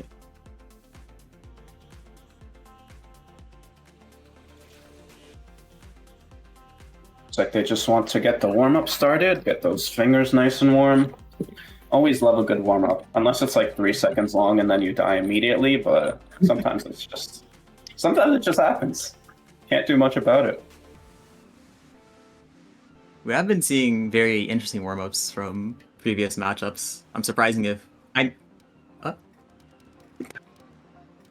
I'm expecting to see some more experimentation in these warm-ups as people try and feel out their opponents. Yeah, looks like we're starting slow with this warm-up here. Vega starting to go a lot of time in so far. Yeah, not particularly fast, but we'll see. We'll get things going in a second. Just need a little bit. Tiki with that back-to-back 10 right now. Vega just trying to time here, trying to build their own back-to-back, having some fancy spins in the process. Just trying to be ready. Oh my. Yeah, big spike there.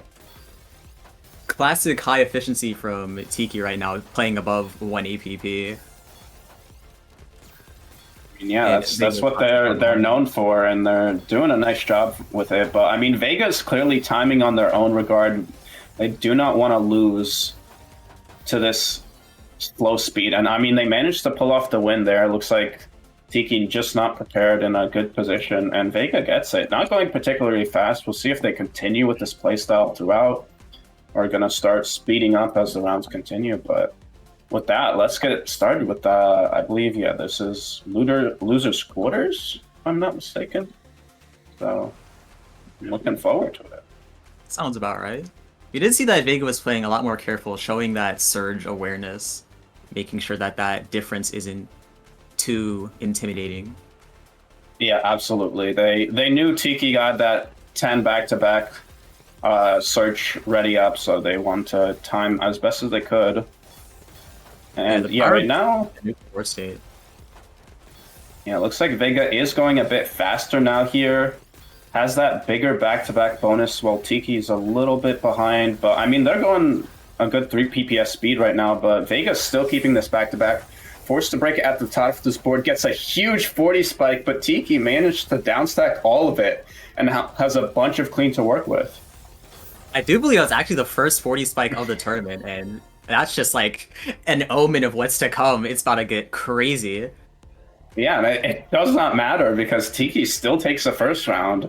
I mean, that's just Tiki's abilities. They have that ability to cancel and time everything super well here, as we can see so far with that first round here. But, I mean, Vega doesn't care. They're right now building up that pressure, was doing some ST stacking for a second, but now to just freestyle T-spinning. Well, Tiki's not in the best position, has a 0-9 board, is timing pretty well here, but was in a big surge deficit. But looks like Vega's set now, and they're back to pretty even positions. I'm glad to see that timing is becoming like such a more important factor into Season 2, because like beforehand, it was kind of just people were just doing their own thing, just building the highest chain, but now we're going to see a lot more awareness on each and every interaction. Yeah, it's just like the surge is such an important factor to things. You have to always be on board. Obviously, it helps. You can see the number on your board if it's high up. But again, sometimes it doesn't help enough with Vega getting that huge spike to kill Tiki. Yeah, even with that warning of the number on your screen, you still got to do a little bit of screen watching to make sure that after pressure isn't going to be enough for you to have to worry. Yeah, it doesn't just matter the number, it matters when they send that number. And looks like Tiki was unprepared for that, but now Tiki's the one getting that back-to-back bonus. Continue building it up right now. Vega in a pretty clean board state, just trying to downstack through it all. Tiki still has the spike, finally forced to break out of it, gets a huge 31 spike, and Vega was not ready there. Yeah, it's just been a bunch of surge wins so far, from the looks of it. Fully utilizing this feature. You love to see it. That's what Season 2 is for, baby. Another thing is that we're not seeing too much like pure stall from the players because of the all-spin rule set. Like, you could be doing literally anything else to keep your chain in. I think that's honestly for the better. Yeah, just because all spins don't send anything, but it still builds up that bonus. It's a really good strategy to keep yourself in a good position. And just keep compounding that advantage.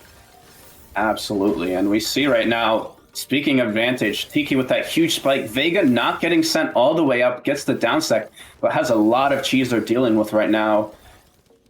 Looks like get they're on not into as much as they can before they had to send that surge to counter.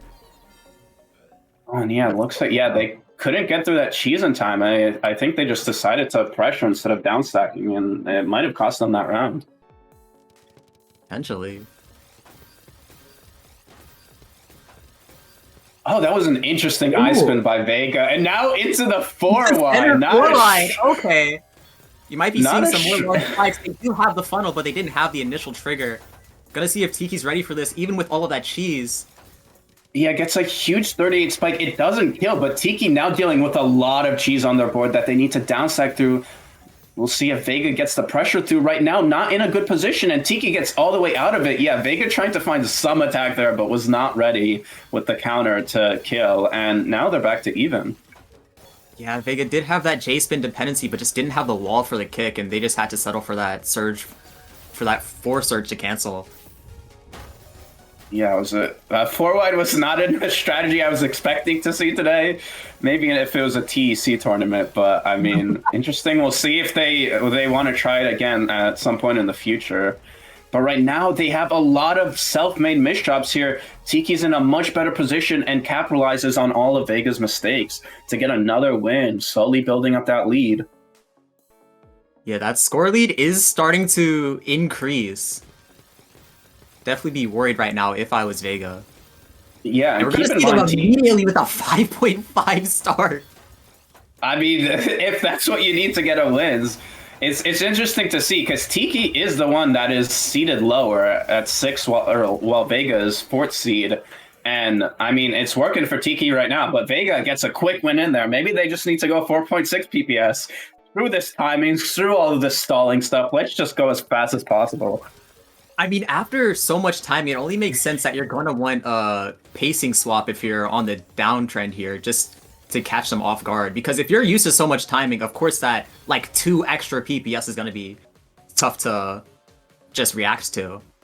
Agreed, but also, we just saw the downside of that. You could just misdrop 15 times, and then you're screwed in the round. And again, Tiki getting another win to keep that 3-point lead here. Most definitely. And Tiki did have the best pieces for that T-spin, but they ended up getting that overhang list to compensate, and they're gonna maintain that back-to-back while Vega's so cheesed. Vega did have a great downstack to get out of it, but Tiki still has 18 back-to-back built up, and they're not stopping building up. They're just waiting for a big enough spike that Vega just can't downstack out of. Vega is trying to build their own back-to-back at 9 right now, but still at a huge deficit at this point. And Tiki uses that to advantage, huge spike. Vega cannot get to the well in time, and Tiki takes another point, getting that 4-point lead now.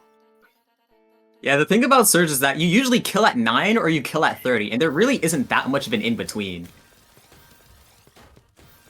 And Tiki seems to be choosing those 30s for the most part. Yeah, I mean, it's been working out well so far for them. I think Vega needs to try and focus on building their own. They do have a 12 here, but it's just not enough. They have to cancel because they got sent so much. And now they're dealing with Cheese trying to get through it back to that clean well. Tiki, in the meantime, not having too much back-to-back of their own, getting spiked up massively, was not ready. They had the chance to build Surge, but just didn't take advantage of that. And then Vega takes another point, trying to close in that gap of a lead. Yeah, we do also love to see the use of Fairy Cannon from Tiki. Also just gonna completely abandon the 4 wide. They saw... you saw them think about it and just said, nah, I saw that downside already. Not gonna repeat the mistake. Yeah, gotta learn from the mistakes of others. And, I mean, chooses not to go for it right now. Tiki did have that nice 9 surge, broke out of it, but Vega is unfazed whatsoever, sitting at the bottom of their board, starting to build their own back-to-back chain, using that all-spin all to their advantage. Does take that small surge there. Tiki was pretty high up, had some cheese to go through, but had a nice downstack to get all the way. But speaking of downstack, we got Vega with the 29 there. Tiki misdropping the S-piece at the top and not able to downstack out of that. Well said. Vega has been playing with mostly like an opportunist playstyle, most of the time using their surges defensively, but the second they catch their advantage, you will see that speed increase and you will notice when they found their stride. And even with Tiki's timing, it is still rough to deal with on the back foot. Yeah, having that ability to burst is so useful, and you saw them use it there. They had a bad misdrop there, managed to make a down stack. Tiki also had one on their end, so they seem to be fine in that situation. But right now we can see they are not fine and starting to use that burst, trying to get down to this clean. Not having the best down stacks, though, finally makes it down. And looks like Tiki has their own cheese to deal with, so can't pressure too much here. But Vega's still choosing to upstack a little rather than going down. Finally makes it down to the board, while Tiki is starting to build that back-to-back once again. Another thing about just like the awareness of these players, like when the speed is this high, like there's so much opportunity for survivability, you're not really allowed to greed for kills. It is much better to just maintain the advantage that you have and just keep that neutral board state even when at a supreme advantage. Yeah, you really have no time for anything. You have to make decisions as quickly as possible, and any mistakes, unless you play perfectly, they will be taken advantage of. For sure. And Vega is surprisingly able to maintain their surge for just a little bit longer and send that offensively. But it's going to look tough on this down stack. Yeah, they're still sitting at the top of the board, getting sent so much there. I think they might have missed the down stack if they placed the Z piece instead, but it did not work out for them, and Tiki taking the 2-point lead. Vega has been slowly bringing up a comeback, but they only have 4 more rounds of Tiki wins left before they take the round, so Vega needs to keep it going if they want to catch up. Yeah, masterful cycling on that survival, but unfortunately the queue just was not agreeing with them in that moment. And we're gonna see Tiki start to switch their playstyle a little bit, going for the mini surges, trying to get that cheese compounding, but Vega's doing a nice job at canceling that threat. Yeah, both of them at that 4 back-to-back now, but then Tiki quickly bursts with a huge one. Vega still manages to survive that. I thought they were dead for sure. Tiki not able to get the killing blow. And now Tiki's not ready with the TP. Submit drops it over the well. And Vega takes around 1 point from tying it. Yeah, Tiki ended up misdropping their kill and had to break Surge a little bit earlier than expected. Couldn't do that same thing about just maintaining advantage. And then that misdrop on the survival as well. It's just heartbreaking to see. But that is the kind of opportunity that Vega needs, and they did take it. Yeah, absolutely. Amazing job with that Rin right now. But now they're struggling with misdrops. Didn't matter. They broke their surge, got a nice 19 attack there, sending Tiki up, following it up with a 30, trying to do that PC loop in the middle of the round, but it manages to misdrop, breaking it, and Tiki, because of that, is able to survive. Absolutely stylish sequence from Vega there, but unfortunately style points aren't real points, and they're going to have to fight a little bit harder than that if they want this round, much less the set. Yeah, definitely. I mean, they're both going strong right now, fighting for everything. We can see Vega sitting at 220 APM right now, trying to send any attack they can, but it's still not enough. Tiki is still living.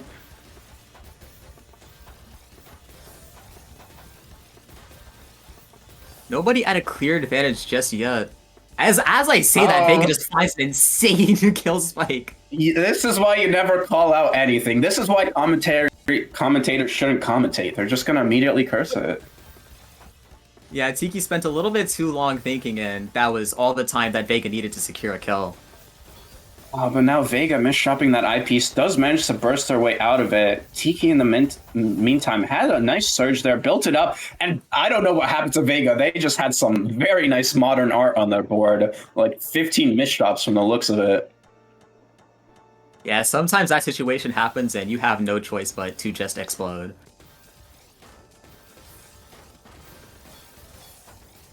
Like, both of them sitting pretty high this round so far.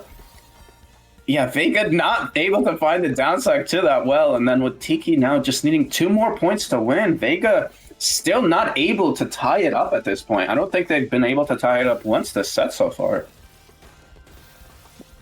I think they've done it at least once. It's kind of like a rubber band moment. They keep getting there, and then Tiki pulls away just before they could actually take a lead. Yeah. Looks like they might get a chance this round. I was going to say they had the surge ready, but then Tiki with the mid-game PC here sends them all the way up to the top. They're forced to downstack before they can actually get the kill now. Tiki does have a lot of cheese they're working with while Vega is trying to pressure here. Might be able to get the kill. Gets the perfect clear, trying to loop again. They had the PC, chose not to go for it maybe. Not too sure about that. But Tiki's still dealing with a little bit of cheese at this point. Still has the back-to-back though. I think this is a really good example of PCs just being relegated to like a util clear now. They've lost most of their power in favor of just maintaining that back-to-back, and you're probably not going to find too many kills with them, even when your opponent is so high up in the board. Yeah, I missed the PC sending 10s. As a PC looper myself, it was better times. Absolutely no bias. We must live with the world now as it is. And as it is right now, Vega with a huge burst there, still keeping that back-to-back, gets a huge spike and tops out Tiki, bringing it 1 point from tying it again for like the 4th time this set. Yeah, only a 1 point deficit now. Tiki running out of skims. And is now just gonna do their normal efficiency as the opener, as expected. Oh, but that well wasn't agreeing with them, so that was going to break their surge. Yeah, and Vega with their own surge ready to counter it. Tiki still managed to cancel most of it, but Vega's not done with this pressuring. They do have some cheese they need to downstack, but immediately make it through. Tiki now trying to force to downstack through this cheese as well, but they're fine. Vega's not sending much pressure at all. They're gonna find the C-spin, gonna end up doing the boomerang type TST clears. You'll love to see those. Yeah, getting the C-spin by using an all-spin to get it is certainly a strategy I wasn't expecting to see pre-season 2, but if it works right now, and we can see the back-to-back bonus from that. Tiki getting a huge spike to counter it, and Vega wasn't ready to get a clear. I don't think they had a clear on their board. They could have canceled this. They weren't able to. And with that, Tiki at match point now. Vega in the hot seat needs to win 3 in a row if they want to be able to move on here. Yeah, you love it when the wells align, and they just took that opportunity the moment Vega had a compromised board state, and they're gonna need to look for that again if they want to win this, but Vega has been shown to be able to find these comebacks and find these opportunities as well. Yeah, it's definitely not over, folks, but again, just one slip-up could be the difference between Vega getting another round in or getting knocked out of the bracket. They do send a huge spike. Tiki is sitting at the top, but still not enough to kill. They do need to try and find a downstack, not able to find one in time. Vega still lives, still has an opportunity to bring it up and bring it back. When the speed of play is so high, the volatility is just pushed to its absolute limit, and when that happens, it only takes one wrong guess to get owned. Vega had the PC, was going to try looping, but then misdropped again with this PC loop, not able to pull it off. Looks like Tiki is fine on the other end. Does have a little bit cheese there on the board, but shouldn't be a problem as Vega's not ready to pressure. No, they aren't, but we are going to enter a neutral board state from both players. Vega struggling to get that J piece to kick back up, but they are going to find it in time and continue building their back-to-back.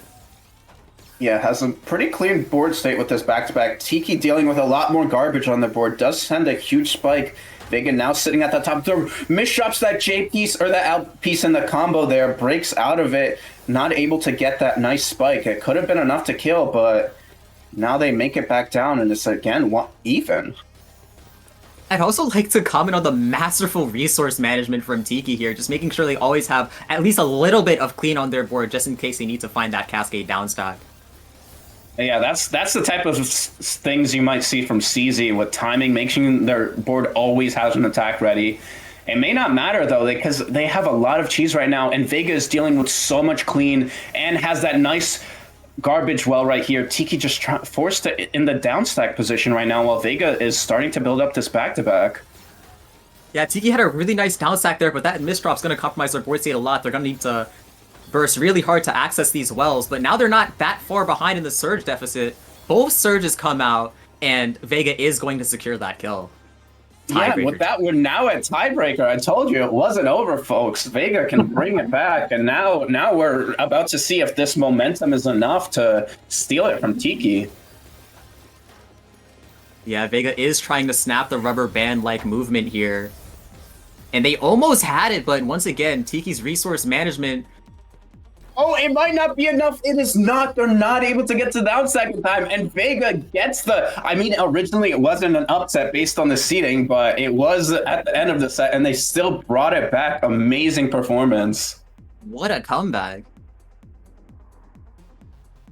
Don't call it a comeback. They've been here for years. That's what I've been saying. We are gonna move down to Orange for the losers finals. Yeah, but I do want to, again, shout outs to Tiki. They played amazing that set. Unfortunately, they weren't able to keep it together at the end. I know what that knocked out, but yeah, amazing job by Vega. And before moving on to this next round, I do want to do one more shout out for... We got some donations in the middle of that set. $5 from Choco, $5 from BT99, and then $50 from Mitsu. And that's a total of $178 for the Prism 3 prize pool. So if you want to donate, help out these very amazing players get some money, then feel free to donate. But yeah, thank you all for that. And with that, we move back to the orange bracket. That prize pool is going to remain open. And speaking of the orange bracket, Vaporeon goes by like 4 usernames, I think. It is quite good. It's fine. As long as we got the one name for commentary, that's all I need. That's all we need.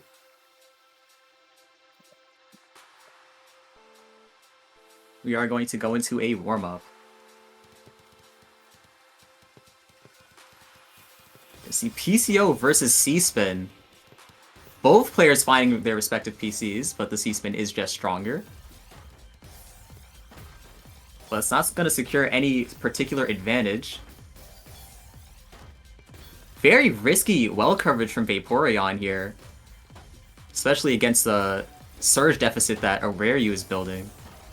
Yeah, they get a huge spike with that Surge now. Vaporeon forced to downstack.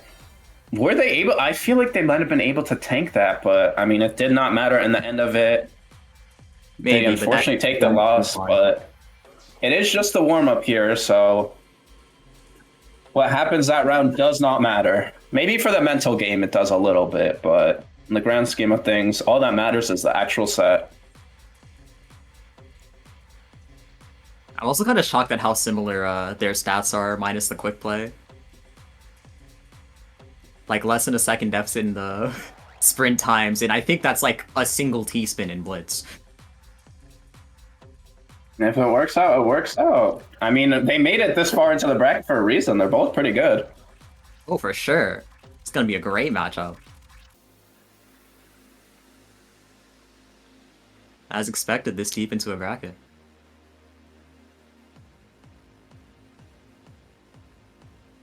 I think we're setting up the room right now, struggling to figure out if it's first to 11, first to 9. That's not my pay. That's not what I'm paid for. I mean, I'm not paid for anything, but you know, if I was, that wouldn't be my job.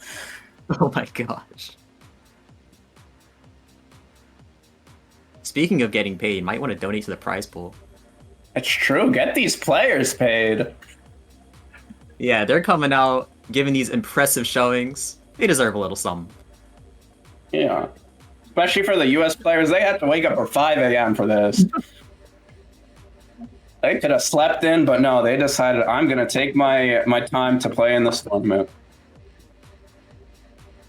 Yeah, especially with that TWC qualifier stage, you gotta make sure you're up for these Yeah, that's true. You can't forget. This is worth some points. big majors. We are going again to the actual first to 9 set. TKI from Vaporeon, C-Spin from Aureliu. I mean, we see Aureliu has that speed right now, already going 3.1. They're going faster than me. And they're in the they're in the second highest bracket. Maybe I'm a little bit washed, but that's tough to see. But looks like it doesn't matter if you misdrop on top of those stacking.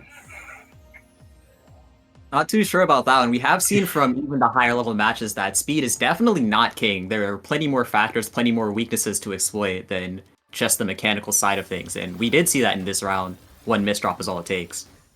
Yeah, you can see. I mean, you can see Vaporeon going a solid 1 PPS right now, focusing on just timing. Yeah, Raryu's still going at that 3 PPS speed right now, potentially building up a back-to-back. Chooses to get a mini combo there, not able to get much out of it here. Forced to downstack as they get sent up. Vaporeon getting the win sub 2 PPS. Yeah, Raryu is just overusing their speed right now, and it's not working out. They might need to slow it down a little bit. Just another lesson to the power of good decision making. Vaporeon's actually gonna tank the C-Spin, and they do get rewarded for it with a nice well. Yeah, Gonna do has some that perfect. attacking. Yeah, has that perfectly clean well. Raryu just sitting at the top of the board, not able to find that downstack. Vaporeon already has a 3-point lead very quickly into the round, and they're not even pressuring too much. They're just timing their attacks well, and Raryu just can't get that downstack. Yeah, Raryu just looking for that missing piece here. One Oh, more it looks fact like that they get both of them. leverage. Both of them get the PC there, but I mean, it cancels out. Raryu's still going for the PC loop, not able to continue it for much longer. But they do have a clean well to work with now. Yes, they do.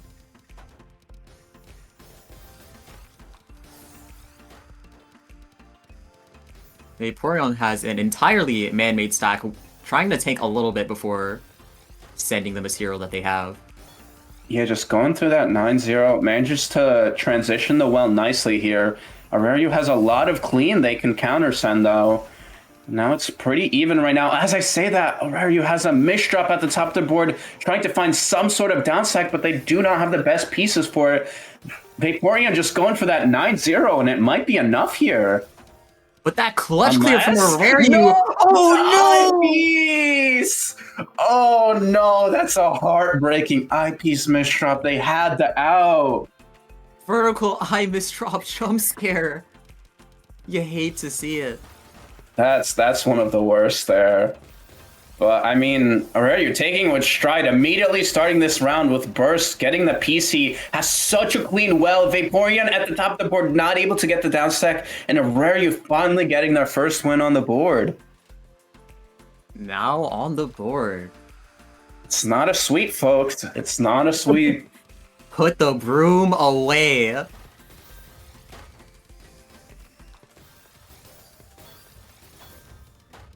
Lot of Yeah, clean where are on you this front side.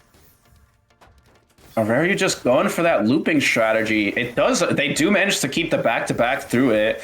Vaporeon does have a lot of clean to work with, while Raryu has a lot of cheese. They need to cancel here, forced to get that huge surge spike, and it's enough, even though they were at the top of their board.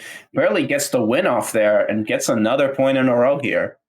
Yeah, extremely risky take, knowing that if they were able to do so, they had more than enough to kill, and they do get rewarded for it. Yeah, that's the risk you take with this type of stuff here. Oh, and speaking of looping, it looked like Vaporeon deciding to go for some now. Finally breaks out of it, but Aureliu was not ready. They do manage to find the down stack just barely, looking for that eye piece, do manage to pull it off and gets the T-spin to cancel. Vaporeon not able to kill with that surge there. Yeah, it looks like roles reversed there for a second. I saw Vaporeon loop in there. I saw Aureliu timing. It was a very interesting thing to see. Getting personal flashbacks from your opponent's play is always got to be a scary thing. Wait a minute, I thought this was my domain. But luckily for them, they don't end up losing off of it. Yeah, it looks like both of them survived, but Vaporeon not for much longer. They were so close to getting that clean well, but it was not enough. And I mean, Vaporeon had a 4-point lead, but it's nearly vanished at this point. So quickly, too. Aureliu with 3 wins in a row here. Yeah, did they switch playstyles? Why is Vaporeon going for the PC loops now? I'm very confused. I mean, it's working for them, but I'm just a little superposition. Yeah, what's that one movie where they swap bodies? These players just swapping playstyles out of nowhere. Freaky Friday, that's the one. Yeah, that one movie definitely does not narrow it down far enough. Yeah, my bad, But speaking of going down, we've got Aureliu, an entirely man-made stack. Yeah, I remember someone mentioning early Vaporeon getting a man-made stack. I'm not ruling out the fact that these two players just switch playstyles. That's still in the picture here. That is still in the picture. It looks like Vaporeon has that nice, well, pressuring right now with this back-to-back, has up to 4 here. Aureliu has that 9, or that 0-9, well, and the other eyepiece, they are not good with their eyepieces. The second death to an eyepiece drop, and Vaporeon gets that 3-point lead back almost instantly. Yeah, I can definitely imagine the nerves being stuck on cycle duty like that, and then just getting hit with another eyepiece misdrop. You hate to see it.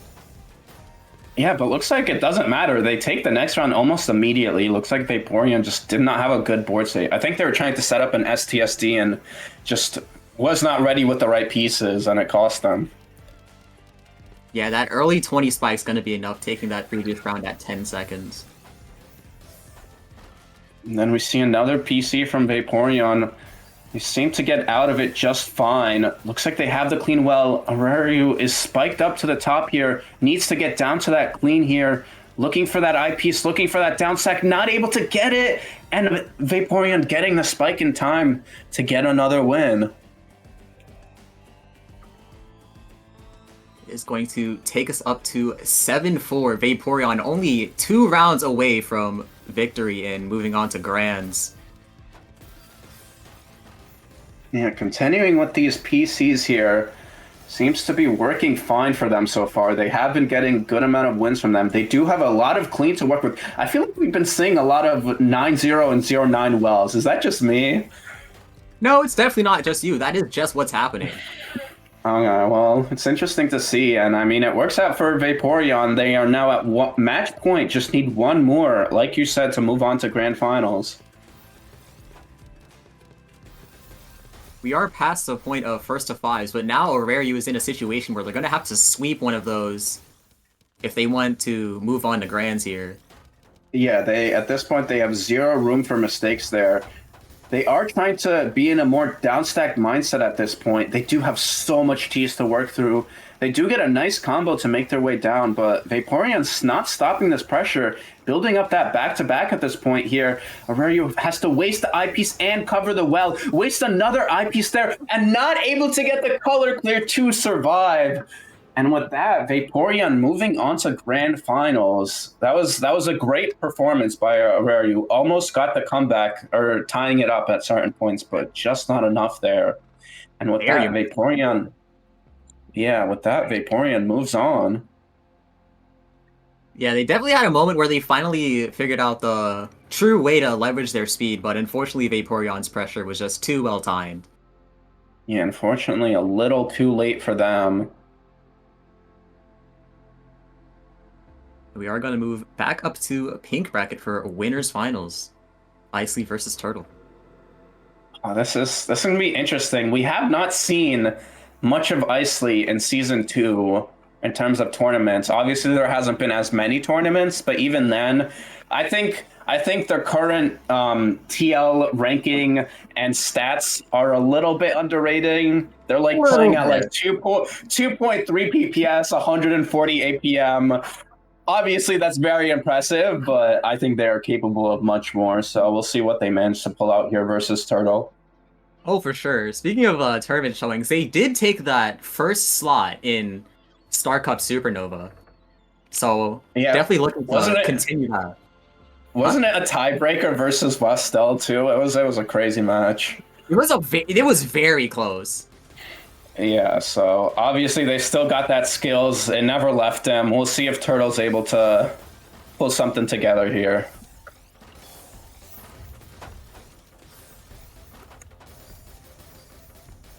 We are gonna see where Turtle got their name here with the seemingly defensive playstyle. Can you say defensive when they're going 3.5 PPS? Is that like allowed? I mean, speed is relative. That is just how it is. Doesn't matter how fast you're going when you have they're playing an faster though. They're playing faster than Isley. You can't really say speed is relative when they're going half a PPS faster. But I mean, maybe it doesn't matter here. Isley's the one with the back-to-back chain. They're the one sending the pressure. Turtle does find the down stack, gets a huge spike there, but I mean, Isley's unfazed, just has to use their surge there to cancel it all. I think this is another example of speed being relative, because like just the meanings of spike and sustain have just changed for these players, where even these 26 looks kind of slow compared to what they're capable of. And that's an amazing survival from Turtle to take that warm up.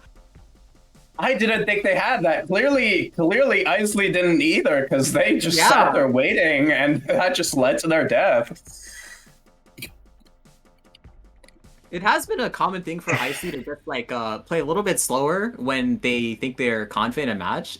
Some people call it throwing, but most of the times it's just for the sake of like preserving consistency. Because if you're playing too fast when you don't need to be, that's just prone to so many more mistakes, and they're aware of this. I mean, yeah, you definitely shouldn't be wasting energy on early rounds, but at this point, I would not say Turtles is an early round. What is this, grand finals or winners finals we're looking at?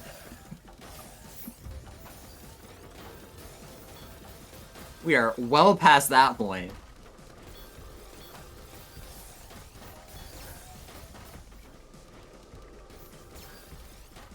We're gonna see Isley starting to build some back-to-back surge. Gonna be forced to break here just keep the normal board state. Yeah, it looks like Isley sitting at the top right now. Has that misdrop with that Z piece, I think. I think they were trying to do a Kaiden, but misdrop there.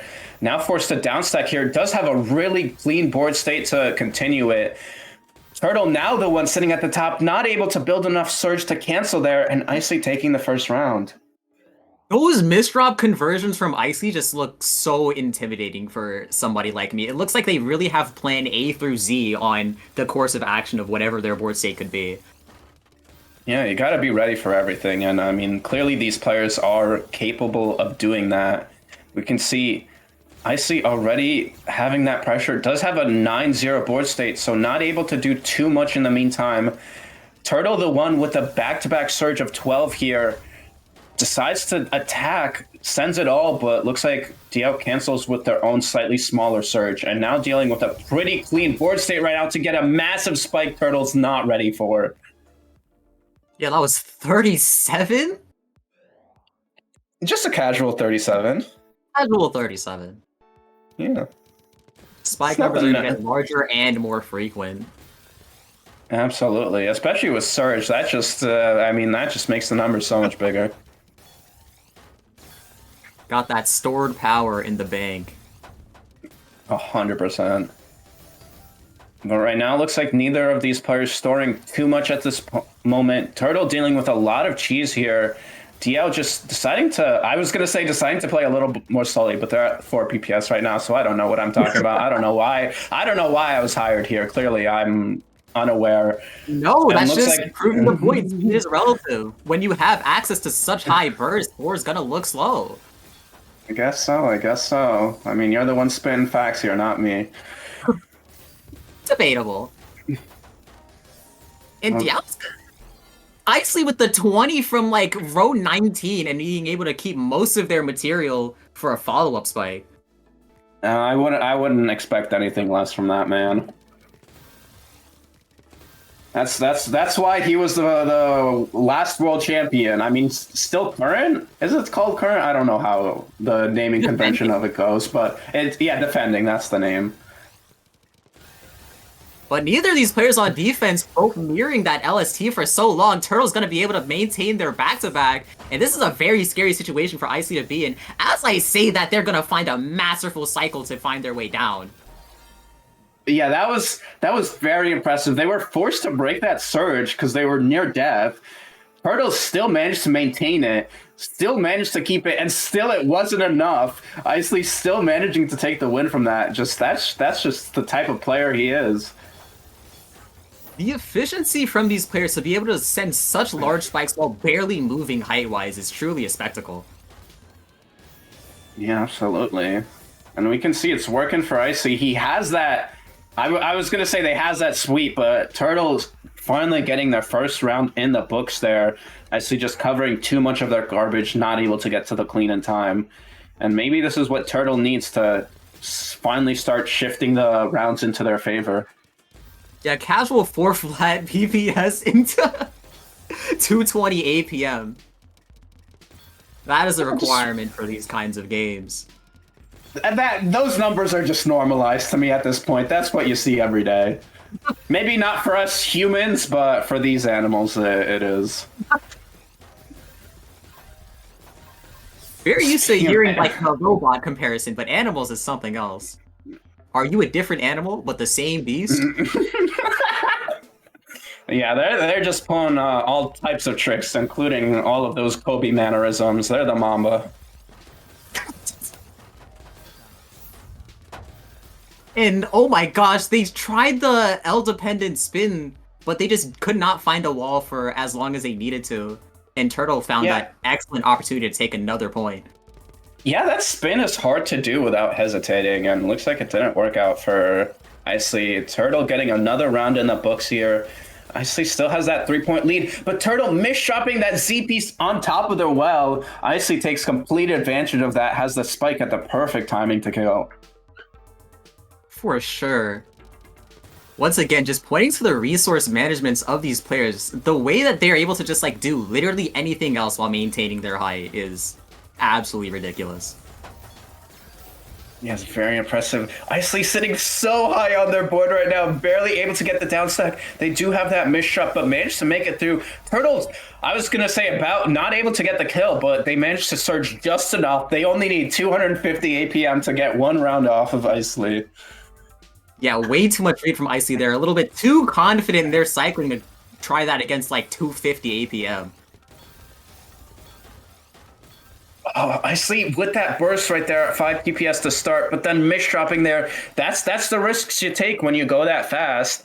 I mean, Turtle themselves only going 4.6. You know, casual numbers here. Almost faster than my sprint, but still normal for them. And Turtle just bursting out that SCPC spin at like 5.5 pieces per second. Gonna find that 20 spike down stack. But they're not gonna have any surge to defend of what Isley's cooking here. Yeah, they send their own surge. It was only 9, so didn't send too much, but Turtle still getting pressured, so they're sitting at the top. Finally makes it back to their clean well, able to cancel just in time here. Looking for an eyepiece, not getting it in like 14 pieces, finally gets 2 in a row there. Just barely able to survive, but Isley still pressuring, and Turtle's not ready to counter it. And we see yet another 4-7 scoreline. Seems to be pretty common. Yeah, but it's still definitely not over for Turtle. Compared to the last set, Isley does need to get 4 rounds here. So Turtle does have slightly more wiggle room, but when you have misdrops like that with the T-piece, it's not going to go in your favor. I also feel like I'm obliged to mention that even at the peak, like upper echelon of play, we are still seeing stick versus SDPC spin. I'm a TKI guy myself, but if people want to do it, that's their prerogative. Whatever works. Yeah, I mean, it's working. Turtle had that super clean well right now. Worked perfectly for them, but Icy on the other side still has their own surge here, still going so fast, has these donations down on lock, doing it without any hesitation. Turtle now forced to burst themselves. They have a 16 surge here. It's just a surge battle right now. Both of them forced to cancel, and it evens out. That was very impressive by both of them. Yeah, very impressive that it just completely neutralizes after such a sequence from these players. And we're going to be in a very similar situation again. Yeah, both of them are just playing miraculously right now, but Icy's able to keep up that play for slightly longer. Turtle just has those two mid-drops there, and Icy takes advantage, now only 2 points from winning this set. Yeah, these players just throwing haymakers at each other, but just showing the amount that they're just willing to tank. You gotta take those risks if you want to get the win.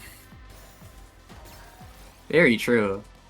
This is a game of risk management, and after those misdrops, there's just not too much to manage after that, and a Turtle is going to secure another point, 9-5 like clockwork. Yeah, finally gets another one, trying to inch it back. But again, when the only way you can win is if Icy makes mistakes, then you're just relying on your opponent to make those mistakes. You gotta try and pressure, but against Icy, it's like nearly impossible, is what I'd say. Unless you're Westel, like, what can you do? I mean, they've done enough to take 5. That is true, but again, I just think it's from Icy's mistakes more than anything, and it's just tough against them. And speaking of mistakes, you can see Turtle's the one dealing with mistakes. Even Icy had their own surge ready to send on top of that, but didn't need to. And with that, Icy is at match point here. Only needs one more to move to Grands. Just one more, and we are going to see that mirrored LST. Oh my goodness, those vertical misdrops from Icy. It's going to be very hard to try and counteract that. And once again, opportunities from Turtle, but they're still going to need to try and make their own plays. Yeah, that's the misdrops that we're talking about here. That's what Turtle needs. They just need they just need Icy to misdrop every round here. Looks like Icy deciding to time a little bit here, maybe realizing the error of their ways, purely going with that speed. Now has that surge build up. Turtle slightly behind, but Icy forced to break out of it as they make their way down. I don't even think they've been, like, not timing at all during this entire time. It's just been a matter of all it takes is one mistake and you kind of just get owned. Yeah, I think they've definitely been timing, but also you can see that speed. They've definitely used it in certain rounds, and it hasn't been great for them. But right now, it looks like both players are sitting fine. Icy had that surge, forced to break out of it. Now Turtle's sitting at the top of their board there, trying to find a down stack. Might not make it in time. Gets the clutch clear, but it's not enough. Yeah, Icy is recognizing that these surges kill at 9 or they kill at 30. And when the 30s don't work, you gotta get these early cheeses with their ability to just maintain their efficiency. It is the expected result for the cheese to get to them. Yeah, and with that, Icy does move on to winners finals. Turtle's being moved to losers. We'll see if Turtle can run it back in grands, but for now, we're going back to grand finals of the orange bracket. Vaporeon versus Xavier. We'll see how this goes.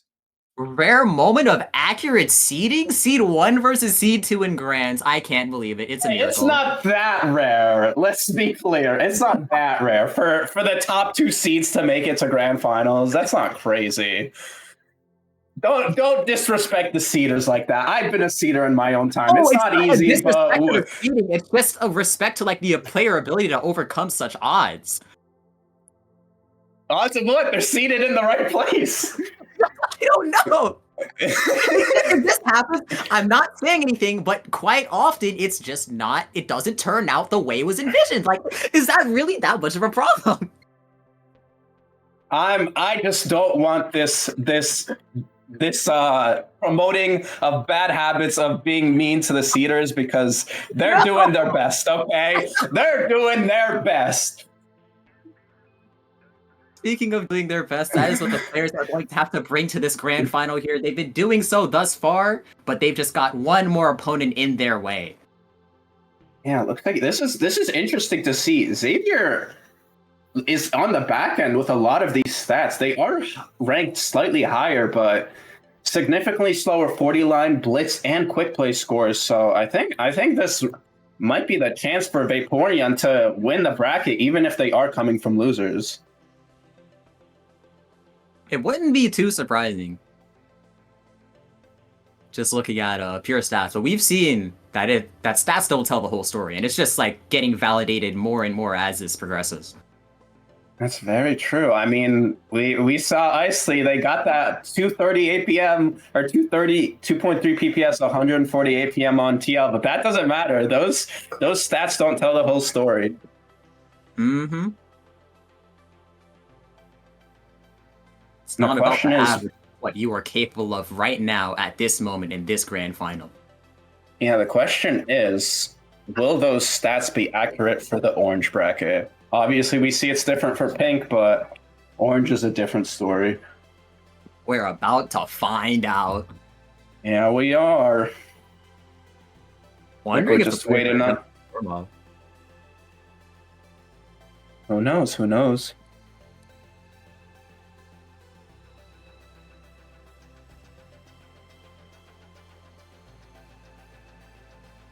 Spooky situations. Nothing commentators aren't used to. We can just yap all day about stuff. Hope everyone's having a good Saturday so far. Mm-hmm.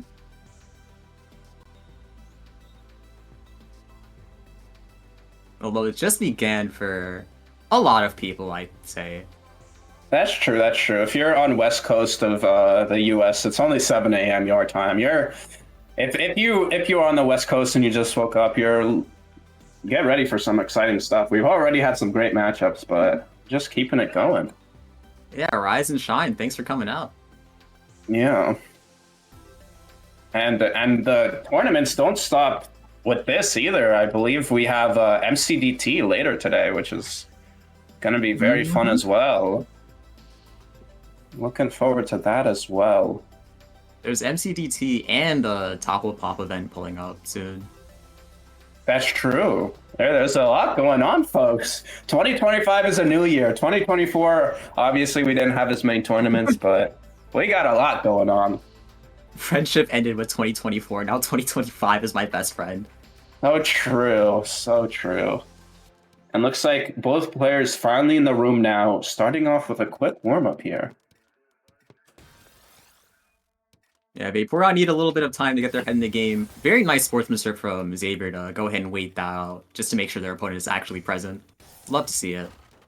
Yeah, we love sportsmanship here. Looks like both players starting a little bit rough here, both dealing with a little bit high up on their board, but looks like Vaporeon able to get that quick warm-up here. Hopefully that was enough for them. I don't know if it would be for me, but too late to turn back now. So true. Not like that was a plan anyway. Grand finalist and all. For sure.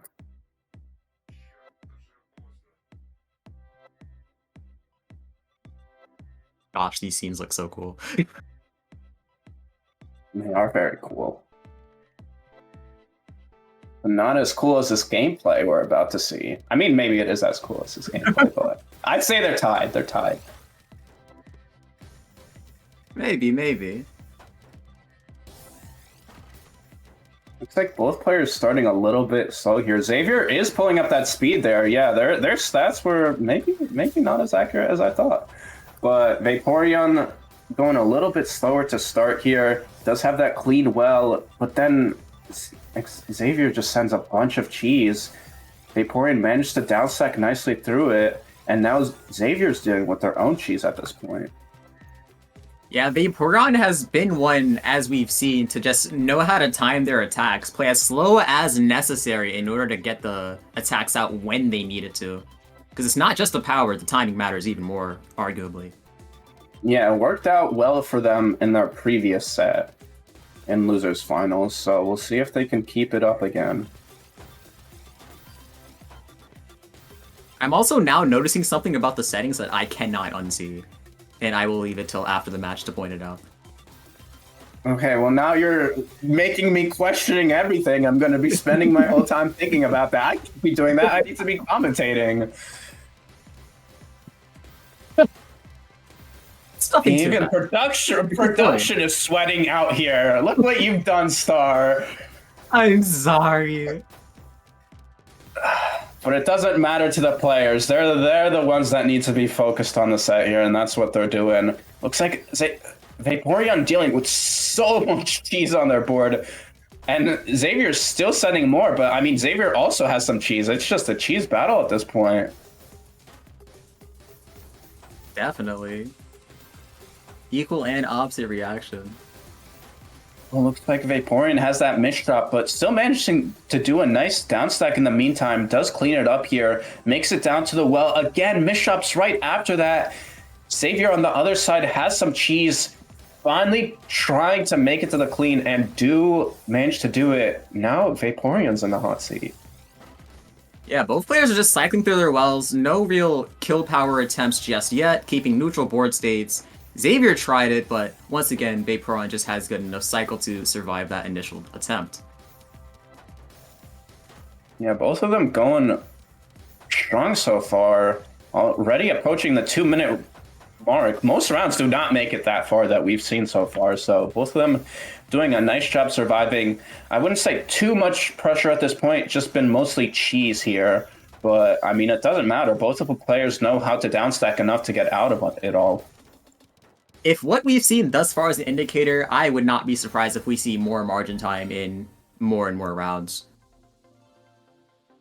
Yeah, we'll see. We'll see if these players choose to change their play style over time, but for now, it's very possible.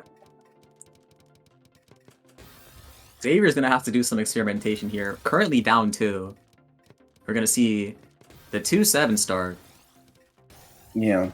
We can't forget here, Xavier is the one on the winner's side, so Vaporeon still needs to win two sets in a row here if they want to actually win the bracket. So Xavier does have slightly bigger wiggle room, and they're going to try and use it. They did get that nice surge into that nice combo there, enough for them to get their first point.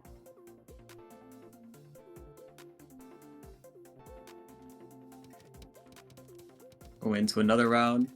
Just an early T-spin from Vaporeon. And the C-spin from Xavier. Yeah, looks like, again, Vaporeon just taking it slow here, not focused too much on the pressure, just trying to time here. Building up that back-to-back surge, does have to quickly break it as Xavier does send, and they're the ones that still have that back-to-back, keeping it going at this point here. Setting up nice Kaiden and not stopping at that 9 number that you've been mentioning so much with that surge. Don't think it's enough to kill here, but it definitely could be problematic for Vaporeon. Seems that they make it out of there just fine, but as I'm saying, this Xavier is gonna build yet another back-to-back chain. And it's gone. Yeah, it's there and it's gone just that quickly. And yeah, looks like both players pretty much back to even. Vaporeon trying to get to that clean a little bit high up at this point and has that Z misdrop, not able to clear it in time. Unfortunate timing there, but with that, Xavier ties it right back up. The experimentation does seem to be paying off now. That's what you need to win. You can't be static in this game. No, you can't. Flow like water.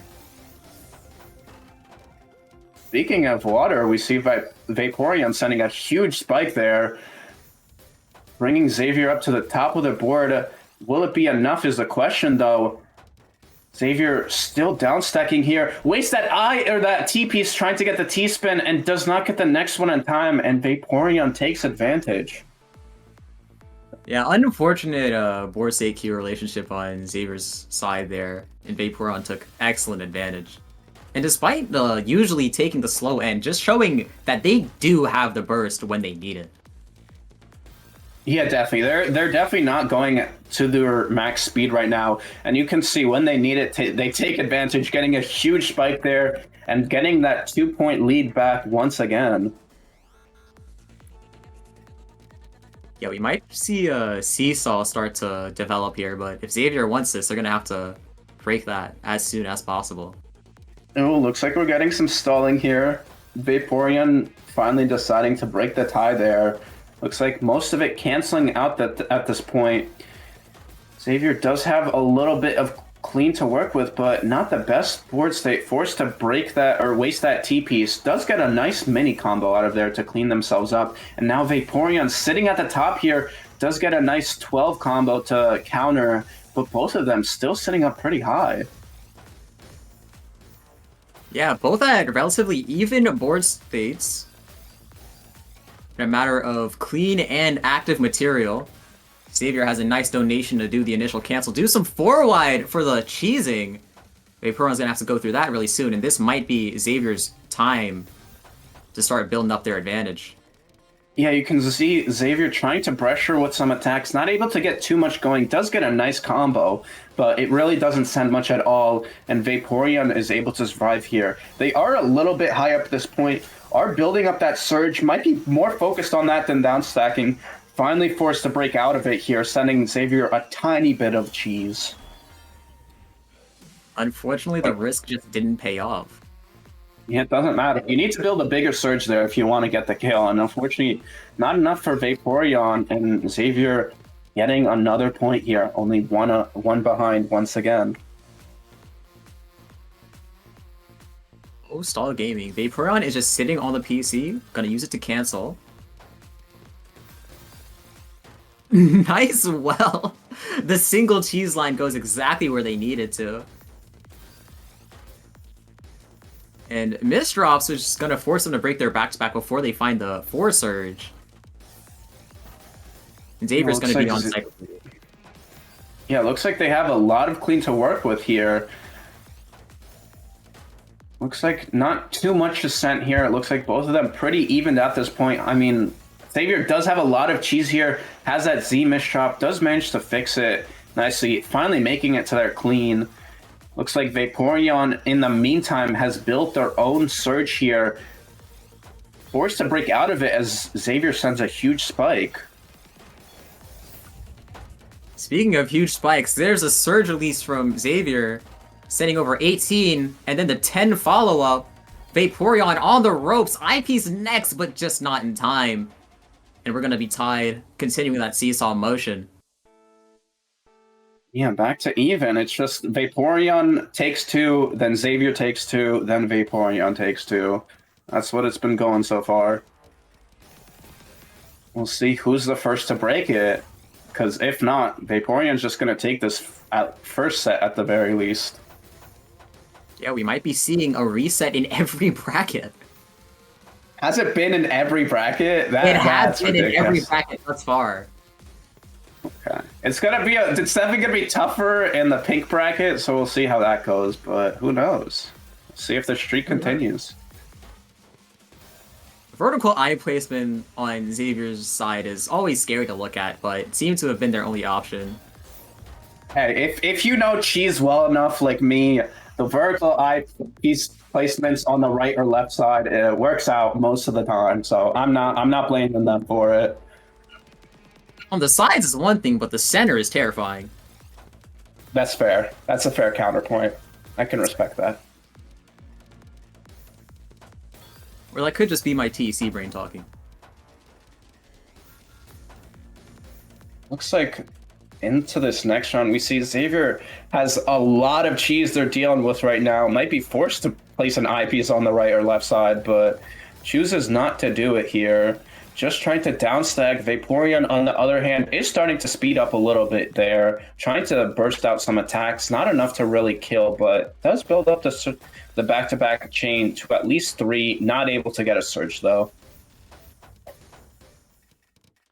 Yeah, getting those 4 surges are pretty useful. Just it's an artificial APM boost, so might as well take it when you can get it. But if you don't have that option, then so be it. Yeah, that's if you're dealing with a lot of cheese, unless you got that all-spin magic, then you can't really do much about it. R is heartbreaking to see it end at 3.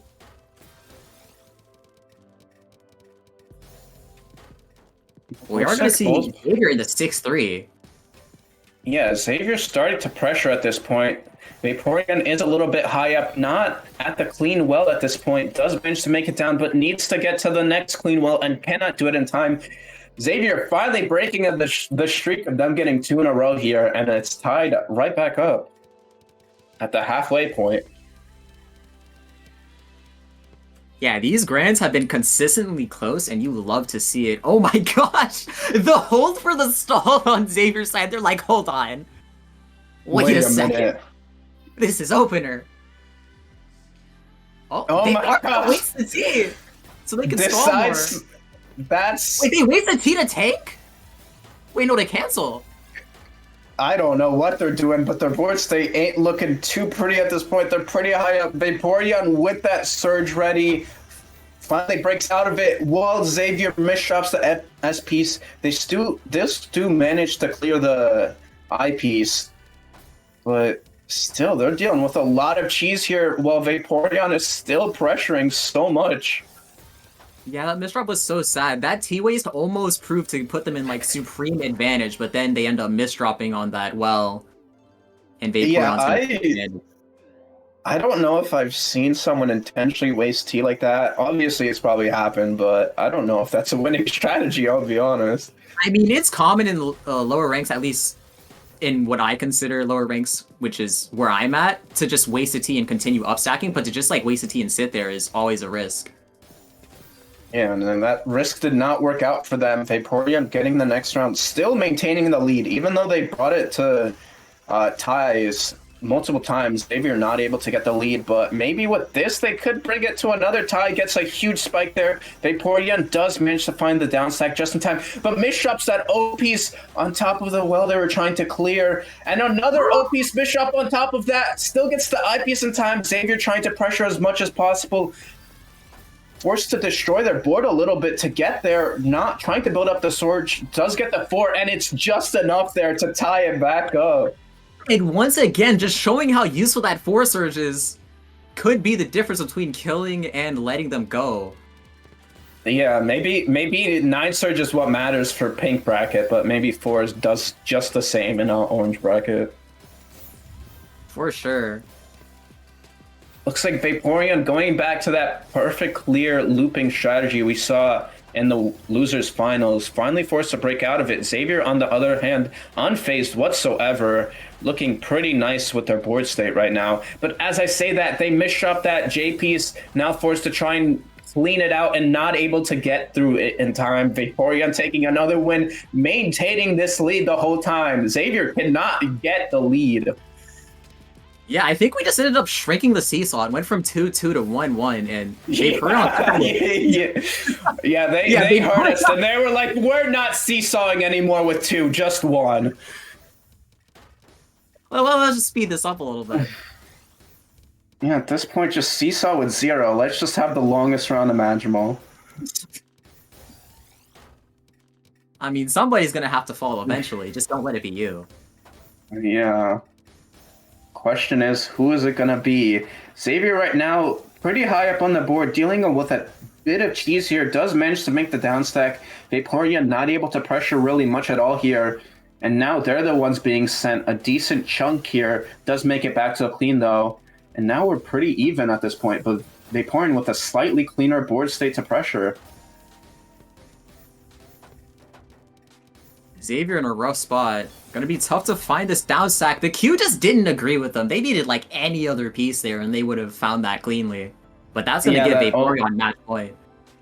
Yeah, that O piece was heartbreaking. If they were slightly faster, they could have made it out. But yeah, it looks like that 1 point seesawing is over. Now it's back to 2 points potentially. We'll see what Xavier is able to pull out. But if he does not win this round, then Vaporeon gets the bracket reset and we're gonna see true grand finals. Maybe we might actually see a reset in every bracket. Let's not give up on Xavier just yet. They still have a chance to bring it back here. Looks like they have a pretty clean board state to send some pressure here. Does cover that well piece with that overhang, but still trying to pressure. Does finally build up that surge. Might be forced to break it, but not able to get it line clear in time. And with that, Vaporeon gets the bracket reset. Now that's 3 out of 4 with bracket resets. We'll see if Vaporeon's able to get another win to get the true win in the orange bracket, though. And a very nice 6-9 score. Xavier is gonna fall, but they've got that platform saving them, and we are at true finals. Yeah, let's see if they got enough wiggle room to bring it back and get this win. The time for experimentation is over. Bracket relies on this current moment.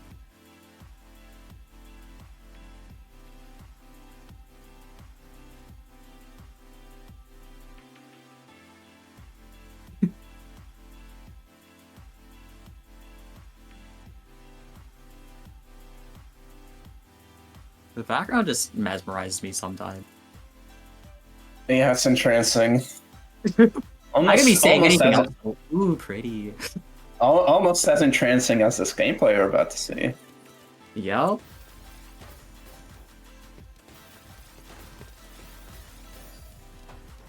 Looks like both of these players starting strong here. Definitely not going slower like they were in that last set at the start. Vaporeon, we can see already going 3 PPS, throwing everything they can. They do have this nice back-to-back here of 6. Still choosing to T-spin here. Going for that all-spin, finally breaking it out at 15. It does send Xavier a huge amount of cheese. They're forced to try and find the down stack here. Do make it down slightly at this point, but still, Vaporeon's not done pressuring. Yeah, we saw them trying to emulate that height maintenance that we saw at higher levels of play, and it is working for them in terms of they still have advantage. Yeah, they're keeping it going right now, building up another surge here at 5 at this point. Xavier's now just the one on the defensive this whole time, not able to get the down stack in time, and with that, Vaporeon takes the first round in a pretty commanding way. And now I'm just curious to see what Seesaw develops on this time. If there is one at all, that's the question. If there is one. Can't be speaking too soon, you know the commentator's curse. It gets us all. Looks like Xavier right now with dealing with so much keys, including some self-made one. Vaporeon with the perfect board state to take advantage and getting another quick one in the books. Very nice punish from Vaporeon there. Unfortunate misdraws from Xavier. But they're gonna need to get a saddle on these. That margin of error is shrinking as the match continues. Yeah, they do not have one whole set of wiggle room at this point here. All of the mistakes will make a difference in the long run here, and Xavier needs to pick it up. Come on, I'm rooting for you. No bias at all. Bias, by the way.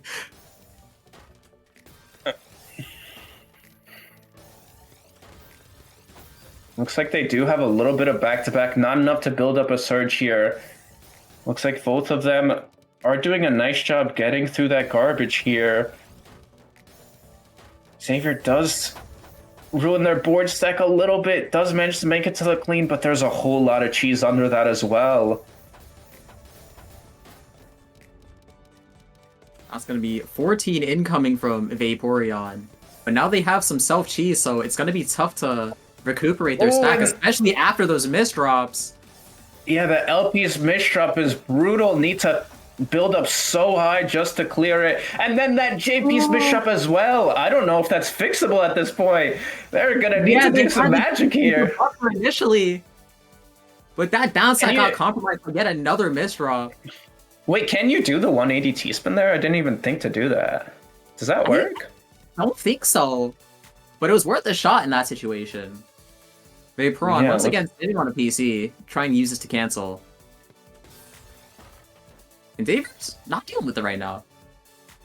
Yeah, it looks like both players just timing at this point. Maybe Xavier just went AFK. They do have the PC if they want to go for it. I don't know if they maybe they missed it, but I think they just wanted to fully think there, so they definitely see the vision. Yeah, I mean, it worked out. Vaporeon not able to downstack fast enough, so it looks like timing does work sometimes. We are seeing this 2-point seesaw. Once again, we'll see if Vaporeon gets the next one. But they're being consistent at the very least. Consistency is key. That's true. I don't know if it's key to winning to give your opponent 2 points and then go back and forth, but maybe it's some sort of strategy I'm not aware of.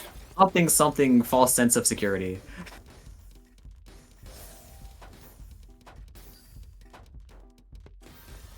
You can see now Xavier has some cheese they need to get through. Not focused on the downstacking too much here. Vaporeon not going with too much pressure at this point. Finally starting to attack here while Xavier's sitting at the top of the board, needs to find some sort of downstack. Does manage to make it to the clean well in time, but again, so much cheese under them. But I mean, as I say that, Vaporeon does not have a clean board themselves, and it doesn't matter that Xavier didn't make their way down because Vaporeon didn't even poor job in that regard.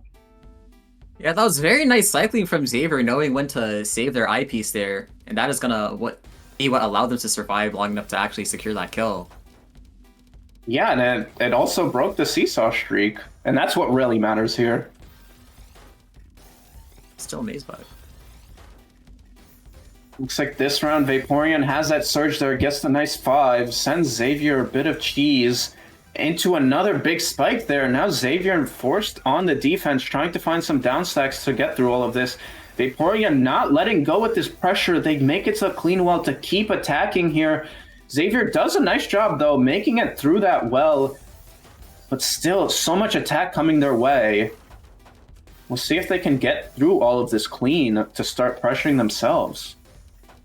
Yeah, a lot of clean from Xavier there. But they weren't really able to bunch up their attacks into spikes, so Vaporeon's just going to shrug it off. Very similar APM from the players as well, so it really is just going to be one large spike that's going to decide it. After that eyepiece misdrop, it might be right now. Yeah, it's a lot of countering with the clean right now. Both of them playing very efficiently with that.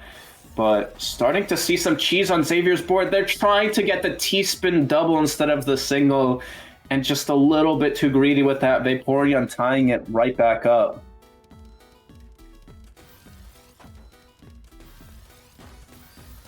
Yeah, Xavier noticed that difference, tried to find the large spike with the TSD quad, but too greedy. Not enough. Yeah, looks like Xavier at this point looking pretty clean here. Vaporeon really high up on their board. Put themselves in a risky position. Do get the down stack. That does send Xavier up through some cheese at this point. But they're able to down stack through it just fine. And it looks like we're approaching to a pretty even board state. Even indeed. Xavier had the clean first, Vaporeon not so long after. And Xavier's just gonna go all the way down. Once again, just gonna keep cycling those eyepieces going down whenever possible. Oh, Xavier misdropping with that S-piece. Puts them in a pretty rough position right now. And Vaporeon on the other side had a huge surge build-up. I didn't even notice it. I think it was like 10 or 11 there. And able to get the killing blow with that. Upstacking with that 6 surge, knowing that they had the time to just build whatever spike they wanted, and they did execute flawlessly.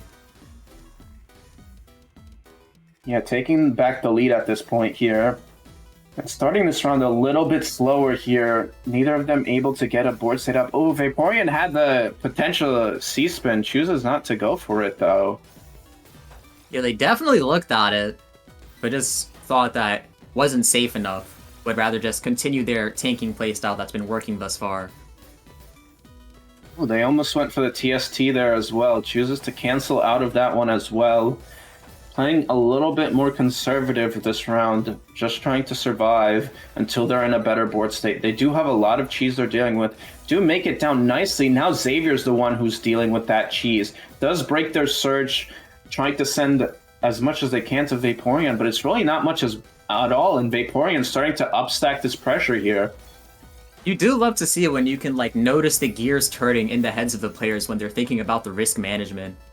Trying to avoid the intrusive thoughts to build more than they need to, and Vaporeon just showing how insane of a skill that is in taking that round because of it. Yeah, it's very important, and it put them in a good position to kill. Xavier did get a misdrop at the top of their board, and Vaporeon taking advantage. And now they're taking advantage of this no garbage on their board with those PCs. Do send a good amount with that, nearly getting the kill on Xavier, but they're not able to get the finishing blow there. Xavier finding the down stack here, now getting a nice clean board state to continuing attack themselves, and Vaporeon's the one sitting at the top. Once again, Xavier avoiding their panic instinct and recognizing they need to save I there for their downstacks.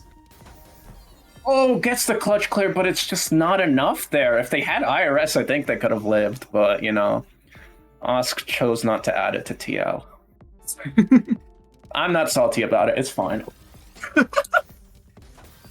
It's okay. It's That okay. makes one of us, and we are going to see the 2-7 stacking from Xavier.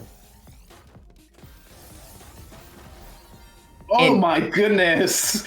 Instantaneous 22 spike from Vaporeon, and they are running away with the lead, currently at a 4 gap.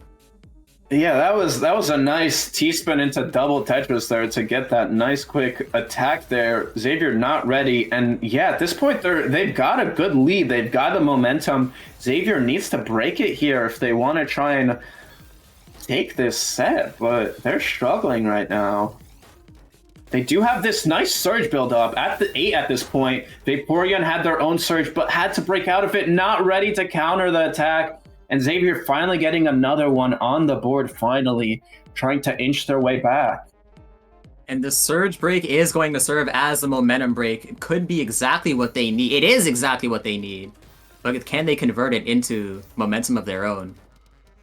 Yeah, they only have one round of wiggle room to give Vaporeon at this point, so they need to be playing as best as they can to try and take this W. And they're fighting with their heart right now. You can definitely see it in the finesse even.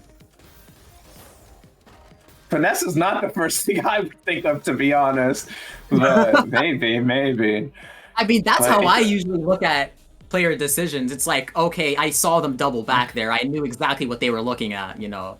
I see what you mean. But I mean, it Especially looks when like it players does. have. Yeah. But it doesn't matter because Vaporeon still took that round. Xavier's imperfect finesse did not matter at this point. It wasn't good enough.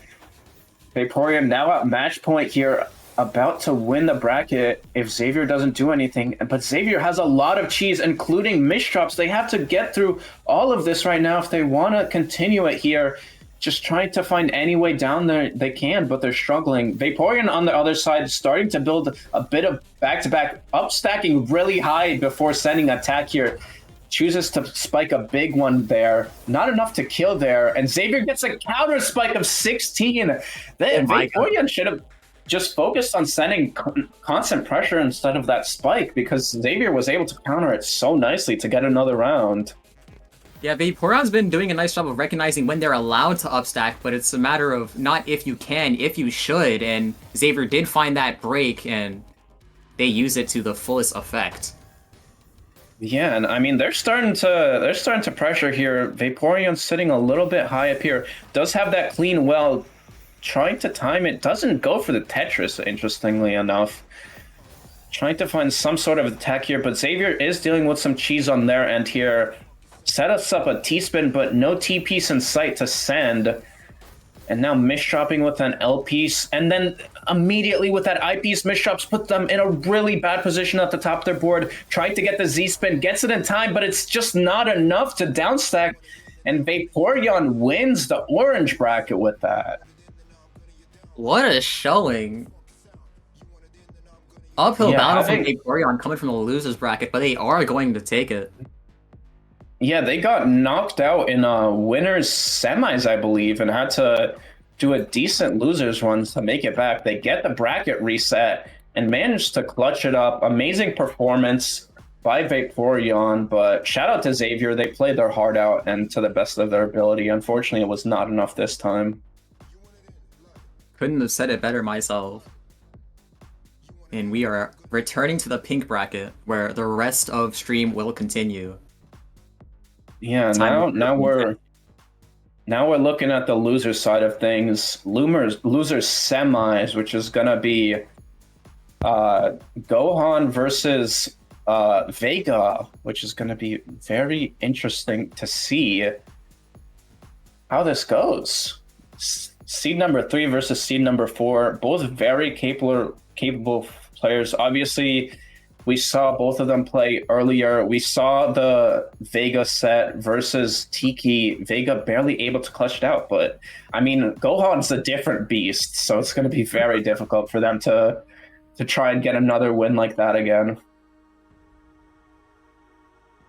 I do find it interesting how this is a 1 seed gap, but like a 200 TR gap. And up in the X pluses, 200 TR is a lot, but we've seen plenty of upsets happen before. Yeah, is Gohan still ranked number 1 right now? I'm not too sure. But even if they're not, they're number 2, but they're only 28 behind Blarg, so they're pretty close there. So obviously, Vega sitting at rank 10 in comparison to rank 2. They're still very capable, but it's going to be tough. It's definitely not going to be an easy battle for them. We'll see what they can pull through. Yeah, we've seen it time and time again. Stats don't tell the whole story, and that is a make the commentator say something. All you, Star. Oh my goodness. All right. New Mama Gohan Maharashan is a famous Indian Tetrio and Osu Okinawa State University player. He is very speed leading to invention of the term quick play. He is best known for misdropping in Zen mode and works part-time at Rice Selling Company. Very interesting that you made me say that. Yeah, I was getting that energy through ChatGPT from. I don't know how much of that is true, but I'll keep that in the back of my mind during this set. That's very vital information here. I'm honestly surprised that this redeem isn't getting abused. Why did I say something? Oh my, I'm cooked.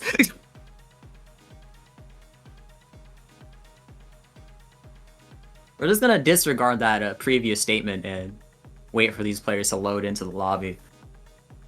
Yeah, there was a very interesting visual blog where we couldn't see Gohan in the room when they were, but looks like that's all sorted. I've never seen that before, but you know, ornaments break stuff sometimes. It's fine. Yeah, you never saw it because you didn't see them in the room. Like, that's true. That's true. Maybe it's happened before and we just never knew.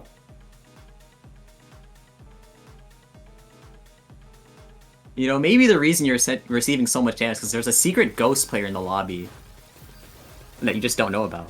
Yeah, they're just sending you more. It's not that your player's better. It's just there's another opponent you're playing at the same time.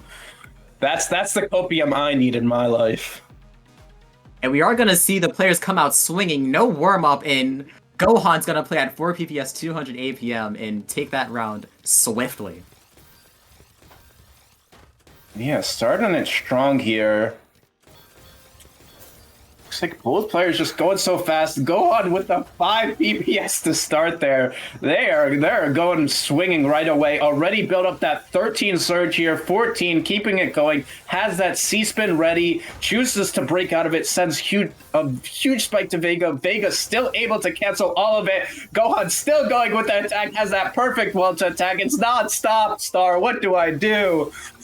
I don't really know, but I think these players are trying to figure out that exact same question as Gohan builds yet another surge lead, but Vega's been doing a very nice job at cycle duty to get out of here. But they're still going to need to find a way to find the offensive, because if they keep playing on the back foot, they're not going to be able to find the damage they need to get the kill. Oh my! Gohan ruins their board to send that surge, and it's still not enough to kill Vega. Vega's taking now like a 16 surge and then like a 25 surge right after, and is doing fine. Sends their own 24 attack. Gohan still unfazed, completely at the bottom of their board here. This is so much back-to-back on the second round only. Yeah, get that T-spin off, get that T-spin off. Send another surge, but it's not enough. Oh, and Vega might not be able to survive, but might be able to survive. Not able to get through it. Oh my goodness, that was a crazy second round. Absolutely action-packed minute and 30-second round. And that felt like 10 years with how much they were doing in so little time. This is what happens when you exclude the filler arcs. It's very true. This is what happens with no warm up. Maybe we should just do no warm up more often. And once again, we're gonna see Gohan take the surge lead. Vega not too far behind. I mean, it doesn't matter. Vega didn't need a surge lead. They just had a huge 23 spike from nothing, and Gohan wasn't ready to cancel it. Yeah, I think Vega's just like used to being able to play on the back foot and just know how to survive. They've been doing a very nice job on cycle duty, and this opportunistic nature is definitely serving them well. Yeah, Gohan just continuing this pressure. They are not letting up this speed, but it doesn't matter when Vega times it perfectly. Gohan had no T-piece or I-piece ready, even though they had the perfect board state to get some attacks. Yeah, we might see some innovation from Gohan into the later rounds because the full throttle isn't working as expected. Yeah, but Vega does have some cheese on their board right now. Do manage to get the down stack. In the meantime, Gohan had a huge surge ready. I don't know when they had time to build that up, but it didn't matter. Vega got through the cheese in time to get to that clean and cancel most of it. And now Gohan dealing with some miss shots on the top of their board. Vega timing their attack perfectly, sending them up all the way to the top, but they still managed to just find the down stack. Yeah, Vega spotted the miss drop and sent immediately. Just no more waiting, but it still wasn't enough when Gohan had that down stack for the next miss drop is gonna be what secures that fate, and Vega's gonna take the lead. It's not the first miss drop that kills, it's the second one and the mistakes made after, and that's what happened. Gohan made some mistakes after. Vega took advantage and now getting a quick lead here. These rounds have been going so fast, but like so long at the same time. I can't even explain it. It always is heartbreaking when you play your heart out just to escape one misdrop, and then the game hits you with, what about the second one? Exactly, and I mean, it's showing. Gohan had an eyepiece misdrop that round, and now Vega out of nowhere has a 2-point lead to start here. And Gohan misdropping the opener now. Now they just might be going a little too fast here. And just proving the point after that TKI misdraw. Supposed to be down to muscle memory at this level of play, but even still, bursting a little bit too hard. They still managed to build up that surge after the misdrop and get Vega with it. I can't even predict what's happening each round because it's just like both of these players are doing some crazy stuff. At this point, no single interaction can cause the... Yeah, both of them are going at 5 PPS right now. This is just sub 20 gameplay. Yeah, this is this. The CSD power and had the foresight to say no, I don't need it.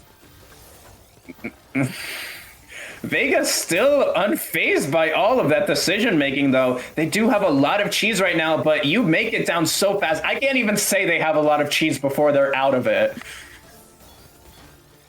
Truly. And Gohan's going to be using that all spin to build another surge extremely fast. Yeah, has a huge 20 spike there, but follows it up with 5 misdrops there. Vega barely surviving, able to get out in the meantime while Gohan's misdropping.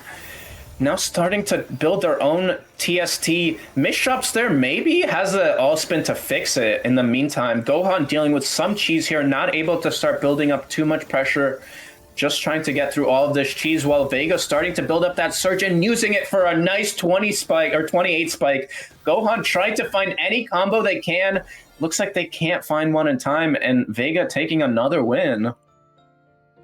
Yeah, once again, we had a moment of both players setting the surge at the same time, fully canceling, but Vega said, what about the second one? And Gohan just wasn't ready for it. PCO's on both sides. Looks like they both had 9 surge. Gohan decides to break it. Gohan shortly after. Now they're both pretty even. Gohan is at the bottom of the board. Vega trying to get through all of this cheese. Gohan starting to build that back-to-back again, sending Vega up to the top, but still not done. Continuing this attack, finally breaks it off, but Vega managed to cancel all of it just fine. Yeah, Gohan showing really nice all-spin knowledge and just the awareness to TSS just to keep the stack as aggressive as possible. And Vega's just doing a nice job at keeping their board state neutral, not overcommitting at any point. As long as they don't misdrop, they seem to be in a good spot. Yeah, Vega deciding to time here. They were playing super fast earlier, but have slowed down. While in the meantime, Gohan has just been building their surge. I don't know why they chose to do that, but now they have a huge attack to deal with when they're already at the top of the board and they're not ready for it. Not sure what the choice for that was by Vega, but it gave Gohan the chance to get another point, one away from tying it back up.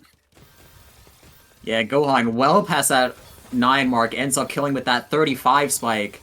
And we're gonna see a stick spin from Gohan. Yeah, getting another... They're building up another surge at this point, already at 16. Vega not able to get their own back-to-back, does a nice job canceling, gets that 180 T-spin to make their way down with Surge, keeping it going. Now both of them building it up while they downstack. Gohan slightly higher, forced to break out of it. Vega looks like they broke out of theirs to cancel it, and continuing that pressure while Gohan trying to downstack can't make it through. You'd love to see when the 180 T-spin is like optimal. It's a rare occurrence, but it's always satisfying to see. And we are going to see the 4-5 start from Vega. Not often you're going to see one of those. Masterful all spin in order to fix the stack there. Wasn't looking too good until that moment. But has that J misshop, which puts them in a tricky situation. They're trying to do that spin, but it's not possible. Gohan on the other side, ready to take advantage, gets a quick burst there to send a nice attack and getting another win. Yeah, Gohan recognizing they had full opportunity to upstack after that misdrop from Vega. And they did execute that spike exactly as they should have. And now Gohan has such a clean board state, already setting a 31 spike in 8 seconds into the round. I don't know how you do that, but Vega's still unfazed whatsoever. Like, not even a traditional spike. That was 31 out of pure sustain. Yeah, it was just pure clean. There was no surge involved with that. And Vega following it up with a 28 spike of their own. Again, no surge used at all for these players. Both of them sitting at 270 APM right now. Oh, and then that misdraw. Oh, that surge is just artificial. Oh my goodness, and with that we're tied back up. This is ridiculous.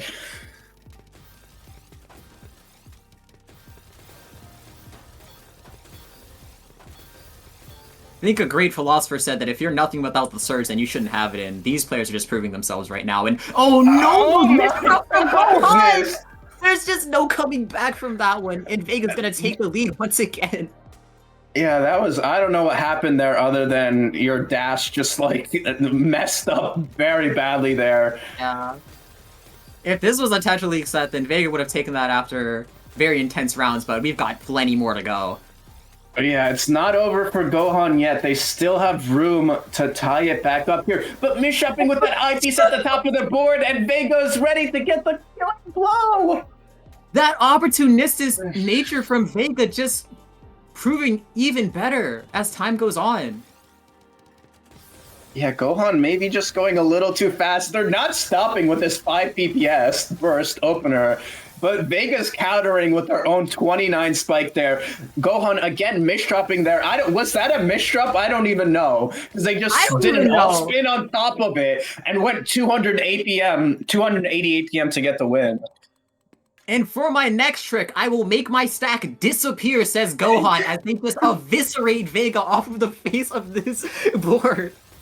That was ridiculous, but every single one of these rounds has been absurd. I don't know what these players are on right now, but give me some of it. They're on that top player sprint timing. Yeah, it looked like Vega sitting at the top had a misdrop while they were dealing with Cheese, not able to get down, and Gohan tying it right back up. Now it's just the first to 3. Now we're just playing like we're B ranks, except these players are a lot better than that. Welcome back, green brackets. Looks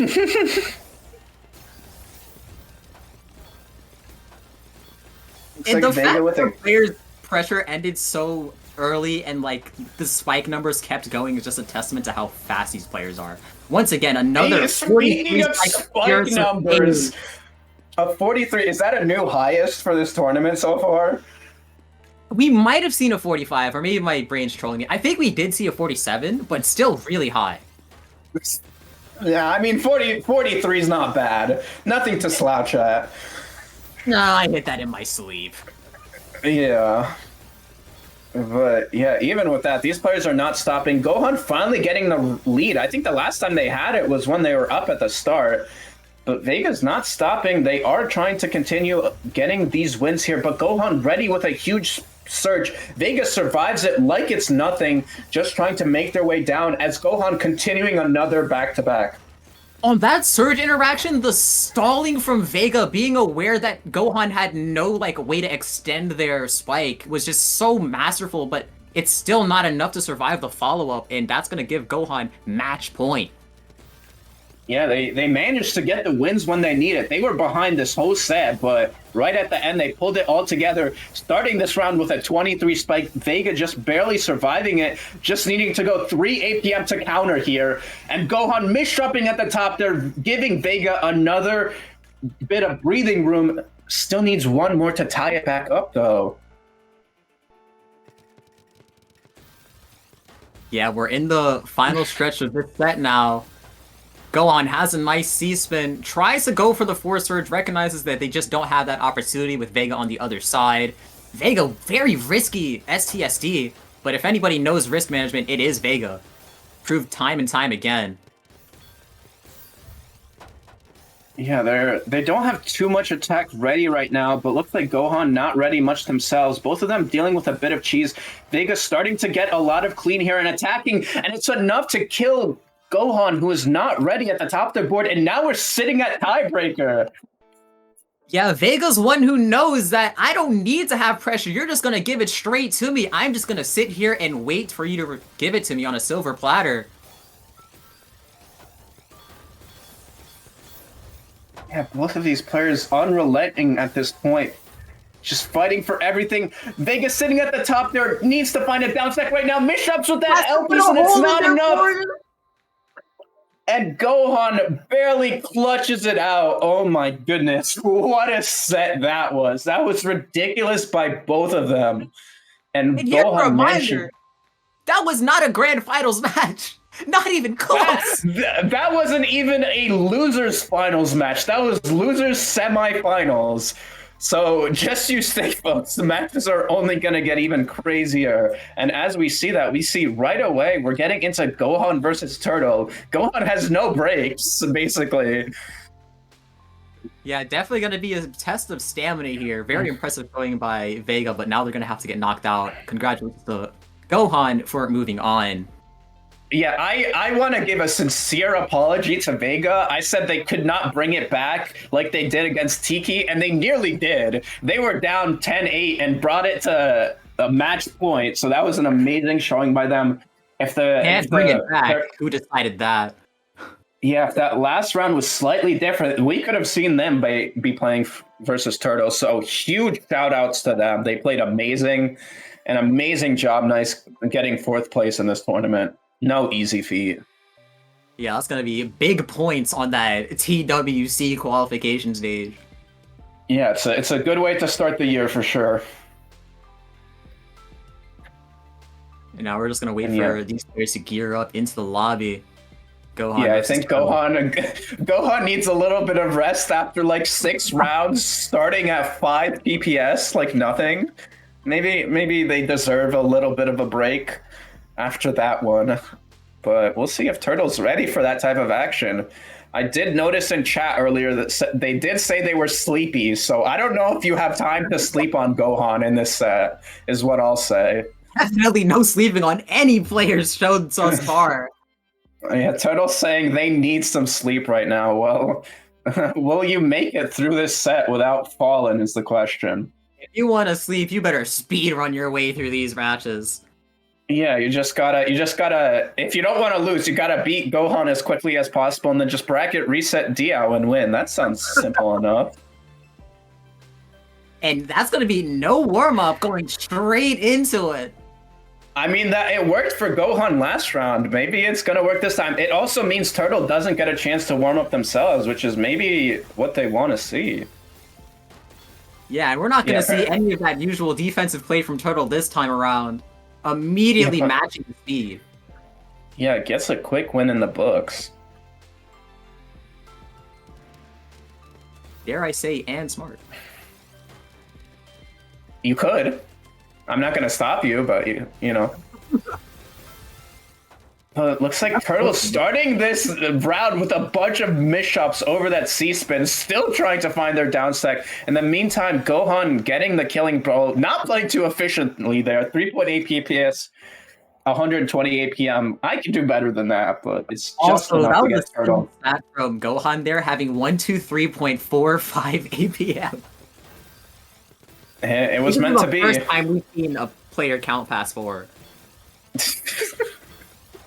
I would say these players are very capable of counting to 4. I don't know about you, but I think so.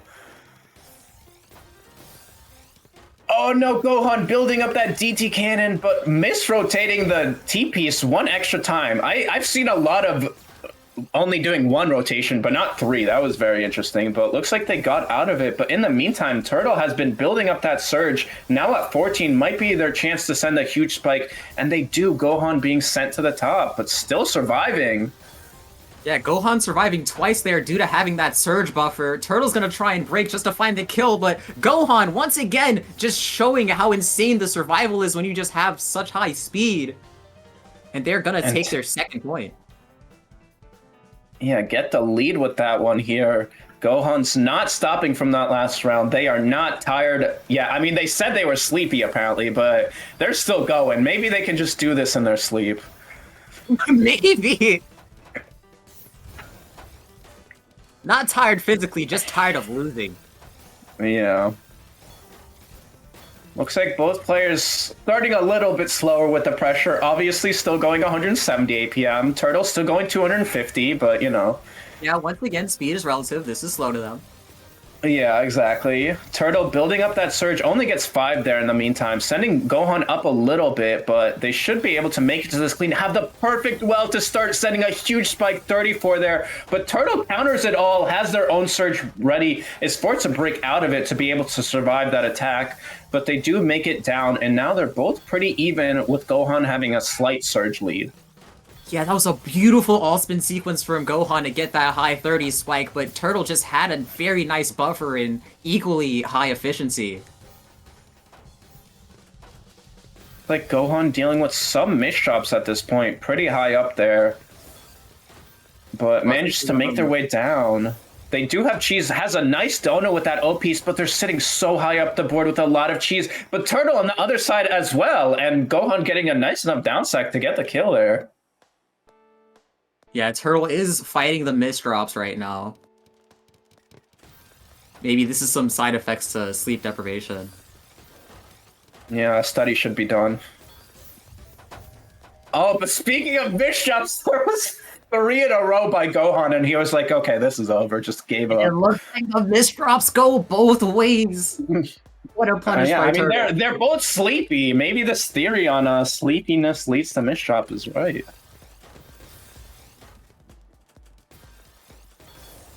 Like Gohan again misshopping that overhang there, does manage to barely survive there. In the meantime, Turtle starting up that back-to-back is a little bit hesitant there, does get the color clear, but Gohan in the meantime doing some crazy donations to keep the back-to-back. And Turtle was thinking about building the STSD there, just decides to surge break and build a TST instead. Just a reasonable action. Yeah, you know, just a TST, one you see every day, but I mean, has still going with that back-to-back now at 11 here. Gohan trying to catch back up, but is at a bit of a deficit.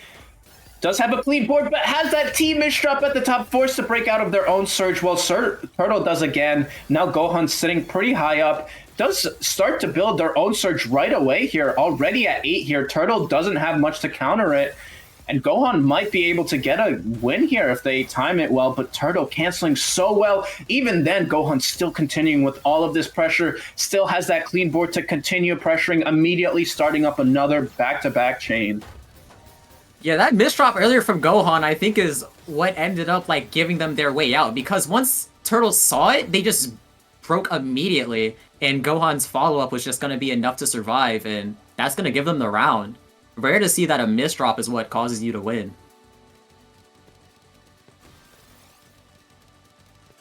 Oh, look, Turtle starting with DT Cannon. Shout out to all my DT Cannon heads in the chat. There are very few of you, but I know you guys die hard for that opener. Yep, all 2 of you. Love to see it.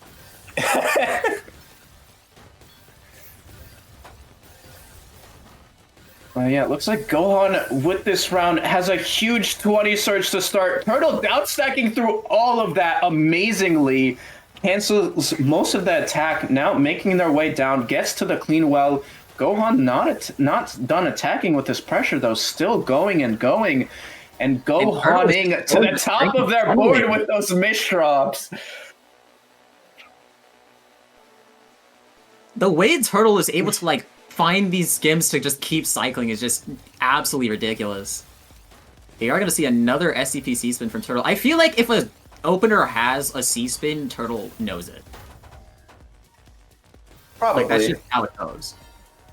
But it's not enough there. Turtle just put it in a bad position to have no TPs in sight on their Q, and Gohan takes advantage, getting a quick win in there to take a 2-point lead.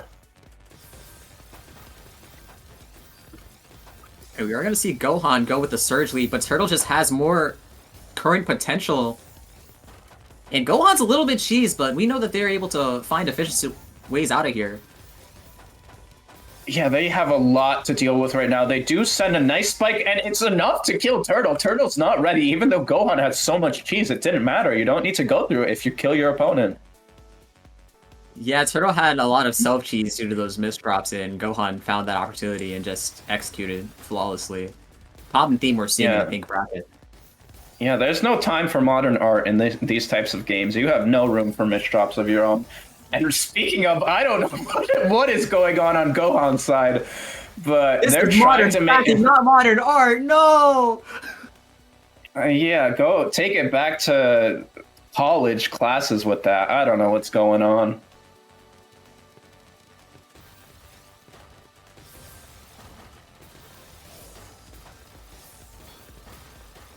And we are going to see the surge lead from Turtle now. Building up to 6, 7, 8. Breaks early to try and send some cheese. Successful, but now Gohan's going to be on the surge offensive. Going to be forced to break early as well. Turtle getting some C-spin action. Unfortunately, did not have the pieces to actually execute said C-spin, but they have more than enough pressure to cancel what Gohan is sending. Gohan just doing some all-spin sequences high up in their board, but that misdrop is just gonna force a kill. Yeah, these misdrops by Gohan have just been deadly. They've lost so many rounds to them. And Turtle's able to keep it close with those. And Gohan not letting go at the start, already starting the round with a nice casual 5 PPS. Both of them have that nice surge. Turtle sending a huge spike, forcing Gohan to break their own surge here. They're still sitting up pretty high, has that misdrop with that Z piece, does fix it nice with a spin there into a C spin, keeping that back-to-back, finally breaks there, and now both of them dealing with so much cheese. Turtle really high up with all of it, while Gohan pressuring, and then another misdrop! Gohan, please! I'm begging you! Back up! I would not be surprised if we're already seeing nominations for Misdropper of this year go out just after this. Yeah, this is Gohan's leading strong with the start of the year. That's another misdrop. If they're not gonna let it stop them, what was despite all the difficulty, they still have this tied up, and they do have the capabilities to take it home. It's just gonna be a matter of execution, as per usual. 100%. I just want to point out something very funny I saw was Gohan built a STSD, messed up the overhang, and still got 1 in 10 after the fact. So they couldn't even pull it off if they wanted to. It doesn't matter because they have a 10 surge right now and the perfect well to start attacking, but that was very funny to see. They're just going to release it all at 35 spike, and they are going to take the lead for that. Once again, if this was a Tetra League set, they'd have it, but they've got to work a little bit harder if they want the set. Yeah, this ain't no Tetra League, buddy. This is a tournament. This is Prism 3.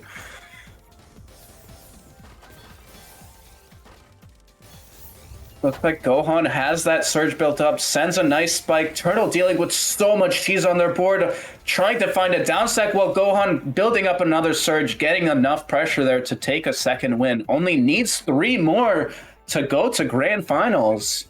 And that's the power of the early surge break. If you are that confident in your efficiency outside of surge, then you know that you can just guarantee that cheese while your opponent isn't expecting it. And it is going to give them that round. Turtle now on the surge lead, gonna employ a very similar philosophy. Gohan on the cycle, but just did not have the eyepiece, and Turtle's gonna take another point. It's closing the gap. Yeah, making sure it's not over. They want to make it back to grands to get that rematch against Isley. But Gohan is going to stop them in their tracks if they do not get these wins. And right now, Gohan starting the round with a huge surge. Turtle on the other side manages to cancel most of it, keeping their surge right now. Gohan now in the back foot. Turtle has a monstrous board save, but that misdrop is even worse. Gonna let Gohan get out of here scot-free. Turtle's gonna try and recuperate their back-to-back with some all-spin sequences, but it's just not gonna be enough. But now they have an insane well, so they're gonna have more than enough to cancel what Gohan is sending, and that's gonna bring us back to neutral.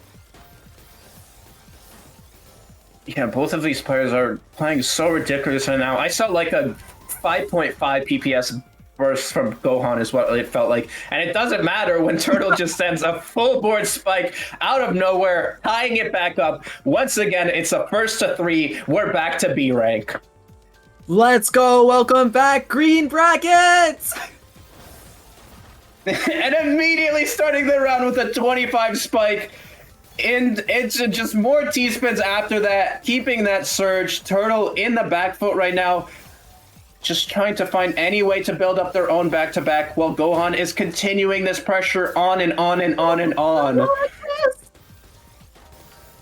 And they do find both eyepieces so early in the bag, absolutely bailed out.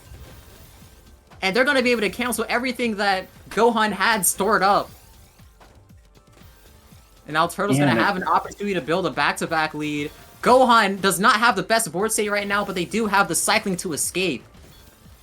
Yeah, they were looking for that S piece for that all spin. Got it pretty late and put them in the back foot as Turtle sent a 39. I don't even think that was the end of their attack, and they finally get the lead. Not. They had like 12 lines left of just quads. Yeah, this is tough. Now Turtle has the lead, has a perfect board to send even more. Gohan needs to find the down stack. Now has a 9-0 board, though, cannot get through it, and Turtle's at match point. Gohan just got so unlucky there. The 1 in 10 chance to die from that C-spin on Turtle's side. And Turtle at match point, looking for anything to secure it. Unfortunately, misdrops their C-spin, so they're not going to take it with an early spike. They're going to get their C-spin back. Gonna send over 20, but we know that Gohan knows how to deal with this even through their misdrops. Turtle just did not have any sword power at the moment. Yeah, they've been misdropping a tough ton right here at the top of the board, trying to make their way down. In the meantime, Turtle has built a huge surge. Finally, Gohan gets out of it. The question is this back-to-back surge enough to get the killing blow? It might just be they get a small downside, but it's not enough here. And that's the worst Q known to man. The eyepiece is so... Turtle's gonna take it at 11-8. That was, I mean, what was this? Was it like 8-6 in Gohan's favor, and then Turtle just pulled another level out, getting like 5 in a row there? That was a ridiculously nice job, getting the win, moving back to grand finals to rematch Isley. You said it first. Don't call it a comeback. He's been here for years. That's what I'm saying. That's what we're saying, folks. They're not listening. That's what we've been saying. Lesson learned, lesson learned. And here we have it, grand finals. Yeah, it looks like Turtle saying in chat, can me versus DL play fast, please? I want to sleep. They just want to go to bed. They don't care about winning. They might just end up winning, but they don't care.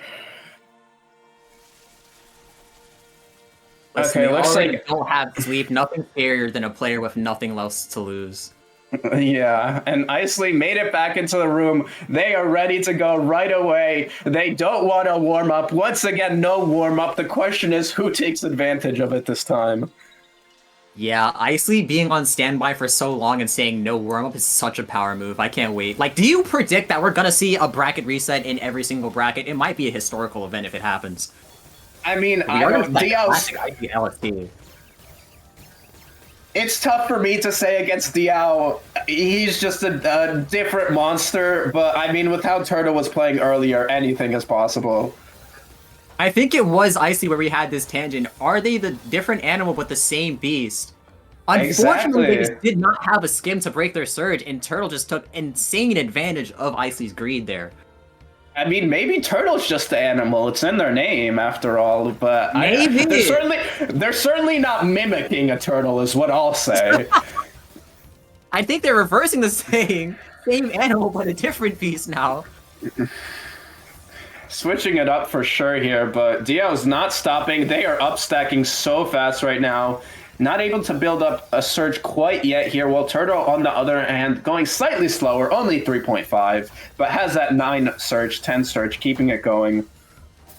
Oh, they had the all-spin sequence to get out of there, but Isley just did not allow it. Turtle's doing a nice job at maintaining high APM at high stacks. But Isley just did a nice job at forcing them out of that.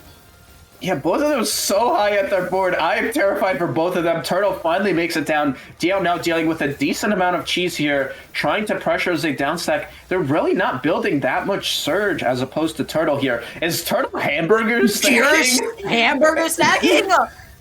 They just decided they're a little bit hungry right now, and it might not be worth it to do it because Diao sends a huge spike, but Turtle still has that surge, finally breaks out of it. Diao's sitting at the top. I don't know if Diao has downstacked to the bottom of their board since the start of the round, finally gets it and takes that first round. Isley's capability to just like have so much efficiency and cancel everything while upstacking is just terrifying. I think that's like the hardest thing about facing them. Because like you feel like you're doing a good thing. Can someone explain to me why Turtle decided to 4-wide in the opener against Diao, who was going 5.2 PPS? I know I'm a commentator and I should know this, but it's about risk management. Sometimes it's a gamble you gotta take. They know the lesson for next time. Unfortunately, they have to drop a point to figure that out, but now they know for certain not to go for it again. I don't think that's a good risk to take against Isley, I'll be honest. I mean, how many people can say they have taken that risk against Isley? It's just it's unexplored territory. You just have to try and deal with it. I don't know, man. I don't. Turtle may be a better player, but I don't know if I agree with their decision making. And right now, their decision making not great with some misshops on the top of their board. Isley already taking a 2-point lead here quite quickly. And Isley playing almost 300 APM there, had 285.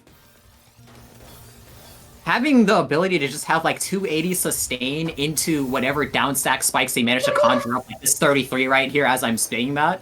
And then Turtle just has the ability to just completely disregard those facts, even with the amount of cheese, somehow managing to maintain their back-to-back even through these all-spin sequences to count to 4. I just don't know what to say when a 33 spike used to be impressive and Diao is getting it 10 seconds within the round. Welcome to Season 2, baby. And Turtle's still surviving through all of that, regardless.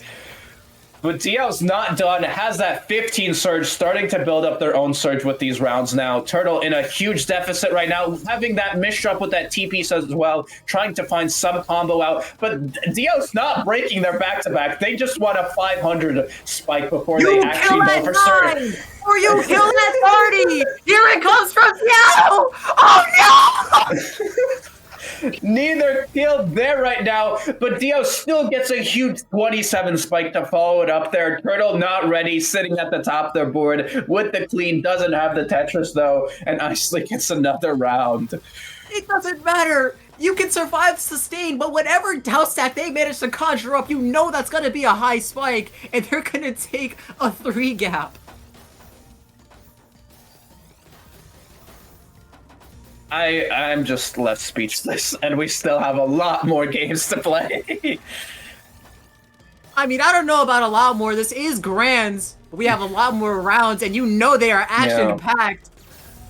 Turtle's only behind on the Surge by 3, but they're going to be forced to break it. Luckily for them, Icy's going to be forced to break as well.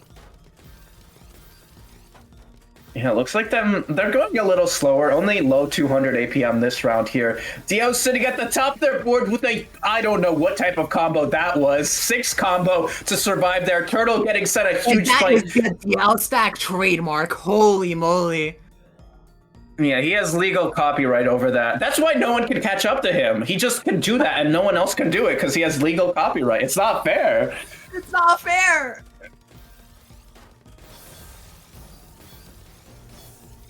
Oh my, Turtle starting this round. Yeah, has such a clean wall. Immediately misdrops. We shouldn't have said anything. They still have a fine board state right now, but Dio's taking advantage with that 9 back-to-back here, starting to build up that surge. Does misdrop and break out of it, but follows it with a huge combo. Now, Icy's going to be building that surge once again, doing some all-spin sequences at the bottom of their board. They're going to start up their upstack that they're known for, sending early to get that 14 while Turtle's so high in the board, and Icy's currently on Brazil pace. Yeah, I mean, Turtle's playing amazing, but Icy is a different beast. I don't like. What else can you say? I mean, sometimes there's just not much to be said. Yeah, I mean, that's our job. But, you know, it's hard. It's hard. I don't know if you guys have done it, but it's hard to commentate with these type of players. Looks like both players have a really clean board state right now. Icy continuing this back-to-back surge right now, sending so much. Turtle countering a huge spike. Icy misdropping with that JP's. Brazil, oh my goodness. No Brazil pace indeed. Oh. I can't believe this. And we're still not even halfway through the set. 33 spike. Turtle from the bottom of their board that they're going to have to deal with Icy's rebound. And they do. Spike, but they're going to need a little bit more than that. Icy at 300 APM.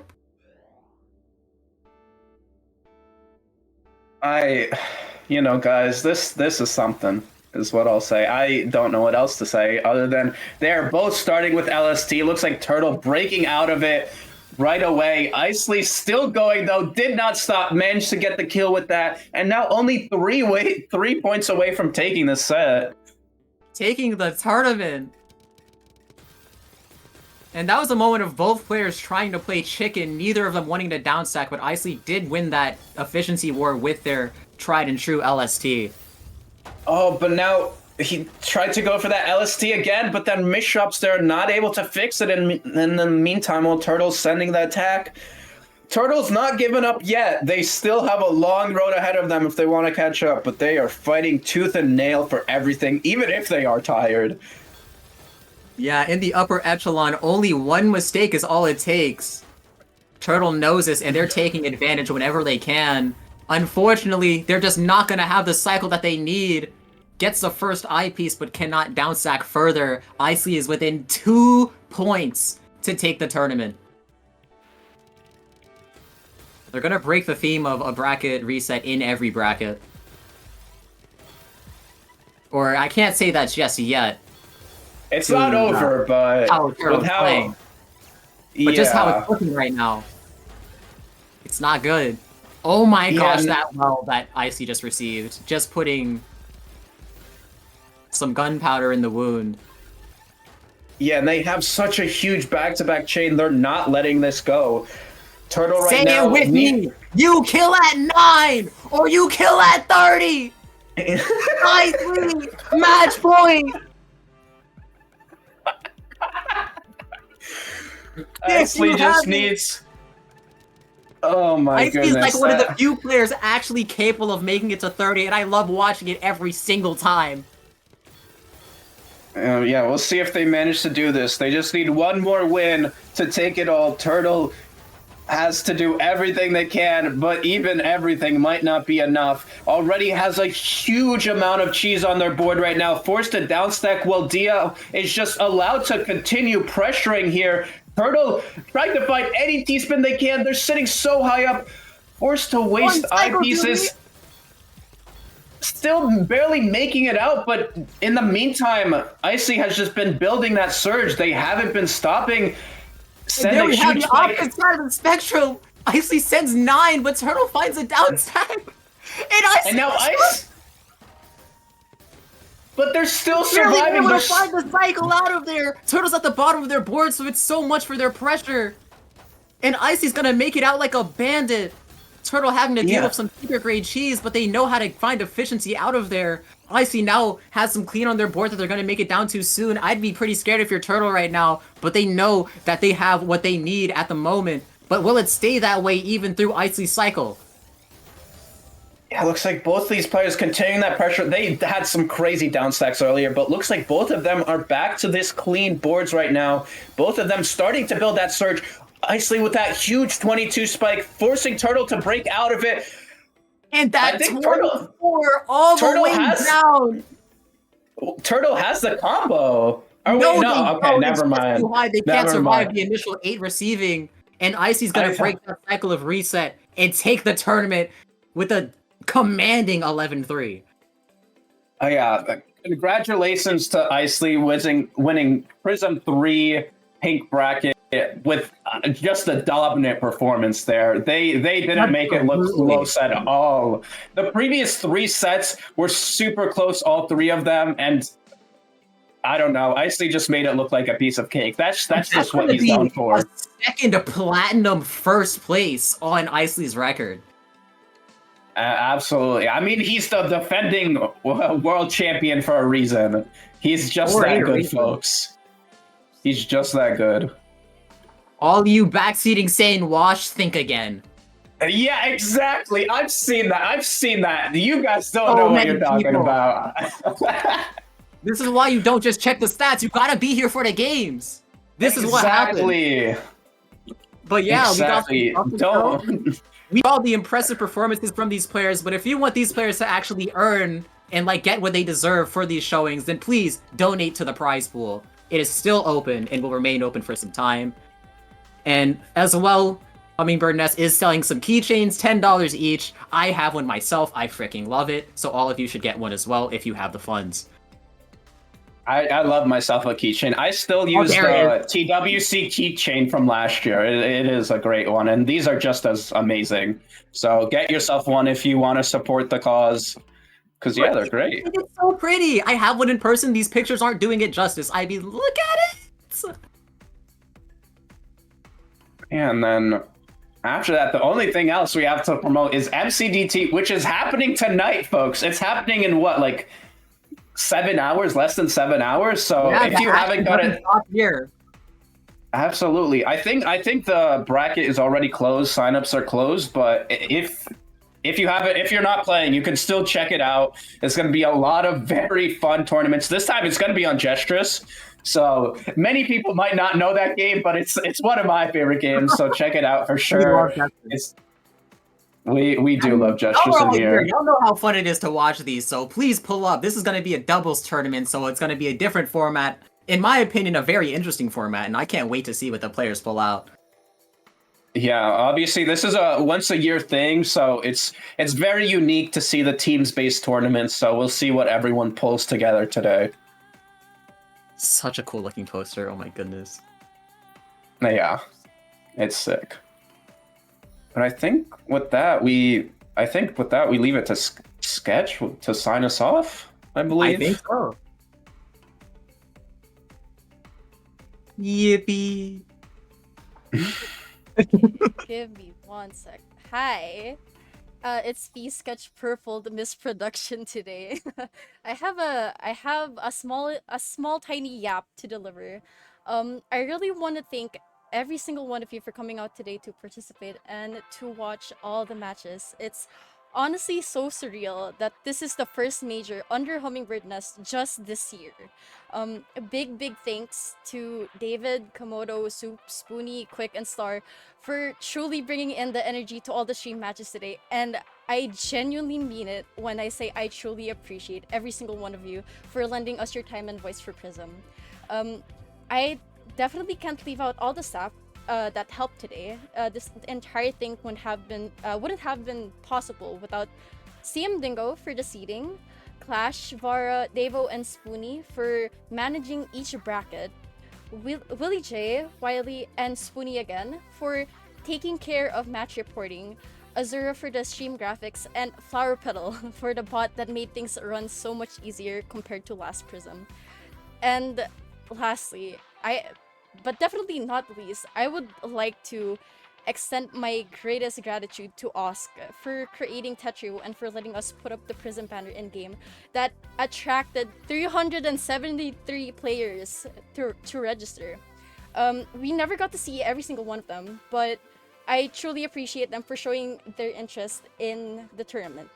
And yeah, that's basically it from me. If Star or Quick has anything else to say, go on. Just shout out to everyone. Shout out to all the staff and all of the players. I mean, it was a very fun commentating. Always love doing this. And yeah, it's been a great tournament. Yeah, thanks for having me on. Yay. Yay. Yippee. Okay, they already mentioned this, but prize pool will remain open until we announce the final podium placers for each bracket in Prism 3. So if you're interested, you can still donate to the prize pool. And of course, we also have the keychains order form still open. So if you want a keychain of your own, of our mascot Haven, feel free and fill up the order form. And that's about it. I have no one to rate. Actually, no. I found one. Lyra is right there. Yeah, she's right there. That's what I saw. One of our favorite commentators. One of our favorite commentators, and also nominated, I believe, for Stackies. Yes. That's very true. Yeah, from multiple categories. Let's go. She's so cool. She's very cool. It's Yeah. true. So yeah, we'll go rate her now and give her a follow if you haven't. Right now, she's playing Tetris Effect Connected Versus. So give that a shout. It's a fun game mode if you haven't seen it. Thanks for coming out, everybody. Yeah, thank you for stopping by. Hope you enjoyed. Bye.